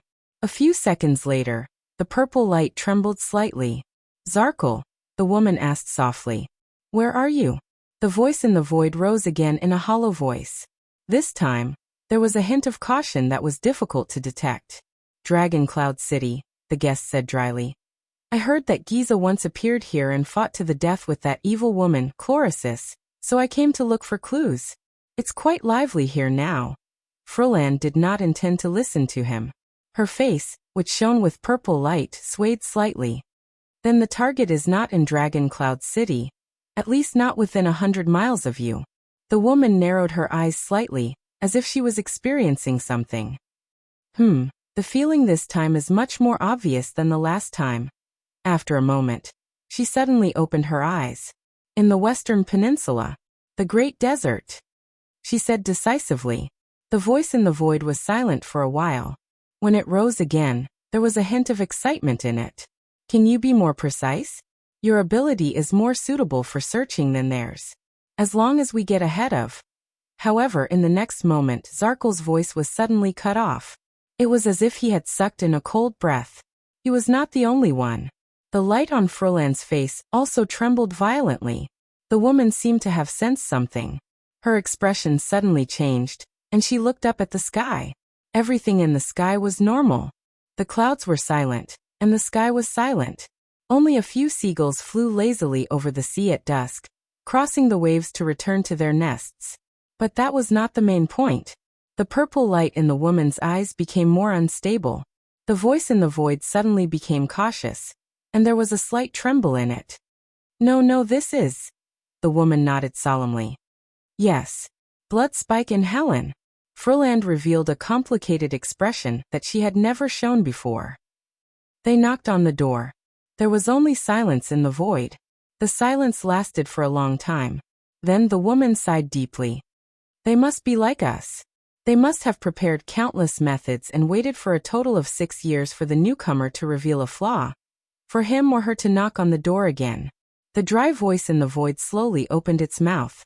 It was hesitant and filled with uncertainty, as well as a deep unwillingness to admit defeat. So that newcomer. Once he successfully knocked on the door and entered his original form. Fräulein sighed and nodded dejectedly. He will walk right into their trap, and he will not be able to escape. He will become the 2 empresses' spoils of war. The sea at dusk was pleasant and quiet. Only the waves and the cries of seagulls could be heard. 2/3 of the sun had set, and the golden hue on the sea slowly turned dark red. The woman stood quietly with a sorrowful expression. The purple light on her face dimmed, and she returned to her gentle and beautiful face. Then, Zarkul's voice traveled into the void again. No, that is no longer the main point. Fräulein raised her head indifferently. What do you mean? The guest in the void was silent for a while before he spoke with great worry. Bloodspike and Helen are wary of each other. Their hatred is as deep as the sea, and they want to tear each other apart the moment they have the chance. Once they find the newcomer at the same time, I don't think they will be willing to share. And that means. The dry voice slowly became softer. Fräulein frowned slightly and shook her head. No. But Zarkul was clearly immersed in his own words. He continued, 6 years ago, they suddenly met in their original forms because of that newcomer, and they hastily fought against each other. The aftermath of their battle stirred up a huge tsunami that is rarely seen in 100 years around the eye of the Sea of Eradication. If the Sovereign of the Abyss did not wake up from Hell's River and control the situation. The dry voice gradually weakened. The woman frowned deeply, and her face was full of worry. Zarkul, who could not be seen, said darkly, and for this encounter, they must have made ample preparations. Regardless of whether they are facing the newcomer or each other. He mumbled. The woman looked at the surface of the sea and the empty void with a look of disbelief and pity on her face. The two empresses who are well prepared? Against each other who are mortal enemies? Her heart suddenly clenched. No. The dark brown-skinned woman closed her eyes and sighed softly. They are the best mystics in the world. They would not be reckless and short-sighted enough to destroy the world. Would they? This time, the hollow voice in the void laughed emotionlessly. It sounded a little gloomy. More than 600 years ago, he also said the same thing to us. The woman's arms around her forearms tightened slightly. The guest in the void sighed slowly and uttered a strange phrase softly. Holy Sunday. Froland was slightly stunned. Holy Sunday? How long has it been since I last heard it? The mysterious person in the void spoke softly. During the last battle of the Battle of Eradication, when he personally descended upon the final empire's capital of triumph to meet the Brothers of Truth, who were at the end of their rope, before the final negotiation. Froland did not answer. As another wave rose, the setting sun in the west completely sank into the sea. Only this quiet and comfortable world was left.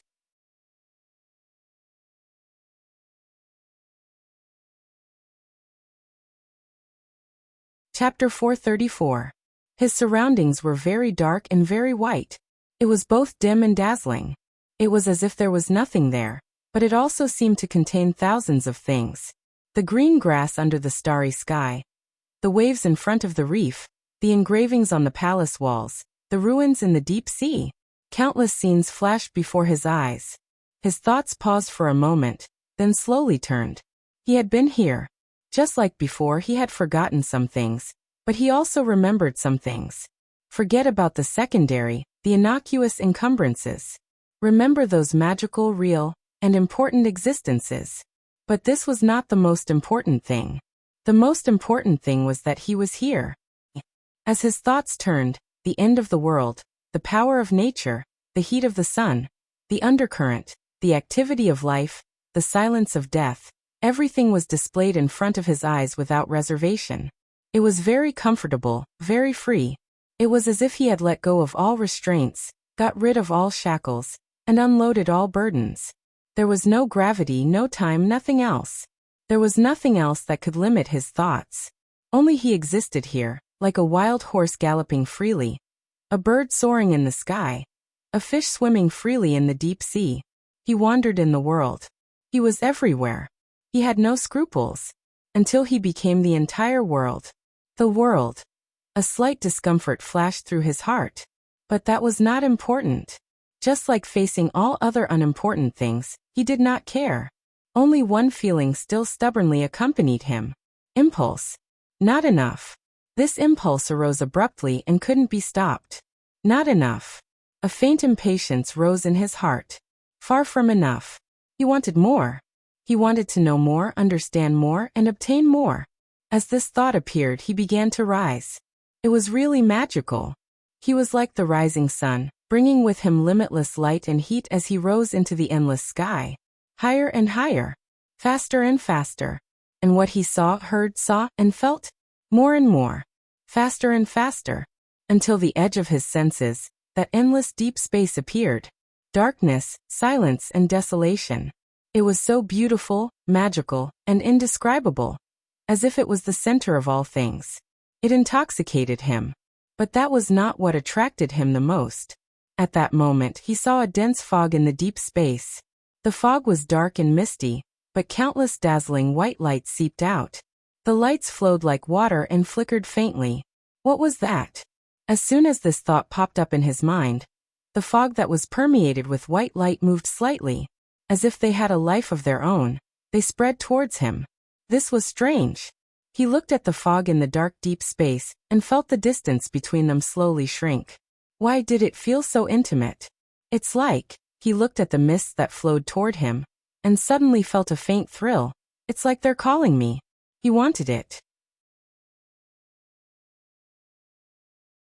He wanted to pass through that layer of white light and enter that layer of fog to discover what was inside. As soon as this thought appeared in his mind, he immediately felt as if thousands of ants were scratching at his heart. He couldn't help but want to get closer to that place, throw himself into that darkness, enter that fog, and enter that white light. It was as if the greatest spoils of war were hidden there. The magical feeling appeared again. As he got closer to the fog, his perception of the world became clearer, and his determination became firmer. He lowered his gaze and found that everything in front of him had already sunk, from the sea to the water droplets, from the depths of the forest to the veins of the leaves, from the earth to the soil, from life to existence. He was ordering the world to present itself to him in a new way. The deep space was getting closer and closer, and so was the fog. And he was becoming more and more perfect?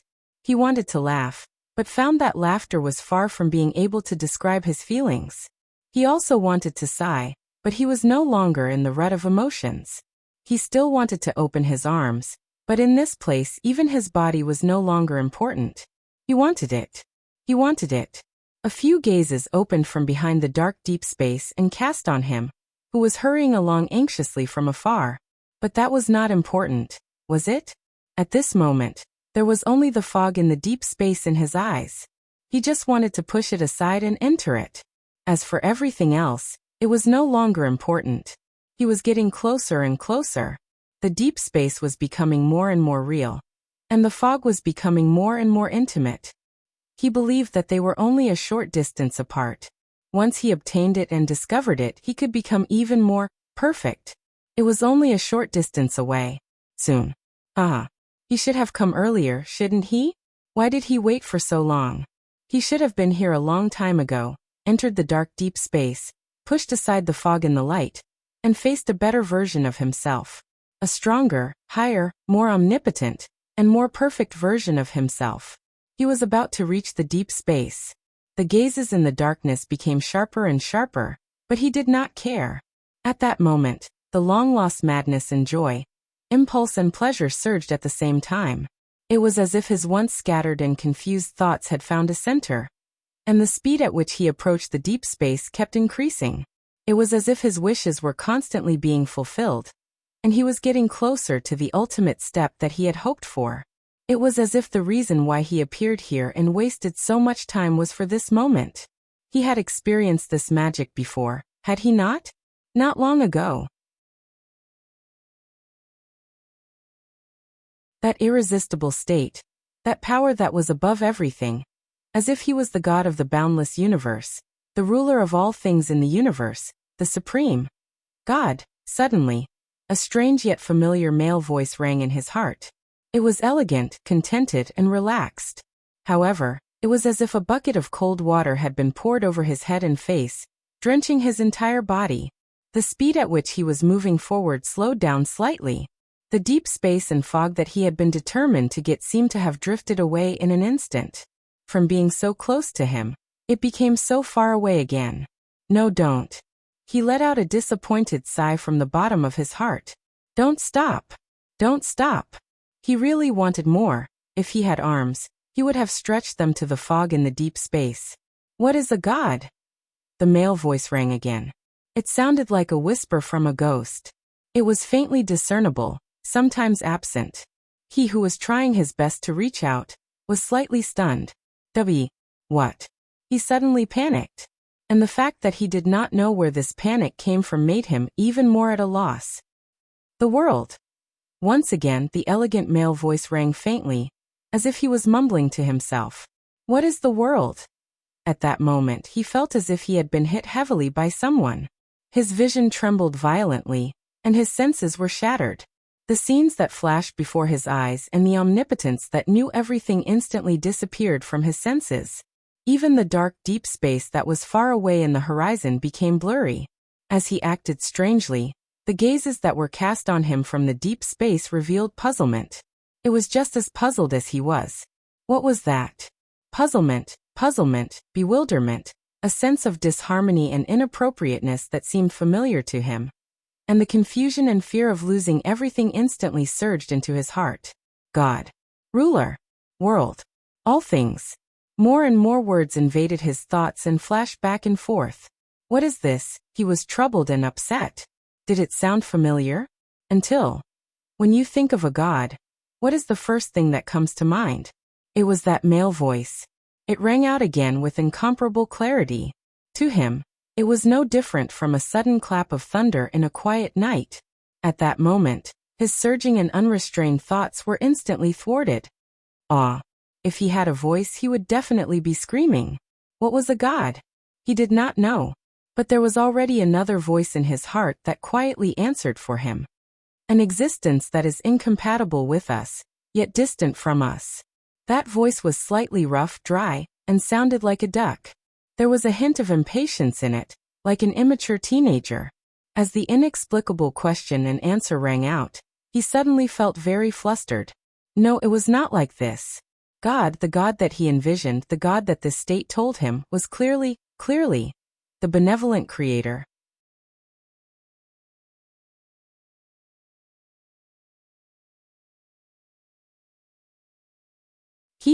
Perhaps all things in the world really have their own forces, but they must be ignorant and indifferent, neither cold nor hot.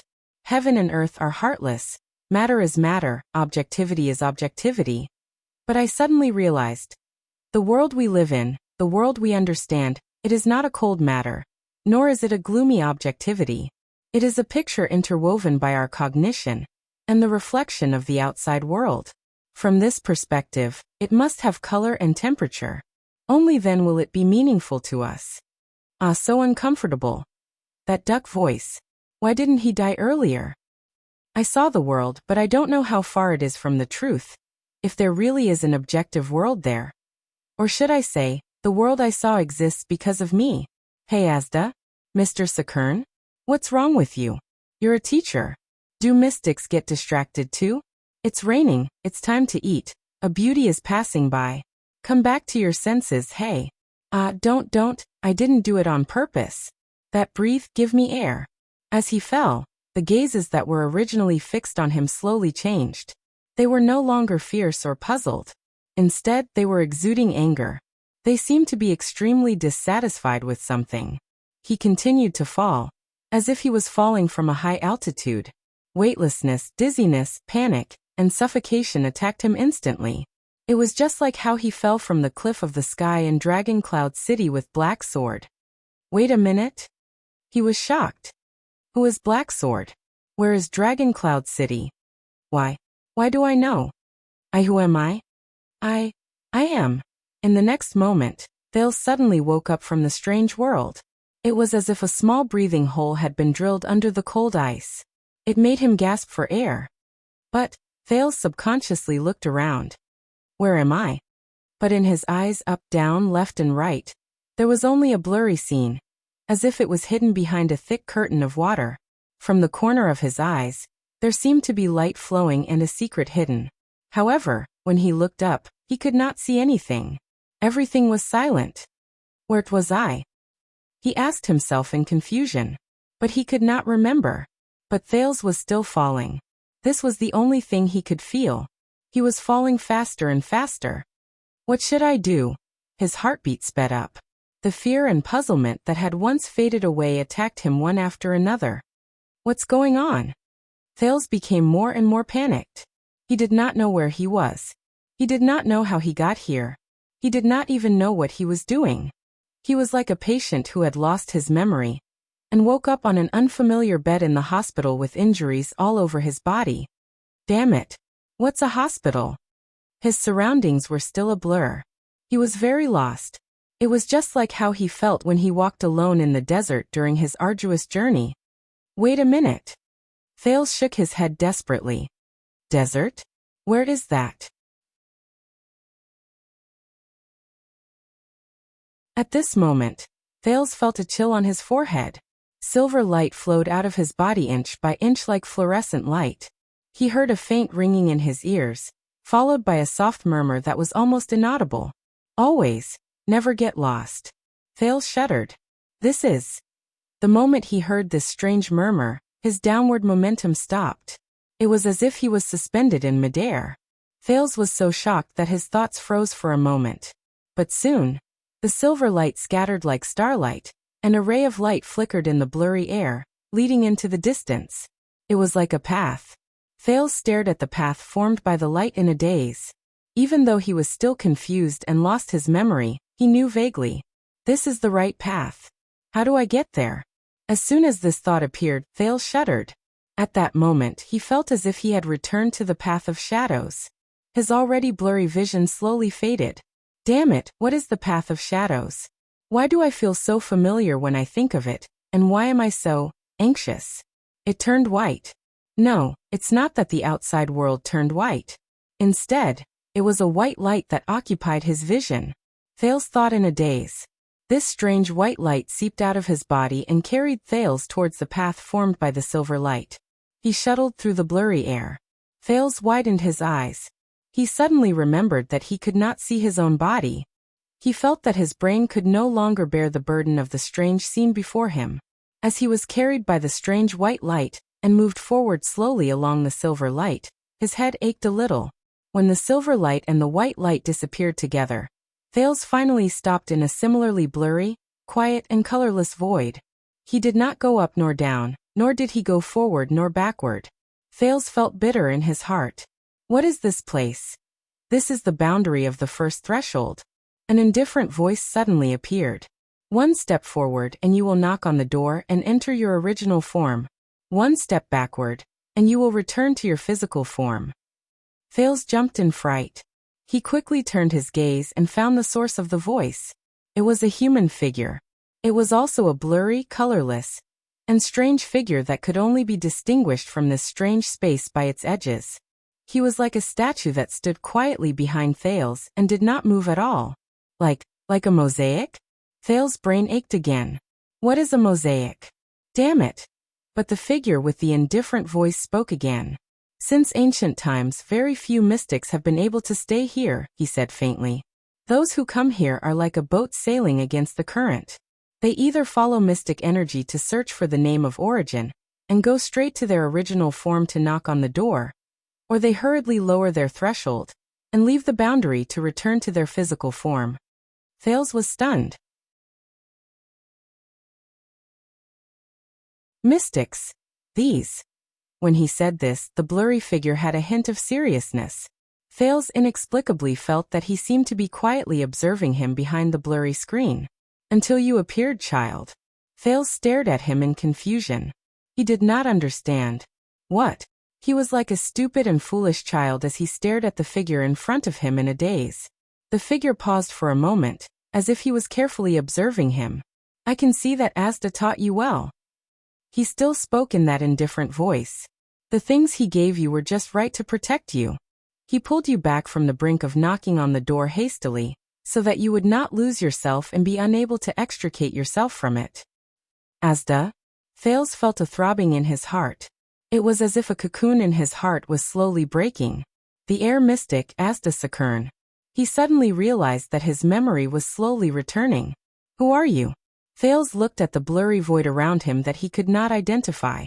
It seemed to be still, but it also seemed to be filled with flowing lights and colors. He subconsciously blurted out. Are you a mystic? What is your name of origin? Which faction do you belong to? Extremists? Moderates? Obfuscators? Two empresses? The figure did not answer directly. Instead, he paused for a moment. It was as if he was thinking about something. Very good. Asda taught you a lot, and he is very practical. After a while, the figure spoke quietly. Even though this is the first time, as far as a guide is concerned, he is quite competent. Guide. Thales' attention gradually focused, and he recovered more and more memories. I was just now in a dark underground in a prison cell. A sense of anxiety slowly rose in him. You know Asda? Thales endured his headache and asked through gritted teeth. The figure was silent for a while. He nodded gently, as if he had sensed something. He could have been a good teacher. Asda was originally the most promising and talented wizard apprentice, and he learned from the most famous master Gogol. The figure shook his head slowly. He spoke at a moderate pace, neither too fast nor too slow, neither too loud nor too soft. His achievements are not inferior to many official mages. If Asda continues like this, perhaps one day he will become a master. Soul Tower will also be proud of him. But unfortunately, he did not continue speaking. Thales frowned hard. He could not hear anything. That inexplicable sense of anxiety kept tormenting him. It was as if he still had something important that he had forgotten to do. But what is it? So who are you? What's wrong with me? Thales forcefully suppressed the anxiety, but his tone gradually became impolite. At this moment, thud. There was a dull sound. Thales seemed to have sensed something. He hurriedly raised his head, but he could still only see a blurry void. Coincidentally, that strange figure also raised his head at this moment. You felt it too? The figure looked into the distance. The moment you knocked on the door, you fell back and disappeared, making their wishes come to nothing. He paused for a second. His gaze fell from the horizon, as if he was sighing helplessly.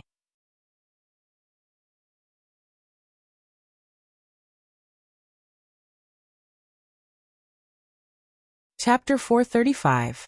Knock on the door. The girls? Thales frowned. He felt more and more memories return to his mind, as if the fog above the sea was gradually disappearing, revealing the clear surface of the water. The girls? He asked, puzzled. But the unfamiliar figure seemed to have lost his patience. We don't have much time, the stranger behind the strange curtain said softly. The first threshold is only one step away from knocking on the door. The first threshold is only one step away from knocking on the door. As long as they come back to their senses and lower their heads slightly, they will still be able to detect your presence. Thales' heart skipped a beat. He suddenly knew the identity of the girls. Why? The others, whether it was Giza or Asda, all changed their expressions and became wary when they talked about them. But this person, he actually called them. And you? The unfamiliar figure slowly raised his hand at Thales, and a colorless wave appeared on his finger. A faint ringing in his ears rose, and a faint sense of threat rose in his heart. Thales could not help but tense up. He instinctively wanted to be on guard. However, he awkwardly discovered that in this extremely strange space, he couldn't even find his arm. Then the most surprising thing happened. A ray of silver light and a ray of white light appeared in front of him at the same time, as if they were small stimulated beasts. They seemed to have consciously formed a barrier in front of Thales and the stranger. What? The sudden change stunned Thales on the spot. Is that so, old friend? There was a faint hint of fatigue and vicissitudes in the stranger's voice. Fortunately, the blurry stranger did not seem to have the desire to explore further. He put down his finger and quietly watched the silver light and white light appear on Thales' body before quietly watching them disappear. He seemed to be thinking. Thales was left alone to stare at the abnormality of his body in shock. You are very lucky, child. The stranger observed him for a while before he finally shook his head slowly. More than one old friend took care of you. It is all thanks to them that you can hide from the girls, and even stay at the threshold, which is a rare sight. You did not get lost and hurt. Thales became even more puzzled. Old friend. Took care of me. Stayed at the threshold. Did not get lost. He seemed to have understood something. You mean this? Thales raised his right hand. He suddenly realized that his missing limbs appeared before his eyes one after another. He tapped on the forehead where the silver light was. Is it never getting lost? The stranger did not deny it. He lowered his head and seemed to be thinking about something. Thales was observing his right hand, which had suddenly appeared, in shock. When he heard this, he raised his head. So you're friends with the one under Dragon Cloud City? Then who exactly are you? The unfamiliar figure lifted his gaze, but he did not show any intention to answer Thales' question. In the past 6 years, Asda has contacted me more than in the past 600 years. His words startled Thales slightly. His content has also changed from the same old provocative declarations to a purely academic discussion about mystics. He has almost turned back into a scholar. I can tell that he cares a lot about you. The stranger's words carried a hint of interest. But I didn't know why until I saw you with my own eyes, child. Thales felt goosebumps rise in his heart from the man's stare, even though he could not sense where the man's eyes were. You are different, the stranger said firmly. Whether it was the failed door knocking last time in order to escape, or the willful evolution this time. The last time he knocked on the door? Thales was shocked. Wait a minute. The last time he knocked on the door was to escape Dragon Cloud City, the blood mystic, the queen of the sky. More and more words surged into his mind. And this time? Thales was stunned. The willful evolution this time, for what? He became more and more anxious. What did I forget? But being different is not a good thing. The stranger whose face could not be seen clearly stood in front of him. He seemed to be sentimental. You must know that becoming a mystic is not a simple process. The stranger gently spread his hands apart. Colorless ripples appeared in the air between his hands, and 4 transparent doors the size of a palm emerged. Each door was more exquisite and majestic than the last. Matter, observation, chaos, purity. These 4 stages have been concluded by countless seniors. They are the only way to become a mystic from a mortal's body. Different mystics have slightly different progress, experiences, reactions, and results during each stage. Some of them are even worlds apart, but the 4 stages of becoming a mystic are generally the same. From left to right, the 4 transparent doors shattered one after another and returned to the colorless ripples. 4 stages? Matter, observation, chaos, purity? Thales tensed up. From the memories that he gradually recovered, Asda seemed to have never explained this to him. Or perhaps he had explained it before, but he could not remember it? Then, he cast a sidelong glance at the stranger in front of him. What on earth is this person? The stranger's words slowly became serious. However, starting from the matter stage of experiencing mystic energy going out of control, to successfully knocking on the door at the final step of purity, obtaining a name of origin, and transforming into a true mystic, this process is not a smooth and logical one. Instead, every step is filled with difficulties and obstacles. When he heard this, Thales' curiosity was completely piqued. In history, whether it was the 3 great magic towers or the inheritances of the wizards outside the towers, too many people failed on these 4 steps before they finally became mystics. They were lost from then on. The stranger seemed to sigh. They never found their way back. And even those who successfully took the final step and found their name of origin. The stranger paused for a moment and did not continue. Thales' eyelids twitched slightly. He had already grasped many keywords. 3 great magic towers. Too many people became mystics. The stranger's tone became indifferent again. But these difficulties and risks are not meaningless. The process of overcoming these obstacles step by step is itself a rare form of training. It is the cornerstone of becoming a mystic. The stranger spoke tirelessly. His words were smooth and clear. Compared to a certain unscrupulous teacher who often disappears, likes to keep people in suspense, looks elegant, but has a terrible temper, and has nothing good about him other than his handsome face. Thales shook his head to get rid of the image of the man in blue. But as I said, you are different. Since ancient times, there has never been anyone like you who could overcome the barriers of the first 3 steps when you lost control, reach the sky in 1 step, and go straight to the purity stage. You suddenly evolved, knocked on the door, and entered your true form. That is the final test of a mystic. The blurry stranger's face moved slightly, as if it was vibrating behind the air. Ripples appeared in the background that could not be seen. This is your advantage, but also your weakness. In fact, it is extremely dangerous. Thales frowned. You mean the 2 empresses? I heard Asda say that they can find me when I knock on the door? But aside from this, can you first explain? That is only a threat from the outside world. The stranger interrupted him rudely. For us, the greatest danger always comes from within. Thales was stunned. The stranger continued to speak, and his tone suddenly became tense.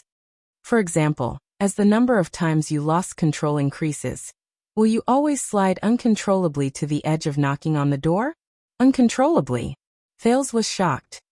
He raised his head abruptly and looked at the stranger's indistinct face. The stranger continued to ask coldly. For example, when you lost control, did you suddenly forget everything? Like when you were drunk and had your memory broken? Even forget yourself? Memory broken. Forget everything. Forget myself? The memories that Thales lost for a short period of time surged into his mind like a tidal wave, slowly filling up the blankness from before. Forget? His heart grew more and more terrified, and his body trembled slightly. I must have forgotten something. Something very important. Especially me. Why am I here? What was I doing just now? Thales only felt cold sweat dripping down his back. He shuddered even though it was not cold. Flustered, he raised his head. His gaze when he looked at the stranger was no longer the same. You are. How did you know? But the figure was still as cold as ever, as if even talking to Thales was just a boring, businesslike task. Because you walked too fast. You did not experience the important step from matter to perception. You did not cross the hurdle that every newbie must go through after losing control. You did not have the chance to understand what external objects are, what they are, how to touch them, how to observe them, and how to understand mystic energy in the end. His tone became more and more serious, as if he was elaborating on an extremely valuable research question. So, when you came into contact with mystic energy, you could not resist the urge and pleasure of evolving. Your consciousness became so blurry that you could not even distinguish yourself from the world around you. You could only subconsciously rely on the mystic energy whose name of origin is still unknown, and charge around randomly. Until you knocked on the door in a hurry, and entered your original state, which is filled with danger. Thales, who was anxious, opened his mouth to speak, but he could not say a word. The stranger nodded, as if he knew what Thales wanted to say. Under the watch of your old friends, once or twice, you might be lucky enough to return and not get lost. His voice gradually became terrifying. But 3 times, 5 times, 10 times, 20 times, Thales clenched his fists. That's why I can't remember. He gritted his teeth. I can't remember before this. There seemed to be a small person in Thales' heart that kept urging him.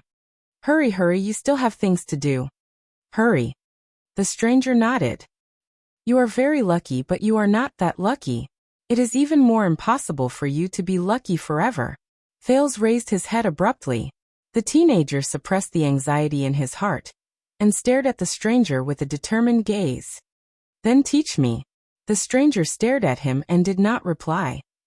I know that since you appeared here, you must have a way. Thales gritted his teeth and said, teach me how to overcome this. I can't fall into this state again. Damn it. Why did I take the risk and use mystic energy on my own accord? I remember. The things that I should have cared about. Go back, to where I should have been. However, the stranger shook his head slowly, and even turned his body to look into the distance. Guiding you is Asta's responsibility. It is not convenient for me to interfere. The stranger said faintly, in the group of mystics, there is a sacred and inviolable relationship between the guide and the guided. For example, you and Asta have a special and close connection to each other. You are a special and important existence. What? Guide? Thales frowned slightly. Me and Asta? To each other? A special and close connection, a special and important existence, a sacred and inviolable relationship. When he thought of this, Thales immediately felt a chill run down his spine. What kind of joke is this? Thales raised his head indignantly. But, however, the stranger changed the topic at that moment. But for the sake of my old friends, I can still give you some hints so that when you face such a predicament again, you will more or less be somewhat prepared. The stranger said seriously. At least you will not completely forget your consciousness and lose yourself when you lose control and evolve. Thales, who was about to persuade the stranger, was slightly surprised. He did not expect the stranger to give in so quickly. Listen. To protect ourselves and to protect others. The stranger became serious again. A small number of mystics who came before us came up with 3 established rules. You may take them as advice. Thales's eyes brightened. You mean the 3 great promises of mystics? The stranger nodded. Asda told you about it? Thales frowned and tried hard to extract what he wanted from his hazy memories. There is only one. The first mystic promise: do not investigate each other too deeply. Thales mulled over these words, raised his head, and looked at the stranger with hope. But he was about to be disappointed. This time, the stranger was silent for a long time. The stranger just stood quietly in the air, as if there was nothing there. He did not move at all. Finally, when Thales felt that he was about to stare through his blurry face, the stranger spoke faintly. That's it. The first mystic promise? The stranger moved slightly. He told you this first? First promise. Do not investigate each other too deeply? From the stranger's tone, Thales felt that there was something wrong. Surrounded by flowing lights that were as mysterious as fog and as treacherous as clouds, the unfamiliar figure actually gave Thales an indescribable sense of fear. But the anxiety and pressure in his heart forced Thales to suppress his doubts and urge the stranger to speak. He only told me this one. The teenager frowned. What's wrong? After a while, the stranger shook his head firmly. Nothing. But his tone made Thales feel inexplicably uneasy. But soon, Thales was attracted by the stranger's next words. Listen well, child. Since Asda has already taught you the first promise, then. The stranger raised his head and said in an incredibly solemn tone. What I am going to tell you now is the second of the 3 mystic promises. The 3 mystic promises. The second. Thales immediately became solemn and listened attentively. The second mystic promise. The stranger spoke softly behind the blurry curtain. His tone was solemn.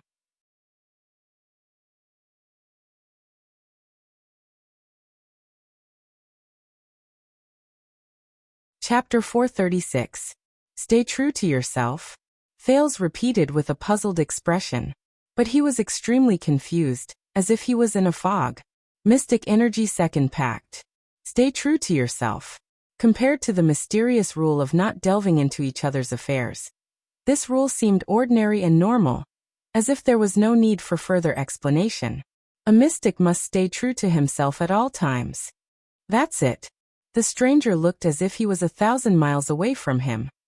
Comprehend the rest yourself. Yes, comprehend it yourself. Huh. Thales was shocked when he realized what was going on. He stared at the stranger, dumbfounded. Comprehend it myself? What the hell? This classroom style of throwing down a sentence, and then immediately walking away. Why does it look so familiar? Wait. You. That's it. Thales widened his eyes and stared at the stranger who seemed like he was about to run away at any moment. He desperately said a few more words in an attempt to make the stranger stay. Stay true to myself? What is this? I mean, not delving into each other is at least like a practical rule. But just as Thales was about to ask a series of questions, the stranger raised his head slightly and looked into the distance. You should go, he said coldly with his hands behind his back. They noticed. Thales' eyelids twitched. The girls. So soon. The teenager imitated the stranger and looked at the blurry sky, which seemed empty to him. As expected, there was still nothing. But, Thales said in frustration, why are they so interested in me? This question made the atmosphere fall silent for a moment. After a while, the stranger put his hands behind his back and spoke quietly. Don't blame them. The stranger's words were filled with indifferent sadness. They are pitiful children, just like all of you. They were forced to. When Thales heard this, he could not help but frown. What? Pitiful children? Forced to? Thales still looked confused. After all, for this world, they have already. Thales clearly heard the stranger sigh behind the blurry screen. It sounded very emotional.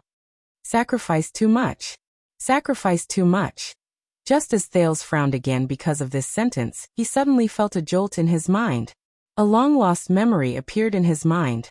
It was a conversation between him and a priestess of a goddess in a plain temple. He believes that you are different. He believes that you will do better. He sacrificed too much. Thales narrowed his eyes in confusion. He found it strangely familiar.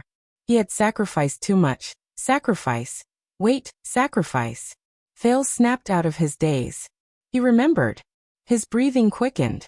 Prince, desert, dungeon, assassin, attack, captive, hostage, alchemy ball, scenes and pieces of memories flowed into his mind, filling up what he had just lost. Ha ha ha, Thales panted heavily.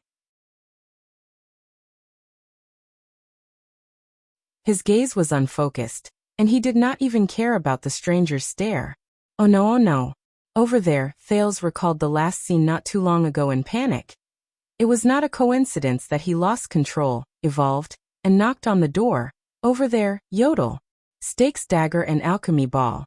The anxiety and nervousness in the youth's heart instantly reached its peak. The stranger continued.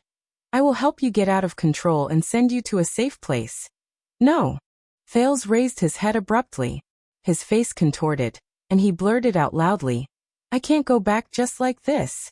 I can't get out of the so-called losing control. The stranger stopped talking and stared at him quietly. I remember now. I can feel it. Thales clenched his fists tighter, and he could not suppress his emotions. Something, someone, and something are still waiting for me on that side. When he thought of this, he took a step forward excitedly. Tell me more. Thales gritted his teeth and stared at the stranger. He said firmly, you don't have to teach me what mystic energy is. But you can teach me the trick, teach me the method, teach me how to stay true to myself, and how to maintain my rationality when I lose control. I must be awake, and with the power of a mystic. They are waiting for me. Thales looked anxious, and his gaze was tense. But the stranger only stared at him from afar. He did not move, as if he did not hear him. Thales' heart sank.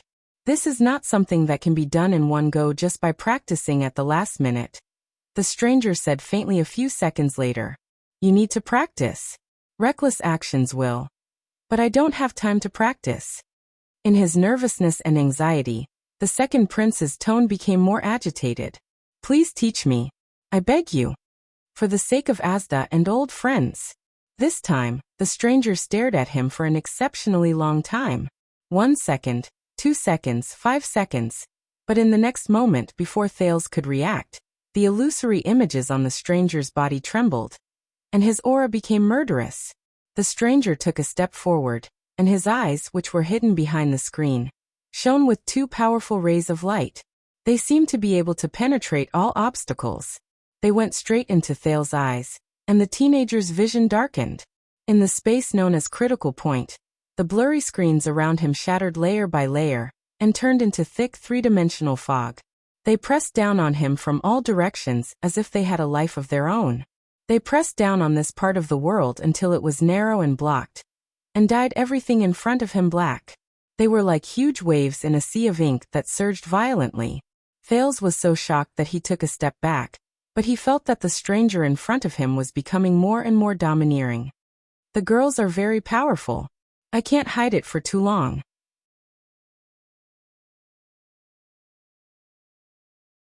The stranger said stiffly. You can understand as much as you can. Before Thales could express his gratitude, the stranger spoke decisively and without any hesitation. First, the anchor point. In the space shrouded in thick ink, the stranger slowly paced around Thales. His mysterious eyes, which shone with a powerful light, sized him up from different angles. You have to find a good anchor point for yourself. This is the most direct, and also the most way to stay true to yourself. Thales had yet to recover from the shocking change in front of him. He was slightly puzzled. Anchor point? The stranger's footsteps stopped behind Thales. I don't like to use metaphors, but even as a junior, you are too far behind. So, I can only use this unfair and imprecise method to explain it. Thales thought of something. Behind him, the mysterious mystic in the space said coldly, when you wander in the sea of mystic energy, you will constantly feel the threshold rise and fall. Your physical body is not the only one affected. You need an anchor that will constantly lock onto you. Even in times of danger, it will pull you back from the path of evolution to the most basic physical form. This is the anchor point. The strange and thick fog around him flowed along with the stranger's words. It emitted a faint light and blocked everything, making Thales feel like he was in a boundless sea. He was at a loss. The stranger did not waste any time. He continued, an accurate and effective anchor point can not only help you restrain your terrifying impulses and desires, but also maintain your sense of self and reason when you come into contact with mystic energy. It can even be effective after you knock on the door, pulling you back from your original state, where you cannot resist, to your physical form and return to yourself. Thales pondered for a moment. So I need an anchor point. How do I do it? The stranger slowly raised a finger. Colorless ripples once again surrounded his fingertips, forming illusions in front of his blurry face. To be specific, the anchor point can be anything: a memory, an item, a characteristic, an event. Memory, item, characteristic, event. Recognize yourself. Restrain your impulses. Stay rational. Return to myself. Thales suddenly remembered the inexplicable knock on the door 6 years ago. At that time, the one who called me back to Dragon Cloud City from my so-called original state. But most importantly, the stranger continued, the anchor point must point directly to yourself.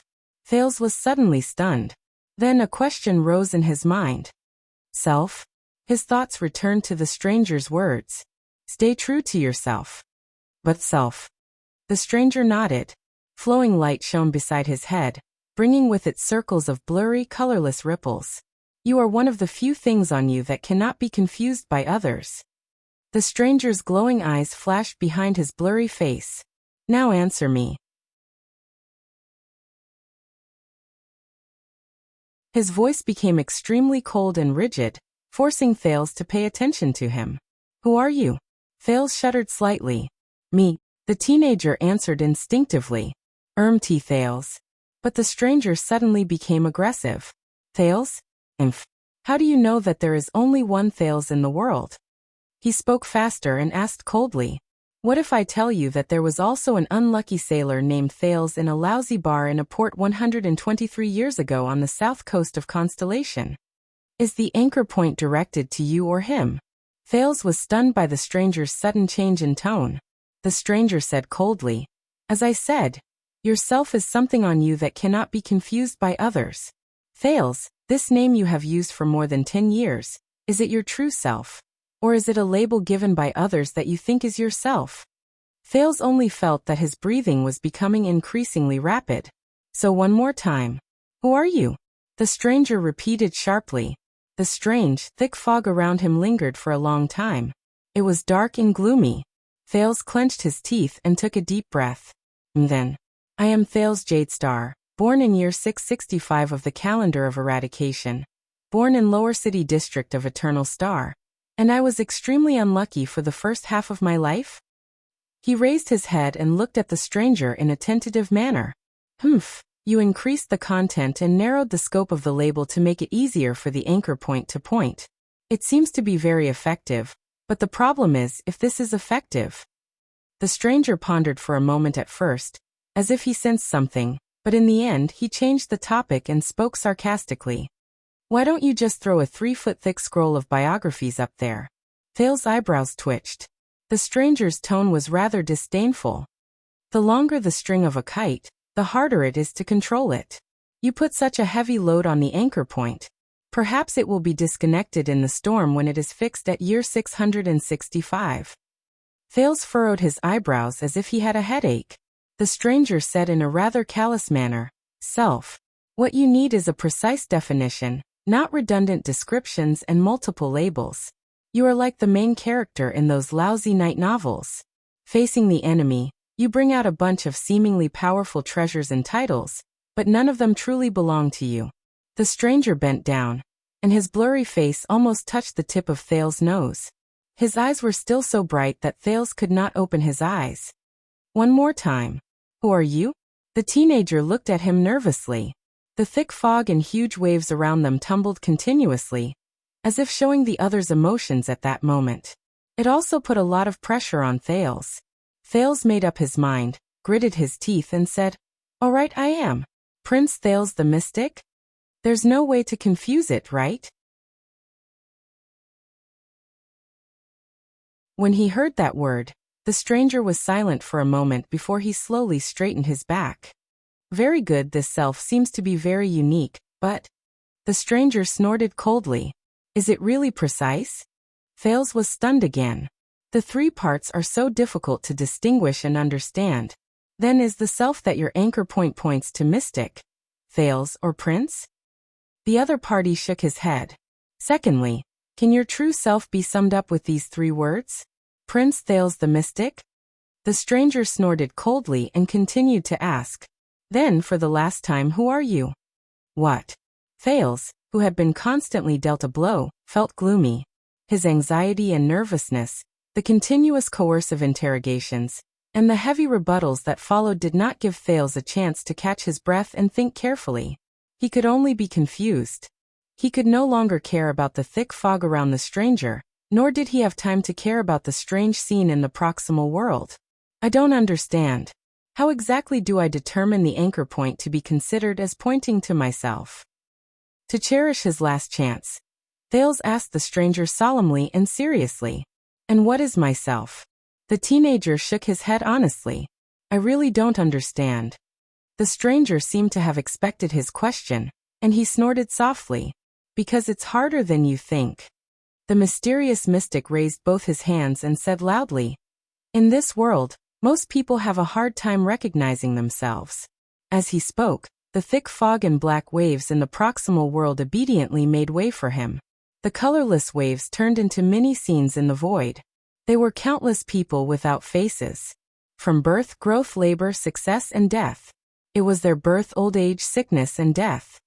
They rely on a dazzling array of labels to live in the world: name, occupation, appearance, achievement, identity, status, bloodline, relationship, title, power, wealth, items. Thales watched his performance in a daze. The stranger moved his hands, and the illusion changed accordingly. Some labels are directly given by others, and some labels are chosen by oneself later on. However, regardless of whether they are willing to recognize themselves because of other people's references, convincing themselves based on established habits, or defining themselves based on their position, they are often caught in the trap of external factors. They believe that what the label represents is themselves, but they never know what their real self is. Labels self, Thales frowned. He could not understand it no matter how hard he thought about it. Guide the anchor point to meaningless labels, think that they are the self, and hope that these things will bring you home. The stranger's fingers trembled, and the images in the colorless waves shattered. It shocked Thales. The stranger's words carried a faint sense of alienation.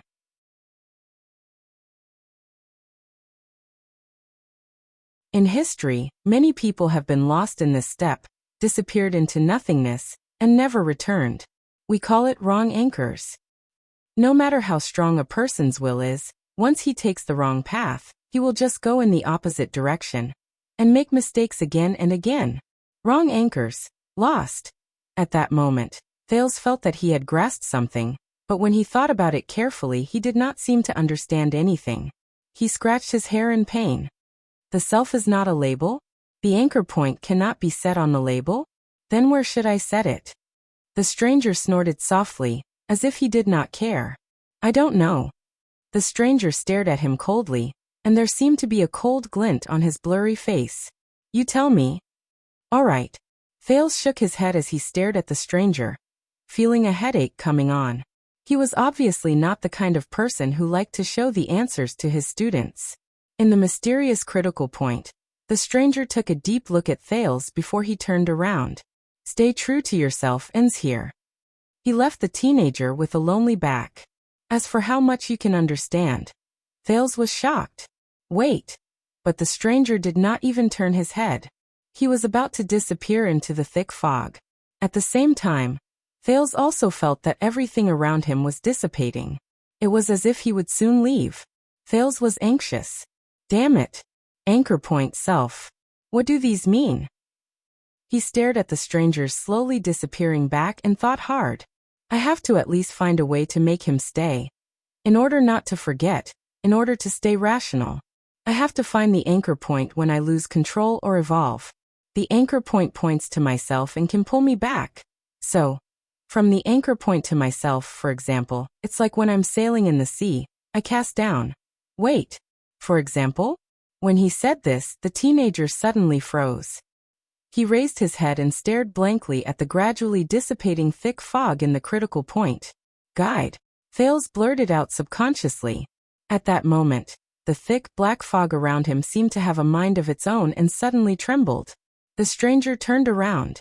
The thick fog no longer dissipated. He stared at Thales. The latter panted and asked, You are Asda's guide, right? Very good, at least. I made him stay. Thales felt anxious. The stranger seemed unprepared for Thales' sudden question. He moved slightly, and his blurry face trembled slightly. A few seconds later, the stranger asked faintly, Why? Thales exhaled slowly and sensed his slowly recovering memories. Asda said that he hated metaphors. Thales said word by word, trying to sound him out. You don't seem to like it either.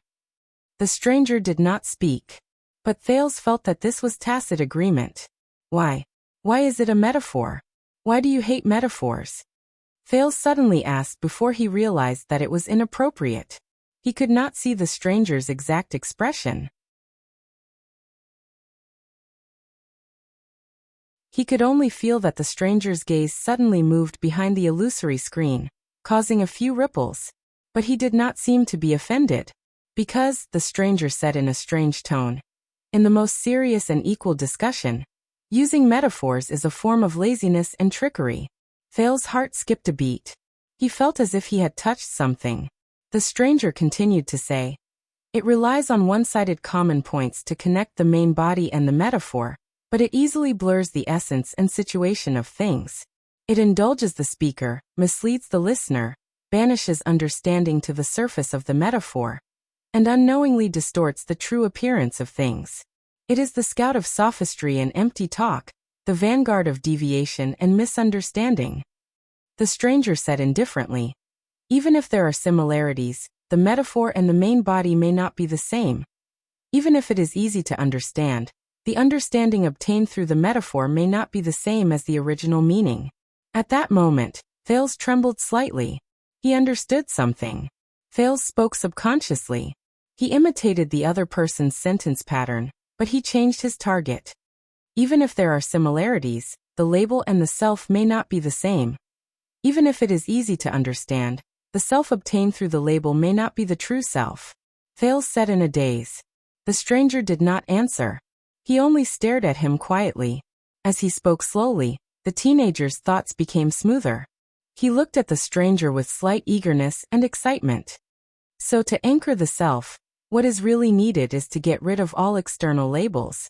Get rid of the things that are confused by others that you mentioned. Because those labels also blur the essence of things and what it means to be a self, right? The stranger still did not speak. Thales' eyes lit up, and he continued to ask, They are like metaphors from other similar objects. The content they contain is either too much or too little, and the situation is biased, so they cannot represent the self? Thales' thoughts became clearer. He punched his palm. So, I cannot rely on external objects to anchor myself and find myself. This will lead to the wrong anchor. Just like in the most serious discussion, all of you do not like to use metaphors to convey your point of view. It will ignore the situation and distort the essence. The stranger looked at him quietly. A few unique thoughts rose in the thousands of thoughts formed by mystic energy. Perhaps you are right, Asda. He is indeed different. It is not his bloodline, his background, or his aptitude. But, when he thought of this, the stranger snorted softly. Ironically, this is also a metaphor. He seemed to be very disdainful, but at least he did not deny it. Thales thought. This means. At that moment Thales frowned. Stay true to yourself. He repeated the sentence subconsciously. Things that are not confused by others. The prince raised his head thoughtfully. So this is what I mean. The stranger crossed his arms. There was a slight ripple on his face, which made Thales think that he was smiling. I want to find, in this world, In its entirety, in its entirety, in its entirety, it truly belongs to me. Because the other is hell. Thales said in a daze. The stranger's voice was filled with doubt. What? Thales snapped out of his daze and shook his head. Nothing, just the crazy ramblings of an old man named Sartre. The stranger nodded. The thick fog around him began to dissipate again. Then go, the mysterious mystic said faintly. Return to the most intense state of losing control. Test your anchor point. If you succeed, maintain your rationality and self in the state of losing control, and do not lose yourself. Then you will officially stabilize in the thing stage and become a contactor. Even though I think the mystic energy stage theory is not applicable to you. Thales' expression tensed. He remembered that his companions were still on the other side and were in trouble. In the end, he did not say anything. But when the time came, he hesitated slightly. What if I fail? The stranger sneered. If your anchor point fails, then you will repeat the same mistakes. You will evolve madly until you knock on the door and wait for the two eager girls to find you. Thales furrowed his brows. What's more, because you started from the boundary, the next time you accidentally knock on the door, it will only be more intense. I think there is a high possibility that you will completely lose yourself in your original state and become a kite with a broken string. Thales was stunned as he listened. He struggled to understand the stranger's words. A kite with a broken string? So where will I go? The stranger shook his head. I don't know. The atmosphere around him changed, and his tone became solemn. Because no one has ever returned.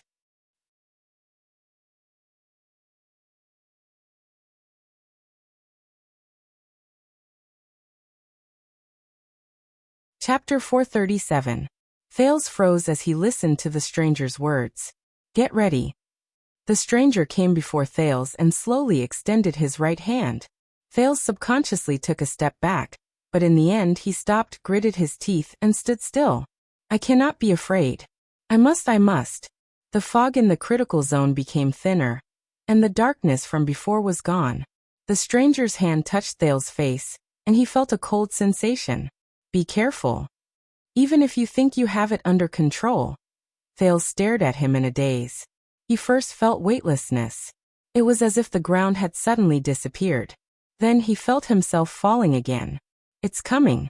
Thales suppressed his nervousness, controlled his slightly trembling limbs, and said quietly, even if you think you're doing the right thing, even if you think the power of a mystic is the sword of justice in your hands, the stranger still mysteriously stood still in front of him. He touched his face and did not move. It was as if he did not have a physical body. The light around him began to flow, and the scene changed from a vague and blurry image to a scene that was rapidly changing and out of focus. Still, you cannot let your guard down. Sometimes, the methods you resort to for a noble goal will unknowingly turn the tables on you. The stranger's words seemed to contain endless meaning. His mysterious, glowing eyes were like lonely lights in the dark.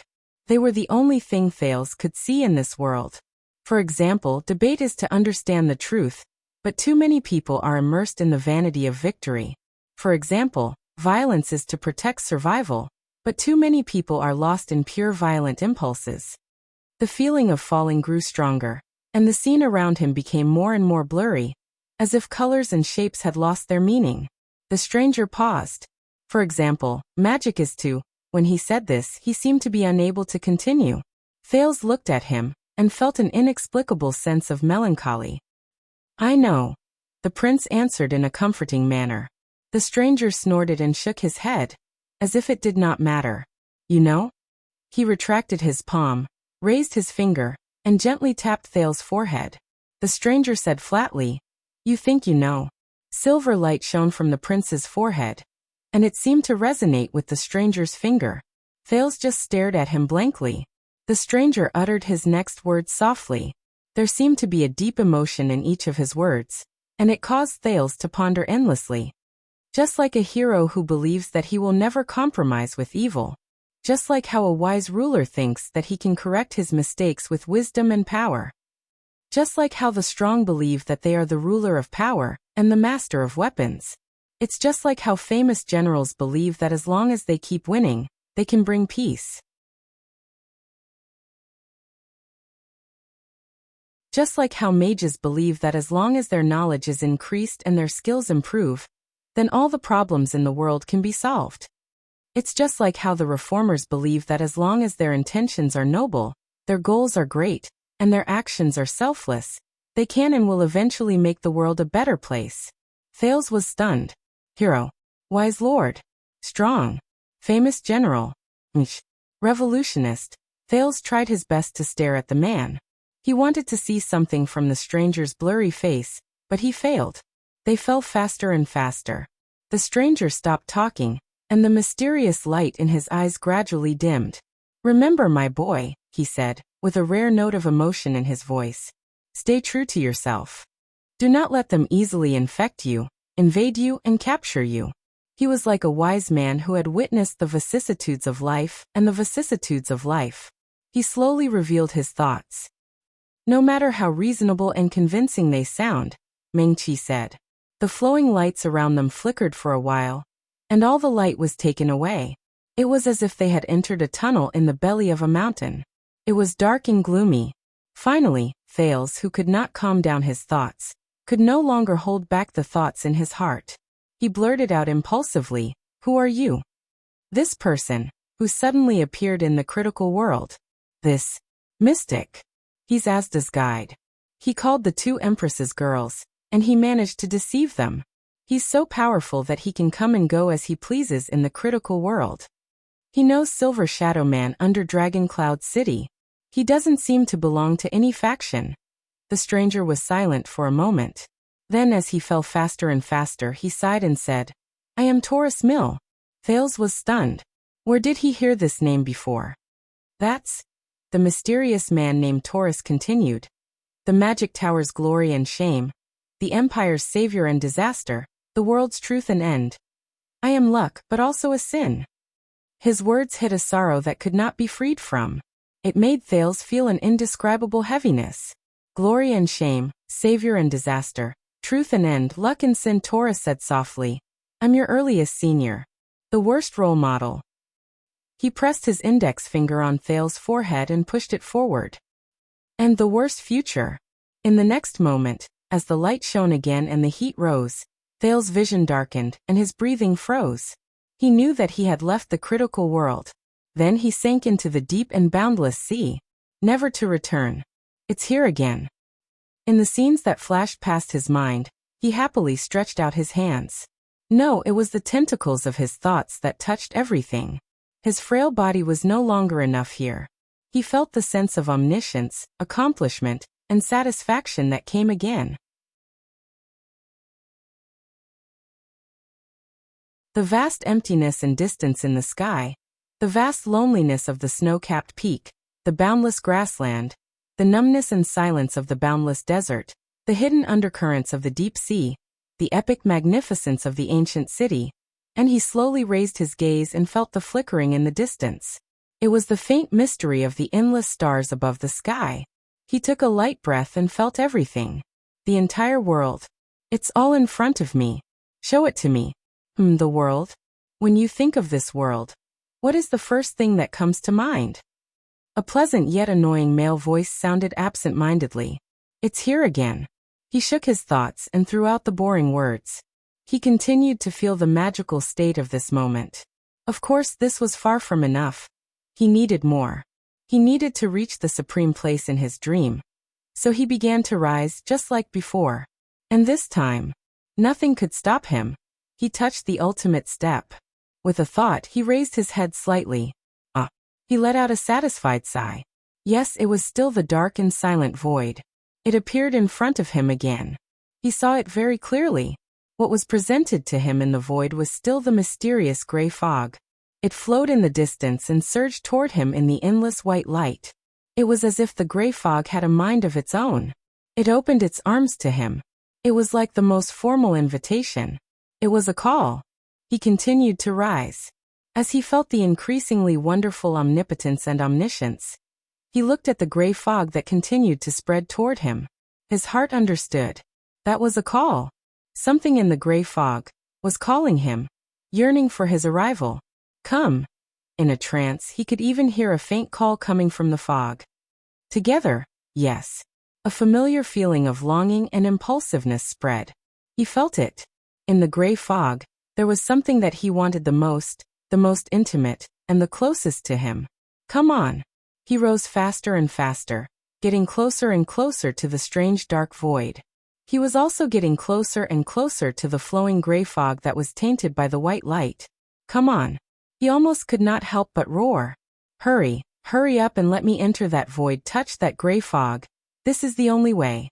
This is the only way. I can be more perfect. Only then can I truly own this world. World? His upward momentum suddenly came to a halt. World? It's probably all humans. Asda, in your era, the era when the Empire and the Magic Tower still existed, what was the world like? The echo of the past came to him like a whisper. Ah, it's that damn duck voice again. No. Get lost, get lost. If I were to guess, there's actually not much of a difference, right? After all, to us, the world is just a small part of our cognition.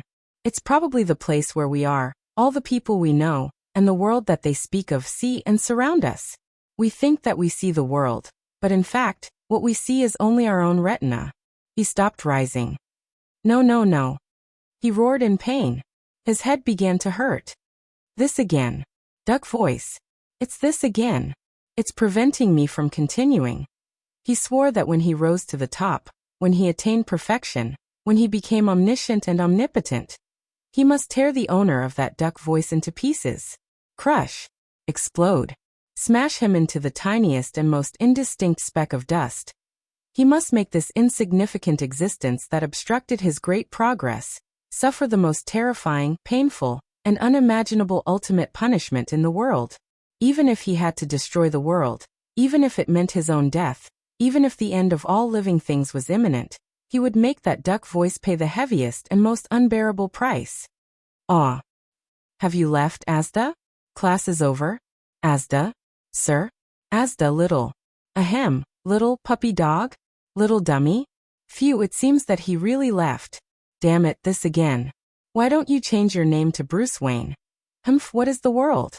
You may not know, but in those unfamiliar memories, what I once wanted to do was to look at the world from another angle, to discover problems that we have never discovered, to doubt those principles that are tacitly correct, to break the external shackles that we are unaware of.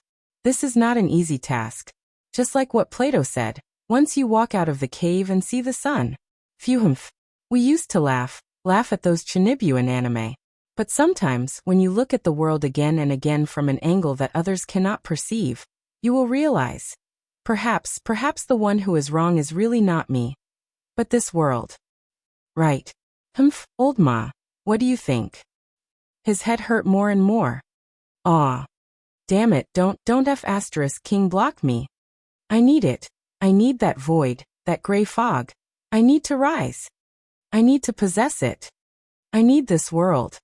In the next moment, Thales woke up in pain, like a person who had just recovered from drowning. Asterisk boom. Asterisk a strange and loud sound of thunder rang out. Aw. How? Thales gasped for breath and looked around. He was confused for a few seconds. When he felt as if he had forgotten something again, he suddenly felt himself falling in an instant. Then he came to a sudden stop without any warning. He was almost dizzy from the toss. But it was not over yet. As if he was caught by a gust of wind, he was thrown upwards and rose again. How? Asterisk bang. Boom.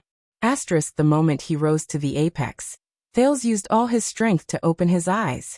Then his whole body trembled. He realized that what appeared before him was a storm that could be seen with the naked eye. A storm.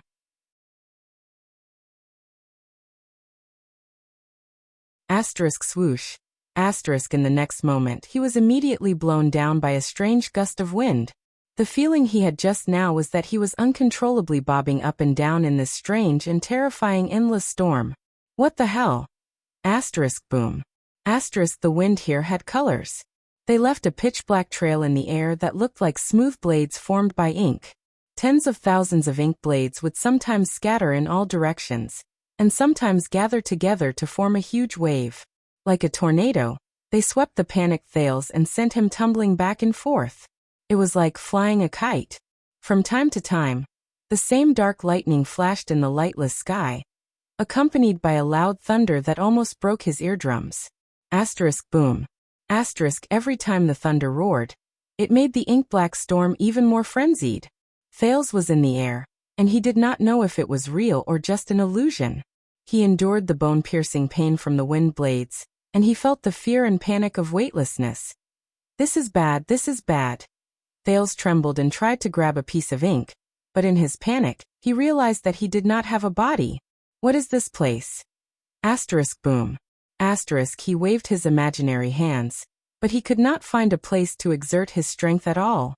His gaze followed the rise and fall of the storm, and he changed directions at will. His entire person, if he could still be considered a person, was pulled back and forth by the storm in the air, and he did not stop. What he saw was an ominous, pitch-black ink. All he could hear were terrifying, strange flashes of lightning. He was a lonely boat in an even more dangerous sea. Asterisk swoosh boom. Asterisk damn it. He was blown upside down by another storm. Thales felt that he was about to suffocate. But he did not see the ground, nor did he see the sky. He could only feel the endless, merciless and cold, ink-colored storm above and below him, left and right, front and back. Asterisk boom. Asterisk he tried to shout, but there was no response. He could not even hear his own echo. This was a scene he had never encountered since the first time he lost control, or even after he knocked on the door for the first time. Is this the truth behind losing control of mystic energy? The ocean of mystic energy? He thought in a trembling voice. When you wander in the ocean of mystic energy, you will constantly feel the threshold rise and fall. Your physical body is not the only one affected. Taurus words rang in his ears. Asterisk boom. Asterisk the crazy, terrifying, violent, uncontrolled, endless, and uncontrollable storm continuously tortured Thales' senses. Compared to the wonderful feeling he had in the beginning, he really did not want to stay here at all. As this thought rose in his mind, Thales felt his vision become hazy. It was as if he had entered a drunken state in an instant. He felt that magical state of omniscience and omnipotence again. Ah, how wonderful! I saw the world again. And I want more. As Thales thought of this, he subconsciously smiled. No. But in the next moment, Thales shook his head desperately, trying his best to wake himself up. Asterisk boom. Asterisk a strange clap of thunder sounded. The illusion before his eyes dimmed. He who was temporarily clear-headed, once again returned to the pitch-black, terrifying storm.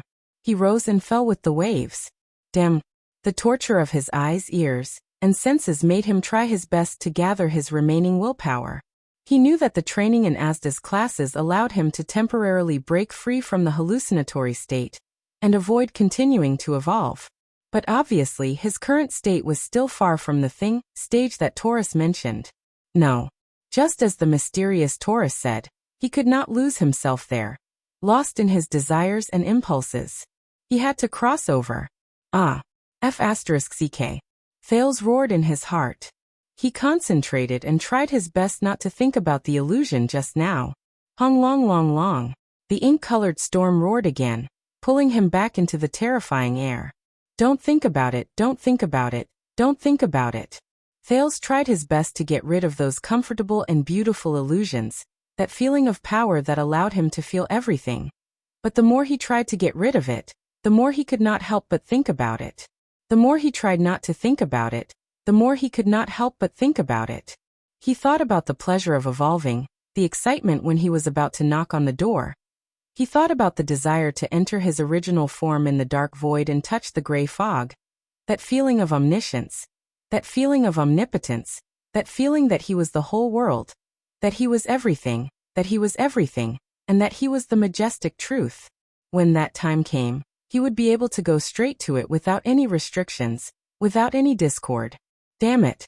Thales, who was floating in the storm, desperately shook his thoughts away. He cursed and struggled to get rid of this tempting thought. No, no, no, no. Don't think about it.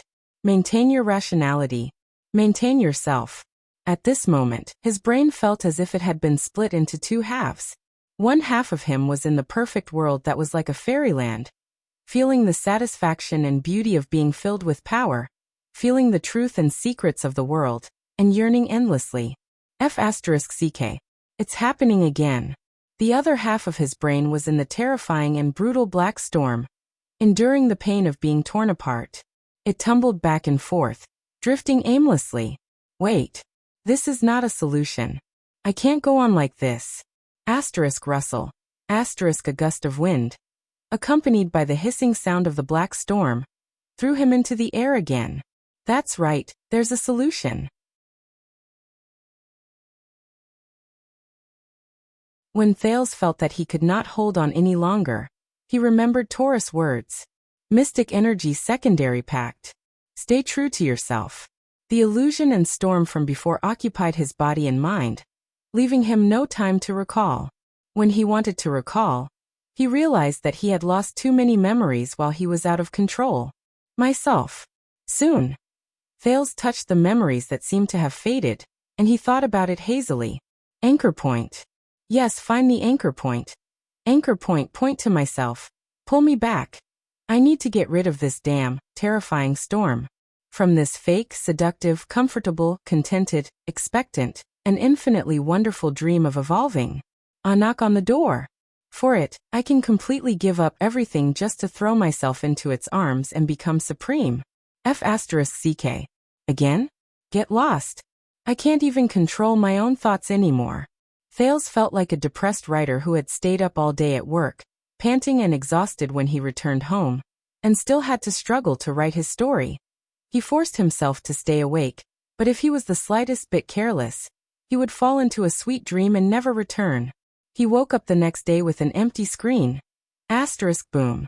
Thales, who was cursing everything fiercely in his heart, was once again blown by a rapid cyclone, and he somersaulted 6 times in a row. While he was dizzy, he was in unbearable pain from being cut by 3 ink blades. Damn it! Where's the anchor point? Thales struggled to hold on. He tried hard to search through his damaged memories, trying to find the answer. Seriously, I was fully prepared before, but when things came to a head, I realized that the preparations I made before were completely useless. It's even worse than a thesis defense. The anchor point I set, the self I understand. What exactly is it? At this moment. Have you ever thought about what exactly you are? His vision became blurry again. But it was different from before. This time, what appeared before Thales' eyes was a towering palace. In the north, in a certain room in a certain snow-covered palace, a young man with an elegant demeanor faced a pale boy.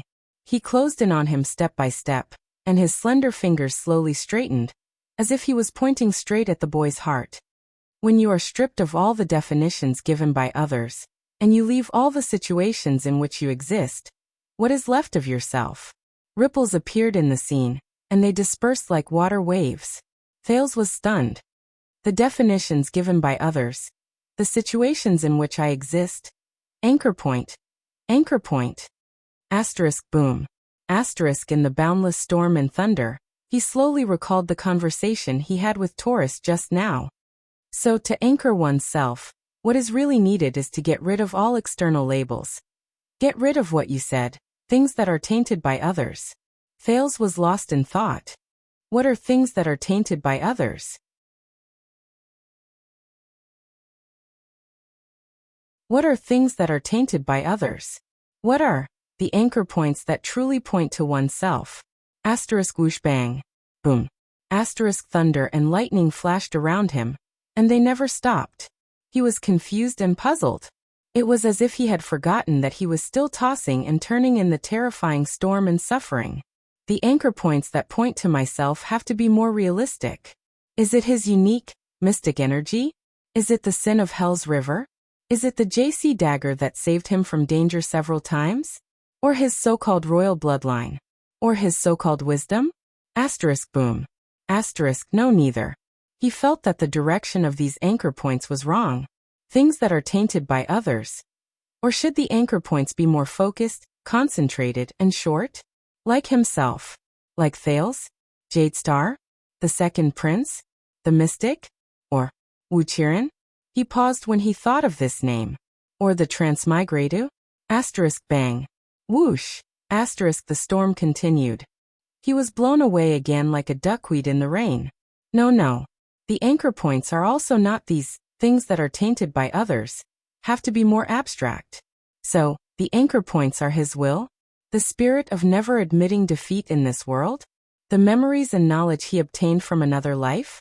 Is it everything I have sensed and known since I was born? It's a little close, but is it true? Anchor points. Can the anchor points really point to the self that he and Taurus talked about so much from these things? Things that are tainted by others. At this moment, crack, boom. An unprecedentedly loud thunder roared, accompanied by another strange bolt of black lightning, and struck Thales. It struck him so hard that his entire body trembled. Like a broken sack, he kept rolling in the air. Intense pain. Even his consciousness trembled. But at that moment, Thales suddenly saw it.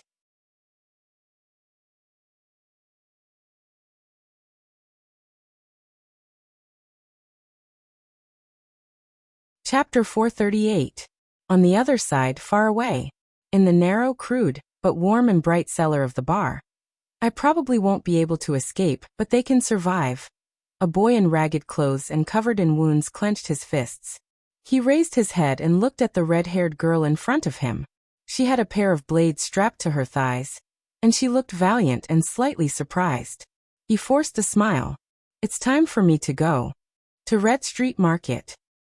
That's, he thought in a hazy manner. Boom. Boom. His thoughts became clear amidst the loud thunder. Then he saw another scene. It was a vast and magnificent semicircular hall. The hall was filled with nobles and important ministers dressed in luxurious clothes, with solemn expressions and steady mannerisms. Similarly, the boy, who seemed to be dressed in luxurious clothes but was actually covered in wounds, stood on the stone steps. That's right, Duke Covendier. I saved your life. He bit his lips stubbornly, but he was relieved. He faced another young, round-faced man with an unhappy expression and said softly, "So you are the one who owes me a word of thanks." This is, Thales' breathing quickened. There seemed to be a certain emotion brewing in his heart. He felt his consciousness tremble. The illusions that had bewitched him before appeared again. The realm that he could touch with just a gentle stretch of his hand. Supreme. Omnipotent. Perfect. That tempting call. But those temptations could no longer sway what he saw before his eyes. Thales' vision only blurred for a second before he shook his head firmly and flung them away. Wait a minute. It was still the boy's voice. This time, he was covered in dirt and his hands were tied, but he still forced a smile as he sat on a large black coffin. He smiled and looked at a charming but incredibly dangerous woman. I heard that there's a mystic here? Or the kind that can be released? The boy kicked the coffin with an arrogant expression. Do you want to meet him? The dangerous woman froze her smile and revealed her ferocious fangs. It's her. Thales, who was floating in the storm, smiled. It's me. It's us. In the next moment, the roar of wind and thunder rose again, but they were immediately replaced by another similar but different sound. It was the sound of battle cries. Battle cries filled the sky. Amidst the blood, death, and fighting, they rose and fell, covering the horizon. Sonia's choice is a dilemma no matter what. Countless people risked their lives and fought in a frenzy. The boy stood in the middle of everyone's protection, panting heavily and unable to suppress his nervousness. We can only choose for Lady Cicere. To eliminate her hesitation. Amidst the astonishment of the bystanders, the boy stared at the terrifying man in front of him who was filled with murderous intent and was breathing like a volcano.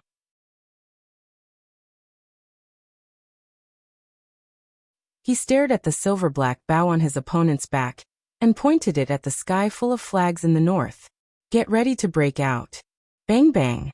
Thales gritted his teeth in the black storm as he sensed the intense pain in his body and the torment of his overflowing thoughts. However, he smiled. So in that case, enough. A resolute and furious roar broke the darkness and silence in his memories. The boy's expression became much steadier in the rough hall, where a burning brazier was burning. At that moment, his footsteps were firm as he walked forward without stopping. He walked past the pale man with a cold expression who carried a blade on his back. and the silent old man who wore a crown and had an awe-inspiring presence. He walked towards the girl with glasses who knelt on the ground and cried painfully at the ring in her hand. She was panic-stricken, and he grabbed her arm without hesitation. He pulled her behind him. That's it. Tonight she has to stay with me. A bunch of lunatics. As he looked at the past, Thales's smile grew wider. The fire in his heart burned even brighter. This sword is called the Blade of Purification. The boy stood in front of the man with the black sword in the desolate ruins. He stared at the red short sword and sighed softly. When he raised his head, he smiled in relief. Let's go and see that cute big sister. Let's try our luck. The scene flashed. In the solemn temple, the boy stared at the girl in front of him with anguish and determination. Little rascal. If we just walk away like this and leave everything behind, that kind of burden will make me feel like I can't breathe. We can't go, we can't escape. The ripples in his memories rose again. In an extremely difficult situation, the boy swayed in a crude carriage, and he smiled cheerfully at the middle-aged man who was smoking a pipe. Whether you believe it or not, Putre, I've thought it through. In that unique battlefield, only I can fight against him. Send me to Heroic Spirit Palace to Lampard's hands. Boom. Thales, who could no longer hold on in the black storm, took a deep breath. He knew. He understood. Something that would not be affected by others. So, that's how it is. Is that enough? Amidst the clashing of weapons and the shouting and shoving of people, he was still in that damned hall. In front of a few well-dressed men who were fighting with each other, the boy climbed onto the table, swung his small fist, and roared. You Northland barbarians, listen carefully. I have an idea. It's much better than the ending where both sides are heavily injured. As the scenes flashed before his eyes, Thales' consciousness became clearer, and his spirit became stronger.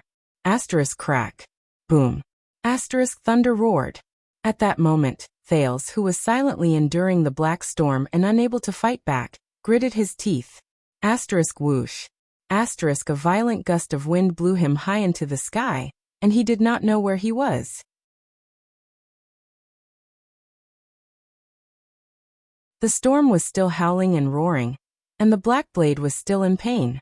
But at that moment, Thales was firmly at the center of the storm.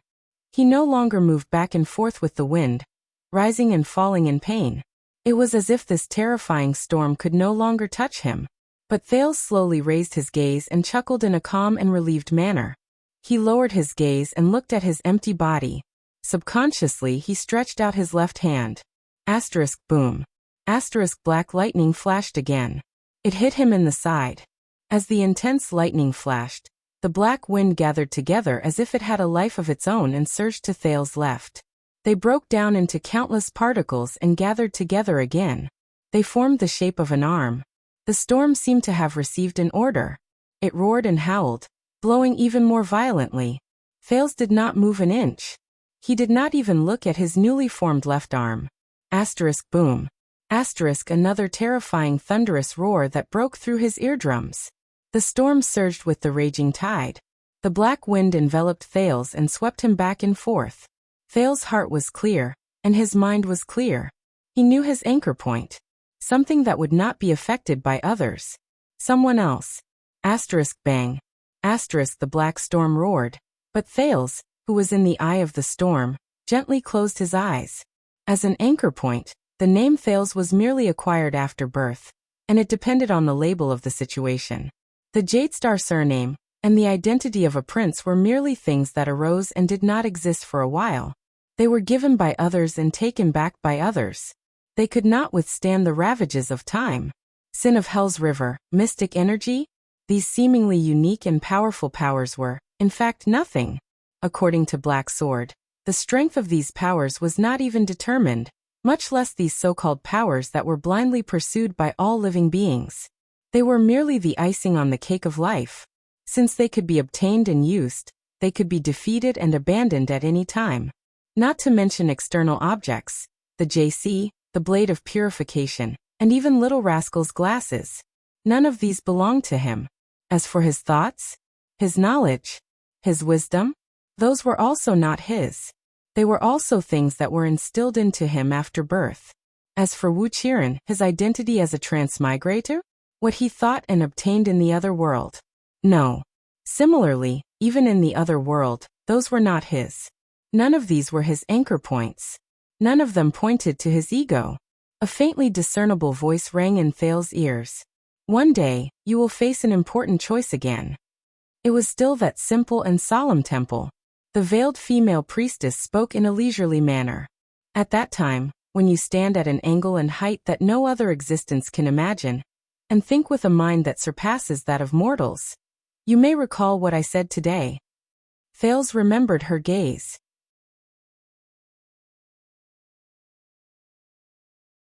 The priestess of Bright Moon Temple, Jewel Holm.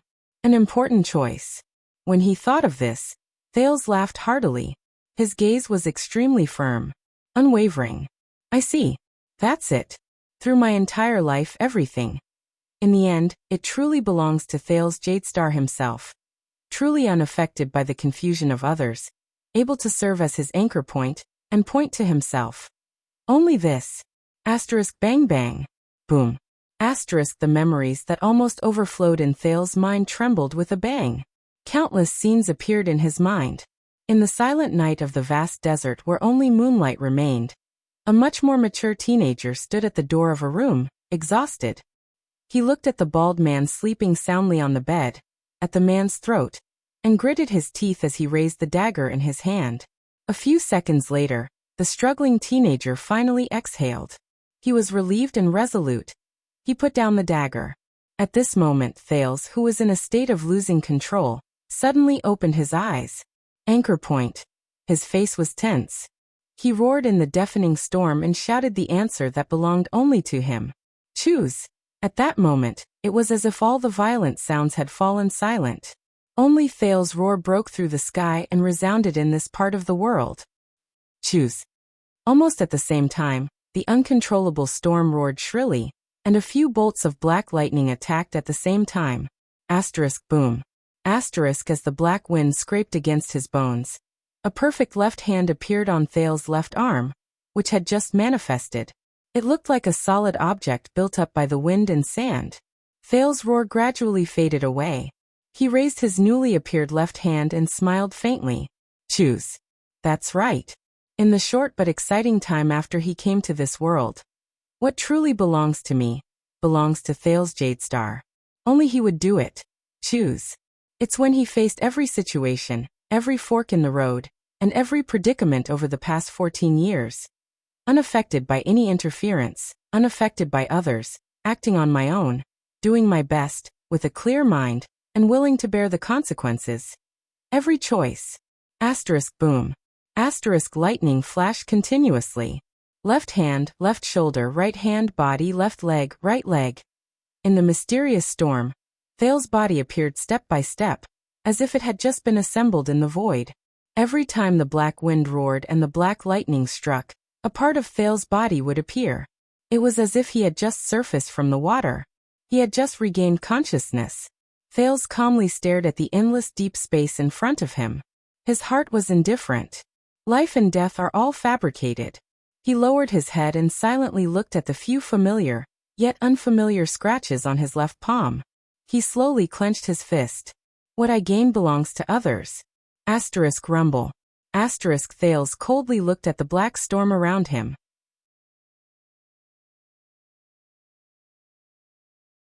He watched as it passed through him again and gathered into a part of him. His consciousness was extremely clear. There was no ambiguity. Only by choosing would he be free. Without being bound, he would be himself. This was the thing in him that, from the beginning to the end, pointed to himself, and could not be confused by others. Thales' choice. Asterisk rumble. In the last thunderous explosion, when Thales' body finally appeared in the center of the storm in a complete and steady manner. Whoosh. Asterisk the last gust of wind blew. It gradually grew further away and weaker. It turned into a comfortable breeze. The storm disappeared. The thunder was nowhere to be seen. All the noise and violence came to an abrupt end at the same time. In the air, Thales slowly raised his head, stretched out his hands, and felt the changes in himself. So, is this losing control? The teenager smiled. At this moment, he was extremely clear-headed.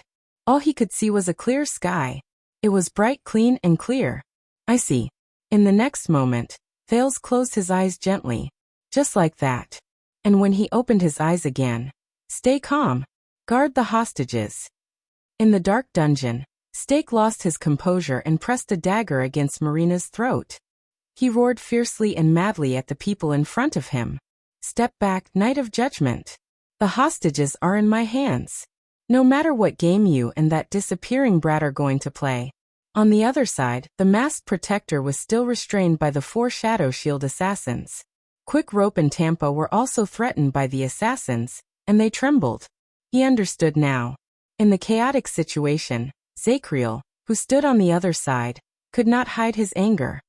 He raised the saber in his left hand and swept his gaze over the assassins in front of him. The prince is no longer here. Do you think I care? In the chaotic situation, the breathing of the assassins, the pained cries of the hostages, the struggle of the chains, the friction of the weapons in their hands, and the argument between both sides mixed together. Stake gritted his teeth and said angrily, "Then try." But at this moment Stake's words suddenly stopped. He was not the only one. Everyone was stunned. Asterisk thud, thud, thud. Asterisk light footsteps traveled into their ears. Everyone's gazes were focused on one spot. All of them were cast on the teenager who suddenly appeared.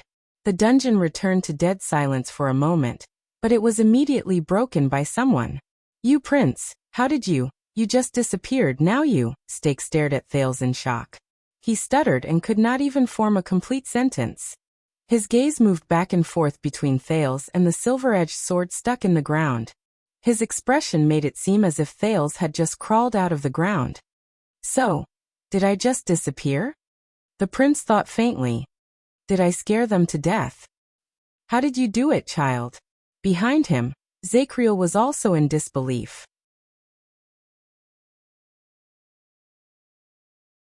He was dumbfounded. Is it the magic of the alchemy tower? In the distance, Marina was still struggling with all her might. Quick Rope blinked curiously. The dejected Tampa did not seem to notice them at all. Yodel, who was bound tightly, did not move. His emotions behind the mask did not reveal a single bit. Thales nodded slightly at him and smiled. He suddenly remembered the conversation between the two of them. "No. You will be better than him. I know that you have something he doesn't have." Thales sighed and stretched out his right hand. He pulled out the long sword he took from Ricky from the ground and swung it in the air. The silver blade shone, and the tip of the sword was awe-inspiring. But the prince's gaze was no longer on the sword. He felt that it was amazing. Right now he felt a lot of things. The dust in the dungeon, the dirt, the wastewood, the tunnels, the positions of the enemy and himself, their breathing, and their secrets. But right now, Thales was completely different from when he fought against Giza in Dragon Cloud City. He was exhausted, panicked, and mentally unstable. Instead, he was absolutely indifferent and calm. It was as if all impulsiveness and recklessness had faded away. Only rationality remained. That was not all. Thales looked at each person in front of him gently. He was different. He felt it. Now he could do a lot of things. There were a lot of things. But the most important thing was, he was very clear-headed now. "Let them go, Stake. Are you there?" Under everyone's shocked gazes, Thales stared indifferently at Stake, who was holding the dagger. "I will only say this once." Stake inhaled absent-mindedly before he accepted the fact that the prince had appeared again in a daze. Not now. Now he had to solve the current situation. He still had the upper hand, did he not? With this indecisive prince around, everything would only go smoother. When he thought of this, Stake sneered. "Watch carefully, Your Highness." Stake pressed the dagger against Marina's throat again, and there was a threatening look in his eyes. "I will only do it once." Thales chuckled as well. He sensed this rare state of mind. "Then let's continue." Stake furrowed his eyebrows. "What's going on?" "This brat. No. I have to make him realize the situation. You have become more confident, Your Highness." Stake looked at Thales' smile, gritted his teeth and pushed. "But sometimes this is not good." In the next second Stake, who was about to attack, was suddenly stunned. "What?" He realized that something was wrong. The leader of Shadow Shield lowered his head swiftly. The moment he saw what was in front of him clearly, his pupils suddenly widened. "Are you looking for this?" Thales smiled calmly. With his left hand he gently raised a dagger that Stake seemed familiar with. "Looks like your hand slipped, Stake." Asterisk clang. Asterisk Thales loosened his grip and let Stake's dagger fall to the ground. A warm smile appeared on his face. He liked this state of mind, this feeling of being in control of everything. At that moment, Zacriel frowned and Stake's expression froze. The leader of the assassins stared at his empty hand with a dumbfounded expression, then at the dagger by Thales' feet. That dagger. How? He subconsciously took a step back. The light flickered, and the sound of many people sucking in breaths rose in the air. The assassins of Shadow Shield looked at the dagger on the ground, and faint puzzlement rose in their hearts. Even Zacriel furrowed his eyebrows tightly. Stake's breathing quickened, and his left hand trembled in a barely noticeable manner. The leader of the assassins raised his head abruptly, gritted his teeth, and said, "What is that? What trick? Psionic ability? Magic?" He glared at the prince. In the dark dungeon, the light from the fire shone on the prince's face, highlighting his indifferent expression. Thales blinked, shook his head and said sincerely, "I told you your hand slipped. It's your hand that slipped." Stake suddenly turned around and gave a decisive order to another subordinate. "Do it. Kill the one called Wuxia." Asterisk clang. Asterisk Stake's words froze in the air again. He stared at Thales in a daze. The prince smiled as usual, and gently let go of his left hand. Asterisk clang. Asterisk at least 3 daggers slipped from his hand, and fell to the ground with a thud. Behind quick rope, the assassin stared in disbelief at his hands, which were no longer armed at some point in time. "I think their hands slipped." Thales smiled and raised his left hand, then threw the last dagger on the ground. Stake widened his eyes. No. This is impossible." At that moment, be it quick rope, the hostage taker behind Tampa, or the assassins around them, they suddenly became unarmed. Losing their weapons was always a bad feeling. In a short second, the assassins burst into an uproar in confusion and panic, and they subconsciously wanted to retreat. Zacriel, who had been observing the situation, raised his eyebrows in surprise. He instinctively raised his saber and faced the weakened enemy. "What is this? Steady." Stake gritted his teeth and roared in anger as the situation suddenly spiraled out of control.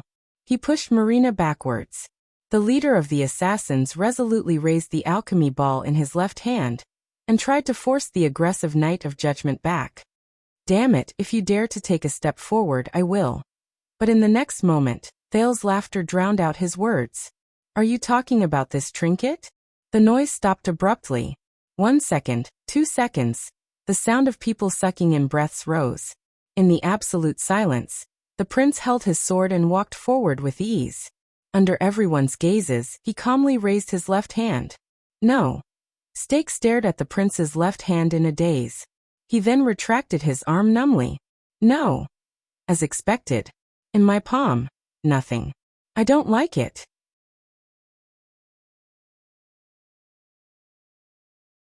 *TCH once used it to kidnap me. Thales pursed his lips and carefully observed the ball in his hand. He looked at the strange inscriptions carved on its metal shell, and suddenly felt a sense of familiarity. Stake stared at the scene in front of him in a daze. He looked at the prince holding the alchemy ball. He looked at the Knight of Judgment who narrowed his eyes and raised his saber. He looked at the daggers lying quietly on the ground. No. He suddenly felt his arm start to tremble. But the feeling of holding it in my hand. The Prince of Constellation raised his head and grinned. He looked at the assassins whose faces were ashen, and grinned, something he had not seen in a long time. "It's still pretty good?" "No." At that moment, as he looked at Thales' smile, Stake was dazed. He felt cold all over. In a strange space unknown to anyone, a person with a blurry face and shrouded in thick fog moved slightly. He looked away. "That boy actually managed to do it with that method?"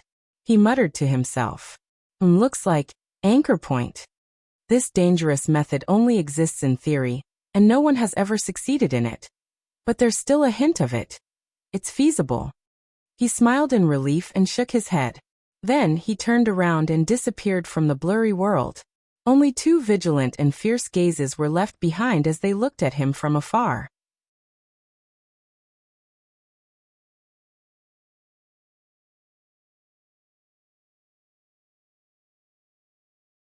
Chapter 439. For a moment, Thales felt as if he had returned to 6 years ago. He returned to Dragon Cloud City's Shield District, where he had his final confrontation with Giza in the Hydrakelika's body. They were both calm and rational, isolating themselves from their emotions. It was the same feeling of wonder, and his thoughts were indistinct. The sin of Hell's River was incredibly quiet. Another kind of power surged up from nowhere. The Prince of Constellation stared at the alchemy ball in his hand and sensed the magic within it. He could see the internal structure of the alchemy ball. A strange energy was wrapped in countless metal discs, gently and steadily rotating like a sleeping animal. He even knew that as long as he lightly fished out one of the lock plates, the tame energy would turn into a surging wave and rush out, releasing its vicious nature and devouring everything in its surroundings. It was clear now. It was so simple. Thales raised his head in satisfaction, and slowly swept his gaze over the assassins in front of him. The young prince strode merrily forward. Wherever he looked, wherever the alchemy ball pointed, the enemies retreated in panic. Zachriel frowned as he watched Thales move forward. "Hey you, don't worry," Thales said faintly. "It will be over soon. You're in charge of picking up the scraps." Zachriel stopped talking. "Pick up scraps? What does that mean?" He scratched his head in confusion. "A new term in the kingdom?" "Step back, Your Highness." Stake suppressed his nervousness and hissed, "If you try to threaten us with the alchemy ball." But Thales merely chuckled and stuffed the alchemy ball into his bosom. Then he raised his longsword. "Alchemy ball? Do I look like such a tasteless person?" Stake was stunned. In the next second, the prince extended his left hand, and his expression turned cold.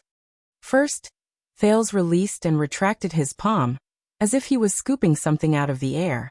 "Watch your step." His expression was cold, and the assassins in front of him immediately prepared for battle. Unexpectedly, nothing happened to the enemies in front of Thales. The ones who were in trouble were the ones on the other side. Thump! With a dull thud, an assassin who was holding a chain tightly around Yodel's right leg staggered and fell on his back. "Careful!" Stake's gaze froze and he shouted, "That mask!" But it was too late. The assassins locked onto Yodel lost one of their corners, and the balance was broken. The masked protector did not let go of this opportunity. In the next second, he kicked his right leg. The chain that was originally binding him sprang up like an agile snake, and firmly wrapped around the neck of the fallen assassin. Then it instantly tightened. Thales curled his lips into a cold smile. He extended his hand again and aimed at the chain that controlled Yodel's right arm. But in the next moment, Thales furrowed his brows tightly, and a puzzled look appeared on his face.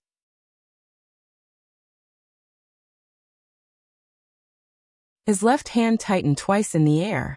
But nothing happened. Yodel was still fighting against the remaining 3 assassins, and Stake was still retreating step by step. Looks like Thales sighed. He still needed to practice this ability. "Zachriel." The prince calmed down and waved in Yodel's direction. He tightened his grip on his longsword again. "Give him a hand." Zachriel snorted in dissatisfaction. "I think you're talking about picking up scraps?" Thales snorted. "Exactly."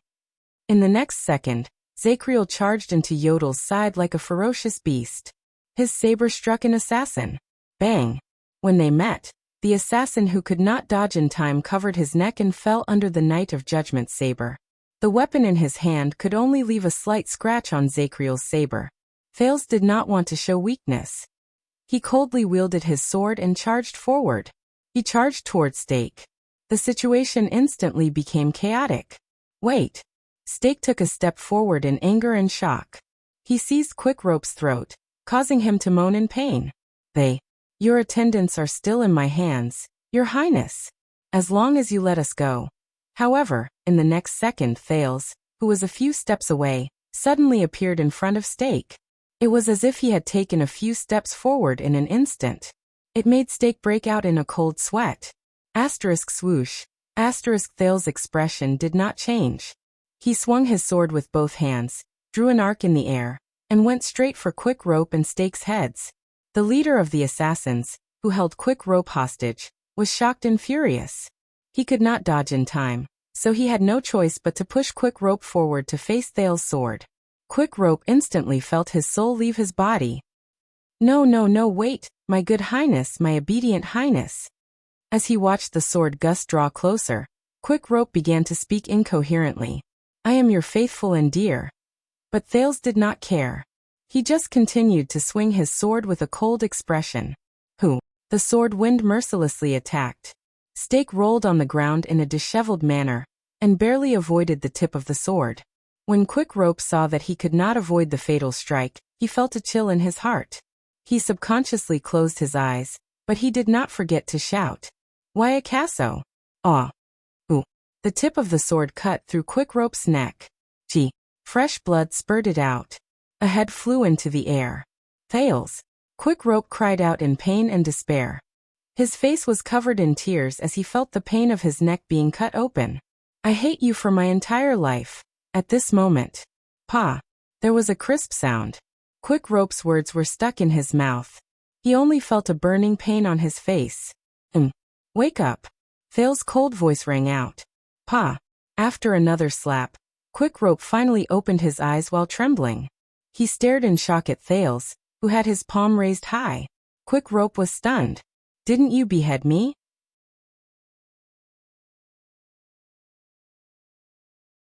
He turned his head, drenched in cold sweat. Then, to his surprise, he realized that his head was still on his shoulder. Oh my God! He's still alive.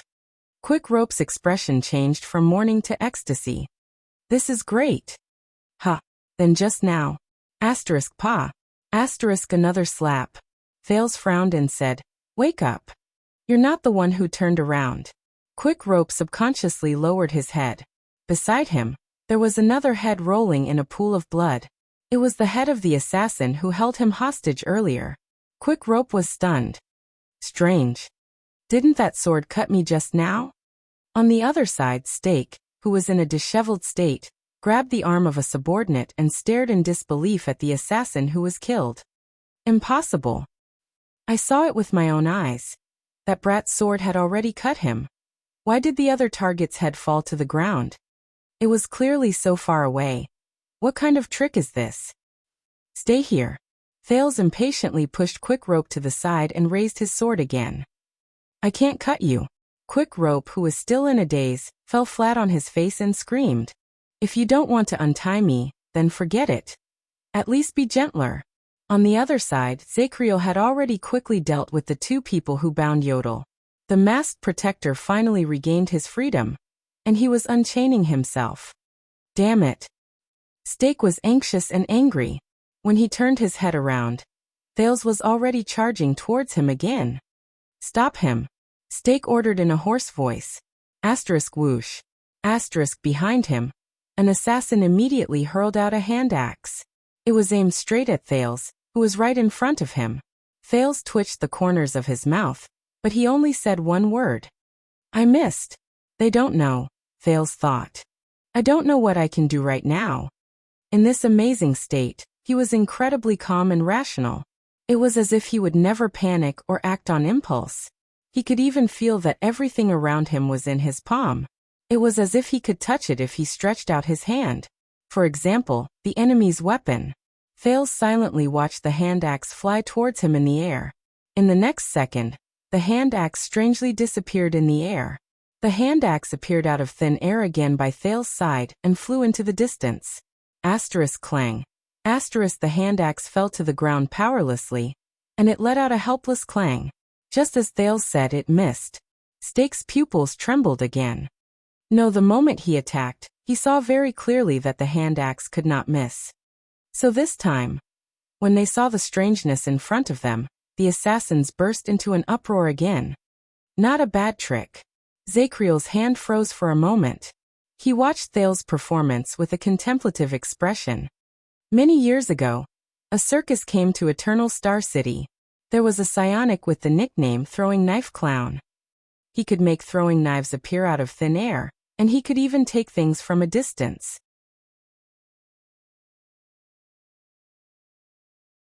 Even Princess Constance was amused by him. Until that circus provoked a powerful person, and Blood Bottle Gang destroyed it completely. Clang. Thales resolutely turned his longsword, and clashed with the other assassin in front of him. He blocked the weapon in his hand. No, it's different. He knew that this was not some throwing knife clown. It was not a simple shift either. In the next second, Thales' longsword suddenly disappeared, and suddenly appeared in front of the assassin's chest. Shick. Under the assassin's shocked gaze, Thales did not even need to use his power of eradication. He just gave the assassin a light push, and he ended his life. So convenient. Thales grinned. This is a battle where I will never miss. So convenient. Swoosh. Swoosh. The sound of something slicing through the air came. Thales waved his hand gently. The 3 darts that were aimed at him disappeared before his eyes, and crashed into the wall on the other side. He raised his left hand again, and 2 daggers shot out in a crooked manner, returning the favor to the assassin who shot the darts. The prince did not stop moving. In just a few steps he arrived in front of Tampa. The assassin behind the tavern owner was still looking for his dagger, which had disappeared into thin air, in surprise, when Thales easily pierced his throat. Before the assassin died, the assassin swore that he should have avoided the trajectory of the sword. Against Thales' expectations, Tampa, who had been dispirited and listless, suddenly had a fierce look in his eyes. While the other assassin was panicking, he fiercely knocked the back of his head against the assassin's nose. Tampa gritted his teeth and threw himself backwards. His back crashed right into the assassin's chest. The last time someone did this to me was an orc. Its skull is still hanging in my bedroom. Tampa, who had been a hostage just a moment ago, stood up while cursing. With a fierce look on his face, he kicked the assassin's neck. Crack. Thales furrowed his eyebrows slightly as he watched the terrifying sound of bones breaking. Tampa spat out a mouthful of blood and shook his head at him.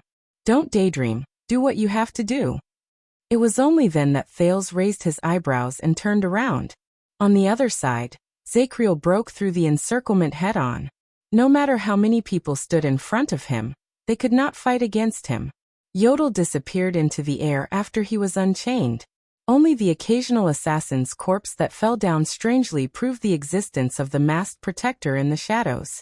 Stake watched as the situation in the field turned around completely, and he felt his heart grow colder. Thales moved forward steadily. He might seem to be alone, but he was unstoppable.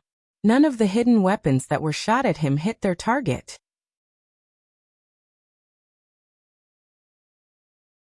The blades that were aimed at him would be strangely deflected, and the swords that stabbed into his body would not exert any force.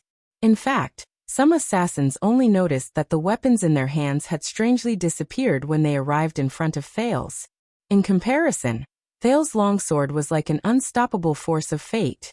Every time he swung it, he would definitely break through all defenses, ignore all evasions, and hit his target. The strangeness he displayed caused the assassins to tremble in fear. In a moment, there were less than 10 assassins left. Stake struggled and gritted his teeth. He knew that he had to make a decision. Thales did not see Stake's increasingly unpleasant expression, nor did he care about Zacriel's complicated gaze. He only focused on sensing his new ability. He could easily take away the dagger from the hands of the enemies in front of him, as if he was picking up a teacup from a study table. It was as if distance no longer existed for him. He could even change the position of himself and his longsword. He could make it appear where it should be. He could also make the hidden weapons that were shot at him from afar, such as the hand axe just now, change their positions. It was like pulling the fishing line on a fishing pole. As his movements became more and more skillful, Thales slowly came to a realization. He could take things out of the air and move. These were nothing to him. However, there were more or less some restrictions. Compared to the flying axe in the air, the dagger in his hand, compared to his entire person, the long sword in his hand, the smaller and lighter the target was, The shorter the distance between them, the slower the target was, and the easier it was for his ability to be used. Very well. Retreat. The sudden shout interrupted Thale's train of thought. With a ferocious expression, Stake seized the struggling Marina. He held her in front of him and retreated. When he looked at Thales, his gaze was filled with wariness and fear. If this prince has this kind of power, then his behavior in the tavern. Is he trying to lure us into his trap? Retreat! Stake roared. Thales narrowed his eyes. He watched as the assassins retreated in a well-trained manner, as if they had been relieved of a burden. They were about to disappear into the darkness. This is why I hate the game of fox hunt. On the other side, Zachriel had practically turned into a human-shaped forbidden zone. Wherever he went, the assassins would flee. They will run. But they can't run. Thales thought. No matter where they run to, they will be in my hands. In the next second, Stake, who was holding Marina hostage, discovered to his surprise that Thales, who was 5 steps away from him, appeared in front of him in the blink of an eye. Why is he? He did not have time to think too much. Stake used the same trick and pushed Marina as a shield. Asterisk whoosh. Asterisk Thales' gaze was still fierce.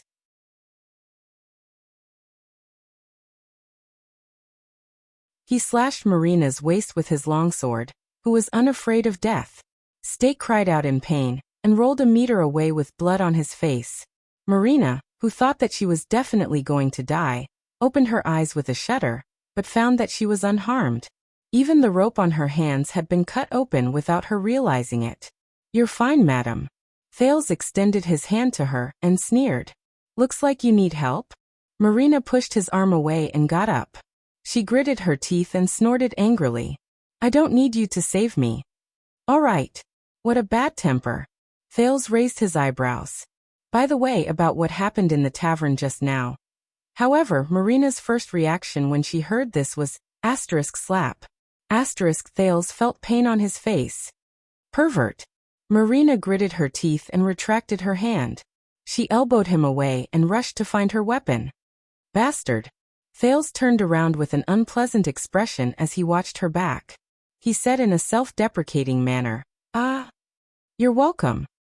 He endured it and pretended that he did not see quick rope mouthing while behind him.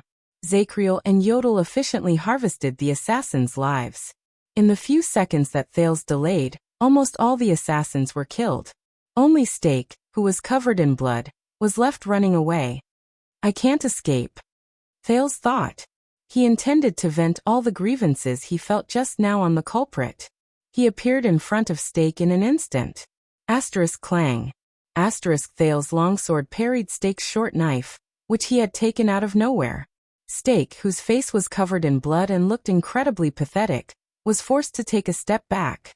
Stake's arms trembled as he said ferociously, You can let me go, you know. 18 years ago, Thales retorted coldly. You could have let Herman Jadestar go too. Stake was first stunned. Then his expression became fiercer. Thales chuckled. He continued to sense the mystic energy that had gone out of control, and prepared to deliver the final blow. As long as I move the tip of the sword to. At this moment, Thales suddenly shuddered violently. Pain. A bone-piercing pain came from within his ribs. Aya. Thales was in so much pain that his movements changed. He trembled and knelt on one knee. He sucked in a sharp breath. No. He was familiar with this kind of pain. He had faced the assassination in Eternal Star City, blocked the Mystic Gun under Broken Dragon Fortress, and faced the Blood Mystic in Dragon Cloud City, even though it was not as serious this time. But there was no doubt that this was the price to pay for using mystic energy. At that moment, Thales felt as if he had just woken up from a dream and escaped from that magical state. Thales felt the throbbing pain in his chest. He leaned against the blood-covered longsword and looked at his entire body in disbelief.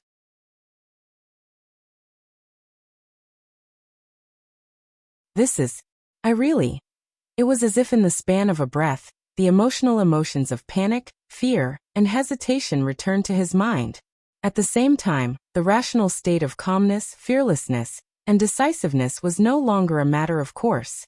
Along with the pain, the smell of dust, the smell of blood, the sounds of battle, the noise, the dim tunnel, and all sorts of other things instantly entered his eyes, ears, throat, and nose, reminding him of his situation. He wiped the blood off his face, and only then did he realize that he was covered in blood and was sticky and wet.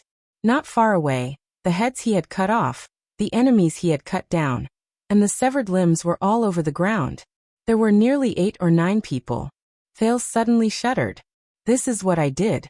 That's right. His memories were still clear.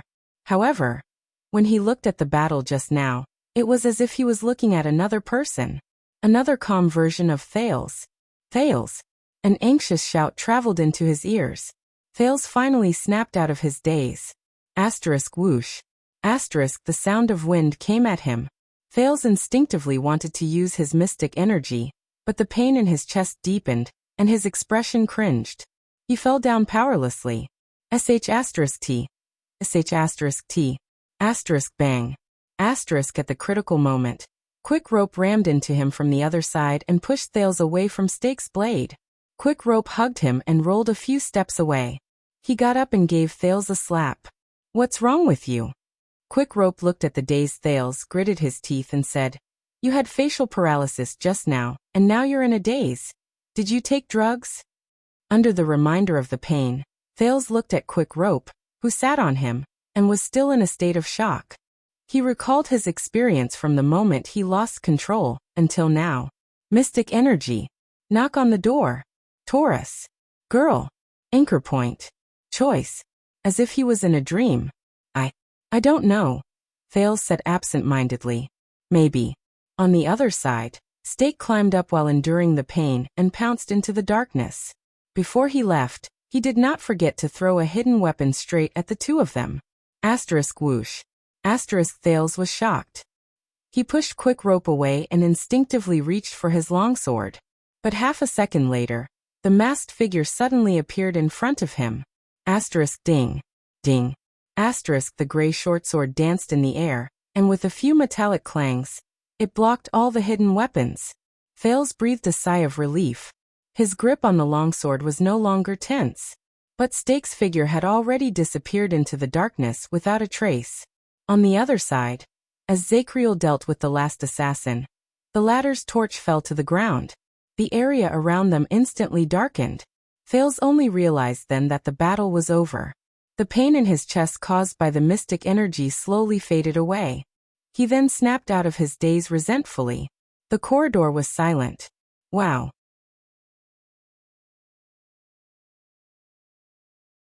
Quick Rope exhaled and leaned against the wall in agony.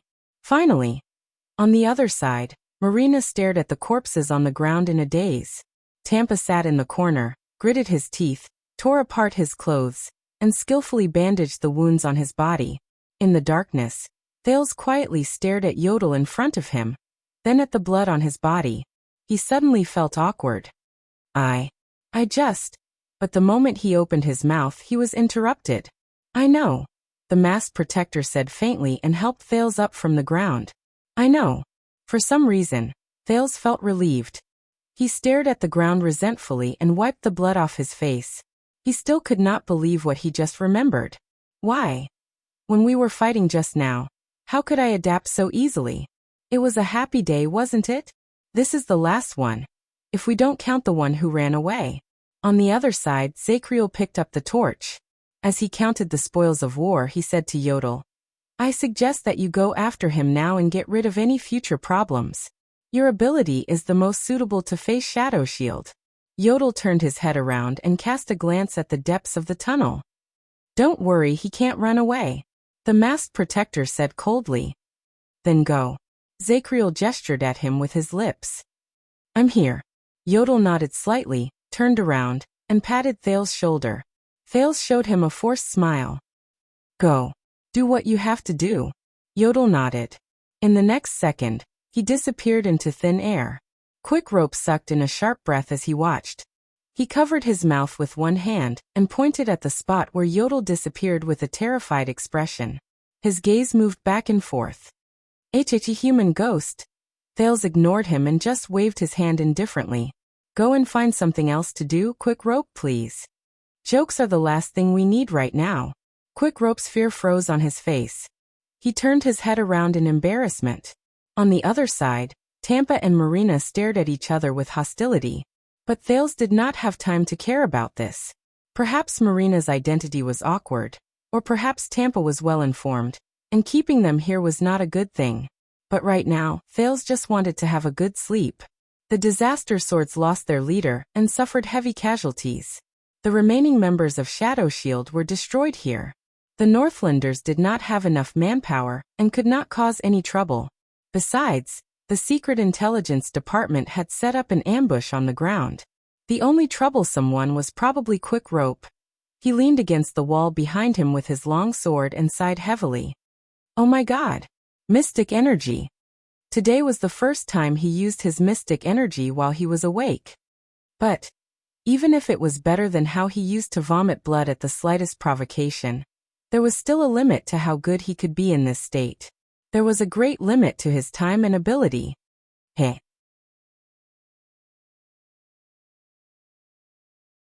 Thales snorted softly. He suddenly felt very tired. It was not just his body. It was also his spirit. Zacriel walked over slowly. He looked disheveled and frowned. Hey, young man. Thales raised his head tiredly and looked at the brand of sin on the man's forehead. He forced a smile. Your beard is well shaved. And thank you. But Zacriel was frowning. That psionic ability of yours isn't omnipotent, is it? The Knight of Judgment stuck a torch on a corpse and used it as a source of light. He used his sleeve to wipe the saber, which had many dents on it. Otherwise you would have used it when you were held hostage. Thales frowned deeply. As expected. I still have to explain it to him. Thales sighed and pressed his forehead against the hilt of the sword. Let me guess. Is there a time limit? Or does it cause great damage to the body? Zacriel asked faintly as he leaned against the wall beside him. Thales snorted softly. He thought that they had probably seen how he looked. Sort of. But Zacriel's next question made Thales slightly stunned. Why didn't you save him? Ha! What? Thales looked up in surprise. In the beginning, you could have saved young Yodel, Zacriel said with a chuckle. But you gave up. Instead you asked me to help him. The Knight of Judgment turned his head. Why? Save Yodel? Thales tried hard to recall the miraculous experience that seemed to have happened a century ago. He tried to imagine what he was thinking when he was in that state. At that time, it seemed like he wanted to mess up the enemies who had Yodel locked down, and then that rational, calm, and decisive version of himself. Perhaps you are more suitable? After all, there are 3 or 4 of them. But Zacriel shook his head. No, I can tell that you value him very much, and he is very loyal to you. Zacriel sighed and knocked on the wall behind him. If you could save him, you would not have given up so easily. Thales frowned. Wait. It's not that you don't want to save him, Zacriel said profoundly as he stared at the firelight. It's that you can't save him. Thales' eyelids twitched. What do you mean? I can't save him? Wait. Just now, I seem to have tried to deal with the second chain-wielding enemy, but... Zacriel turned his head and grinned at the prince. His disheveled appearance and unkempt appearance made him look rather ugly. That sword, Zacriel said faintly. He has been holding it in his right hand. Thales moved slightly. That sword? His first reaction was to look at Ricky's sword in his hand. But in the next second, Thales understood what was going on. Once he figured something out, his face turned pale, and his hair stood on end. That sword. The Knight of Judgment sighed. It's precisely because of that supreme sword, that legendary anti-mystic equipment. The supreme sword. At that moment, Thales' breathing became labored.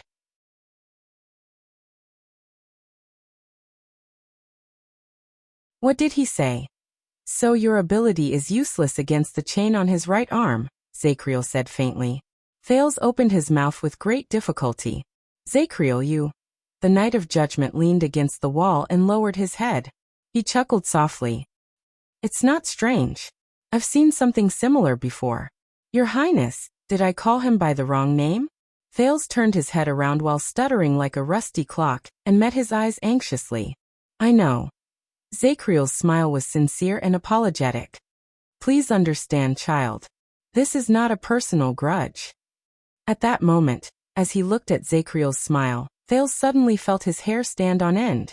The sin of Hell's river in his body instantly increased. It was as if he had encountered the most terrifying threat. Danger, danger. A voice seemed to be warning him. In the next second, Thales' expression froze. He reacted spontaneously without anyone teaching him. The muscles in his legs and waist tensed up. He pounced out of the corner with the force of a bow. Asterisk whoosh. Asterisk the wind from the saber cut his face, and it hurt. In an instant, the blade cut through Thales' hair like an avalanche, taking away a few strands of hair. Asterisk clang. Asterisk the saber crashed into the wall. Stone chips flew everywhere. Thales trembled in disbelief. He struggled to his feet in pain and disheveled manner. He stared at the person in front of him in shock.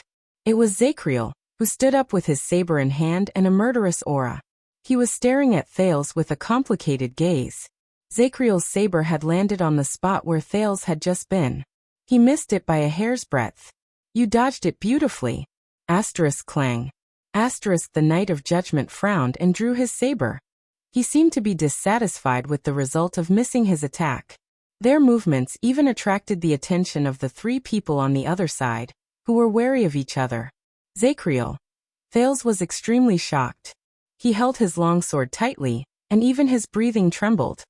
What are you doing? Maybe he's testing his skills. Checking out my skills? It must be like this? As Thales thought about it, he felt his mind tremble. Then, Zakriel turned around and answered him expressionlessly. Correcting mistakes. 1 second. 2 seconds. Why? Thales stared at him in a daze. Zakriel shook his head. His gaze was compassionate, but it hid an endless amount of murderous intent. You know why, child? As I said, this is not a personal grudge. The Knight of Judgment stared at the teenager in front of him quietly. He slowly raised his saber, and excitement and despondency surged in his chest at the same time. Do not worry, King Adi, Prince Midir. No matter how many years have passed, mistakes will be corrected. I will defend our kingdom to the death. You're tuning in to the Lime's Wuxia Whispers YouTube channel. We're so grateful for your support, and don't forget to subscribe to join us on this incredible journey through captivating stories. Your generosity through donations truly makes a world of difference, as it's the primary source of revenue that allows me to expand and enhance this channel for you. Thank you from the bottom of my heart for being a part of this adventure.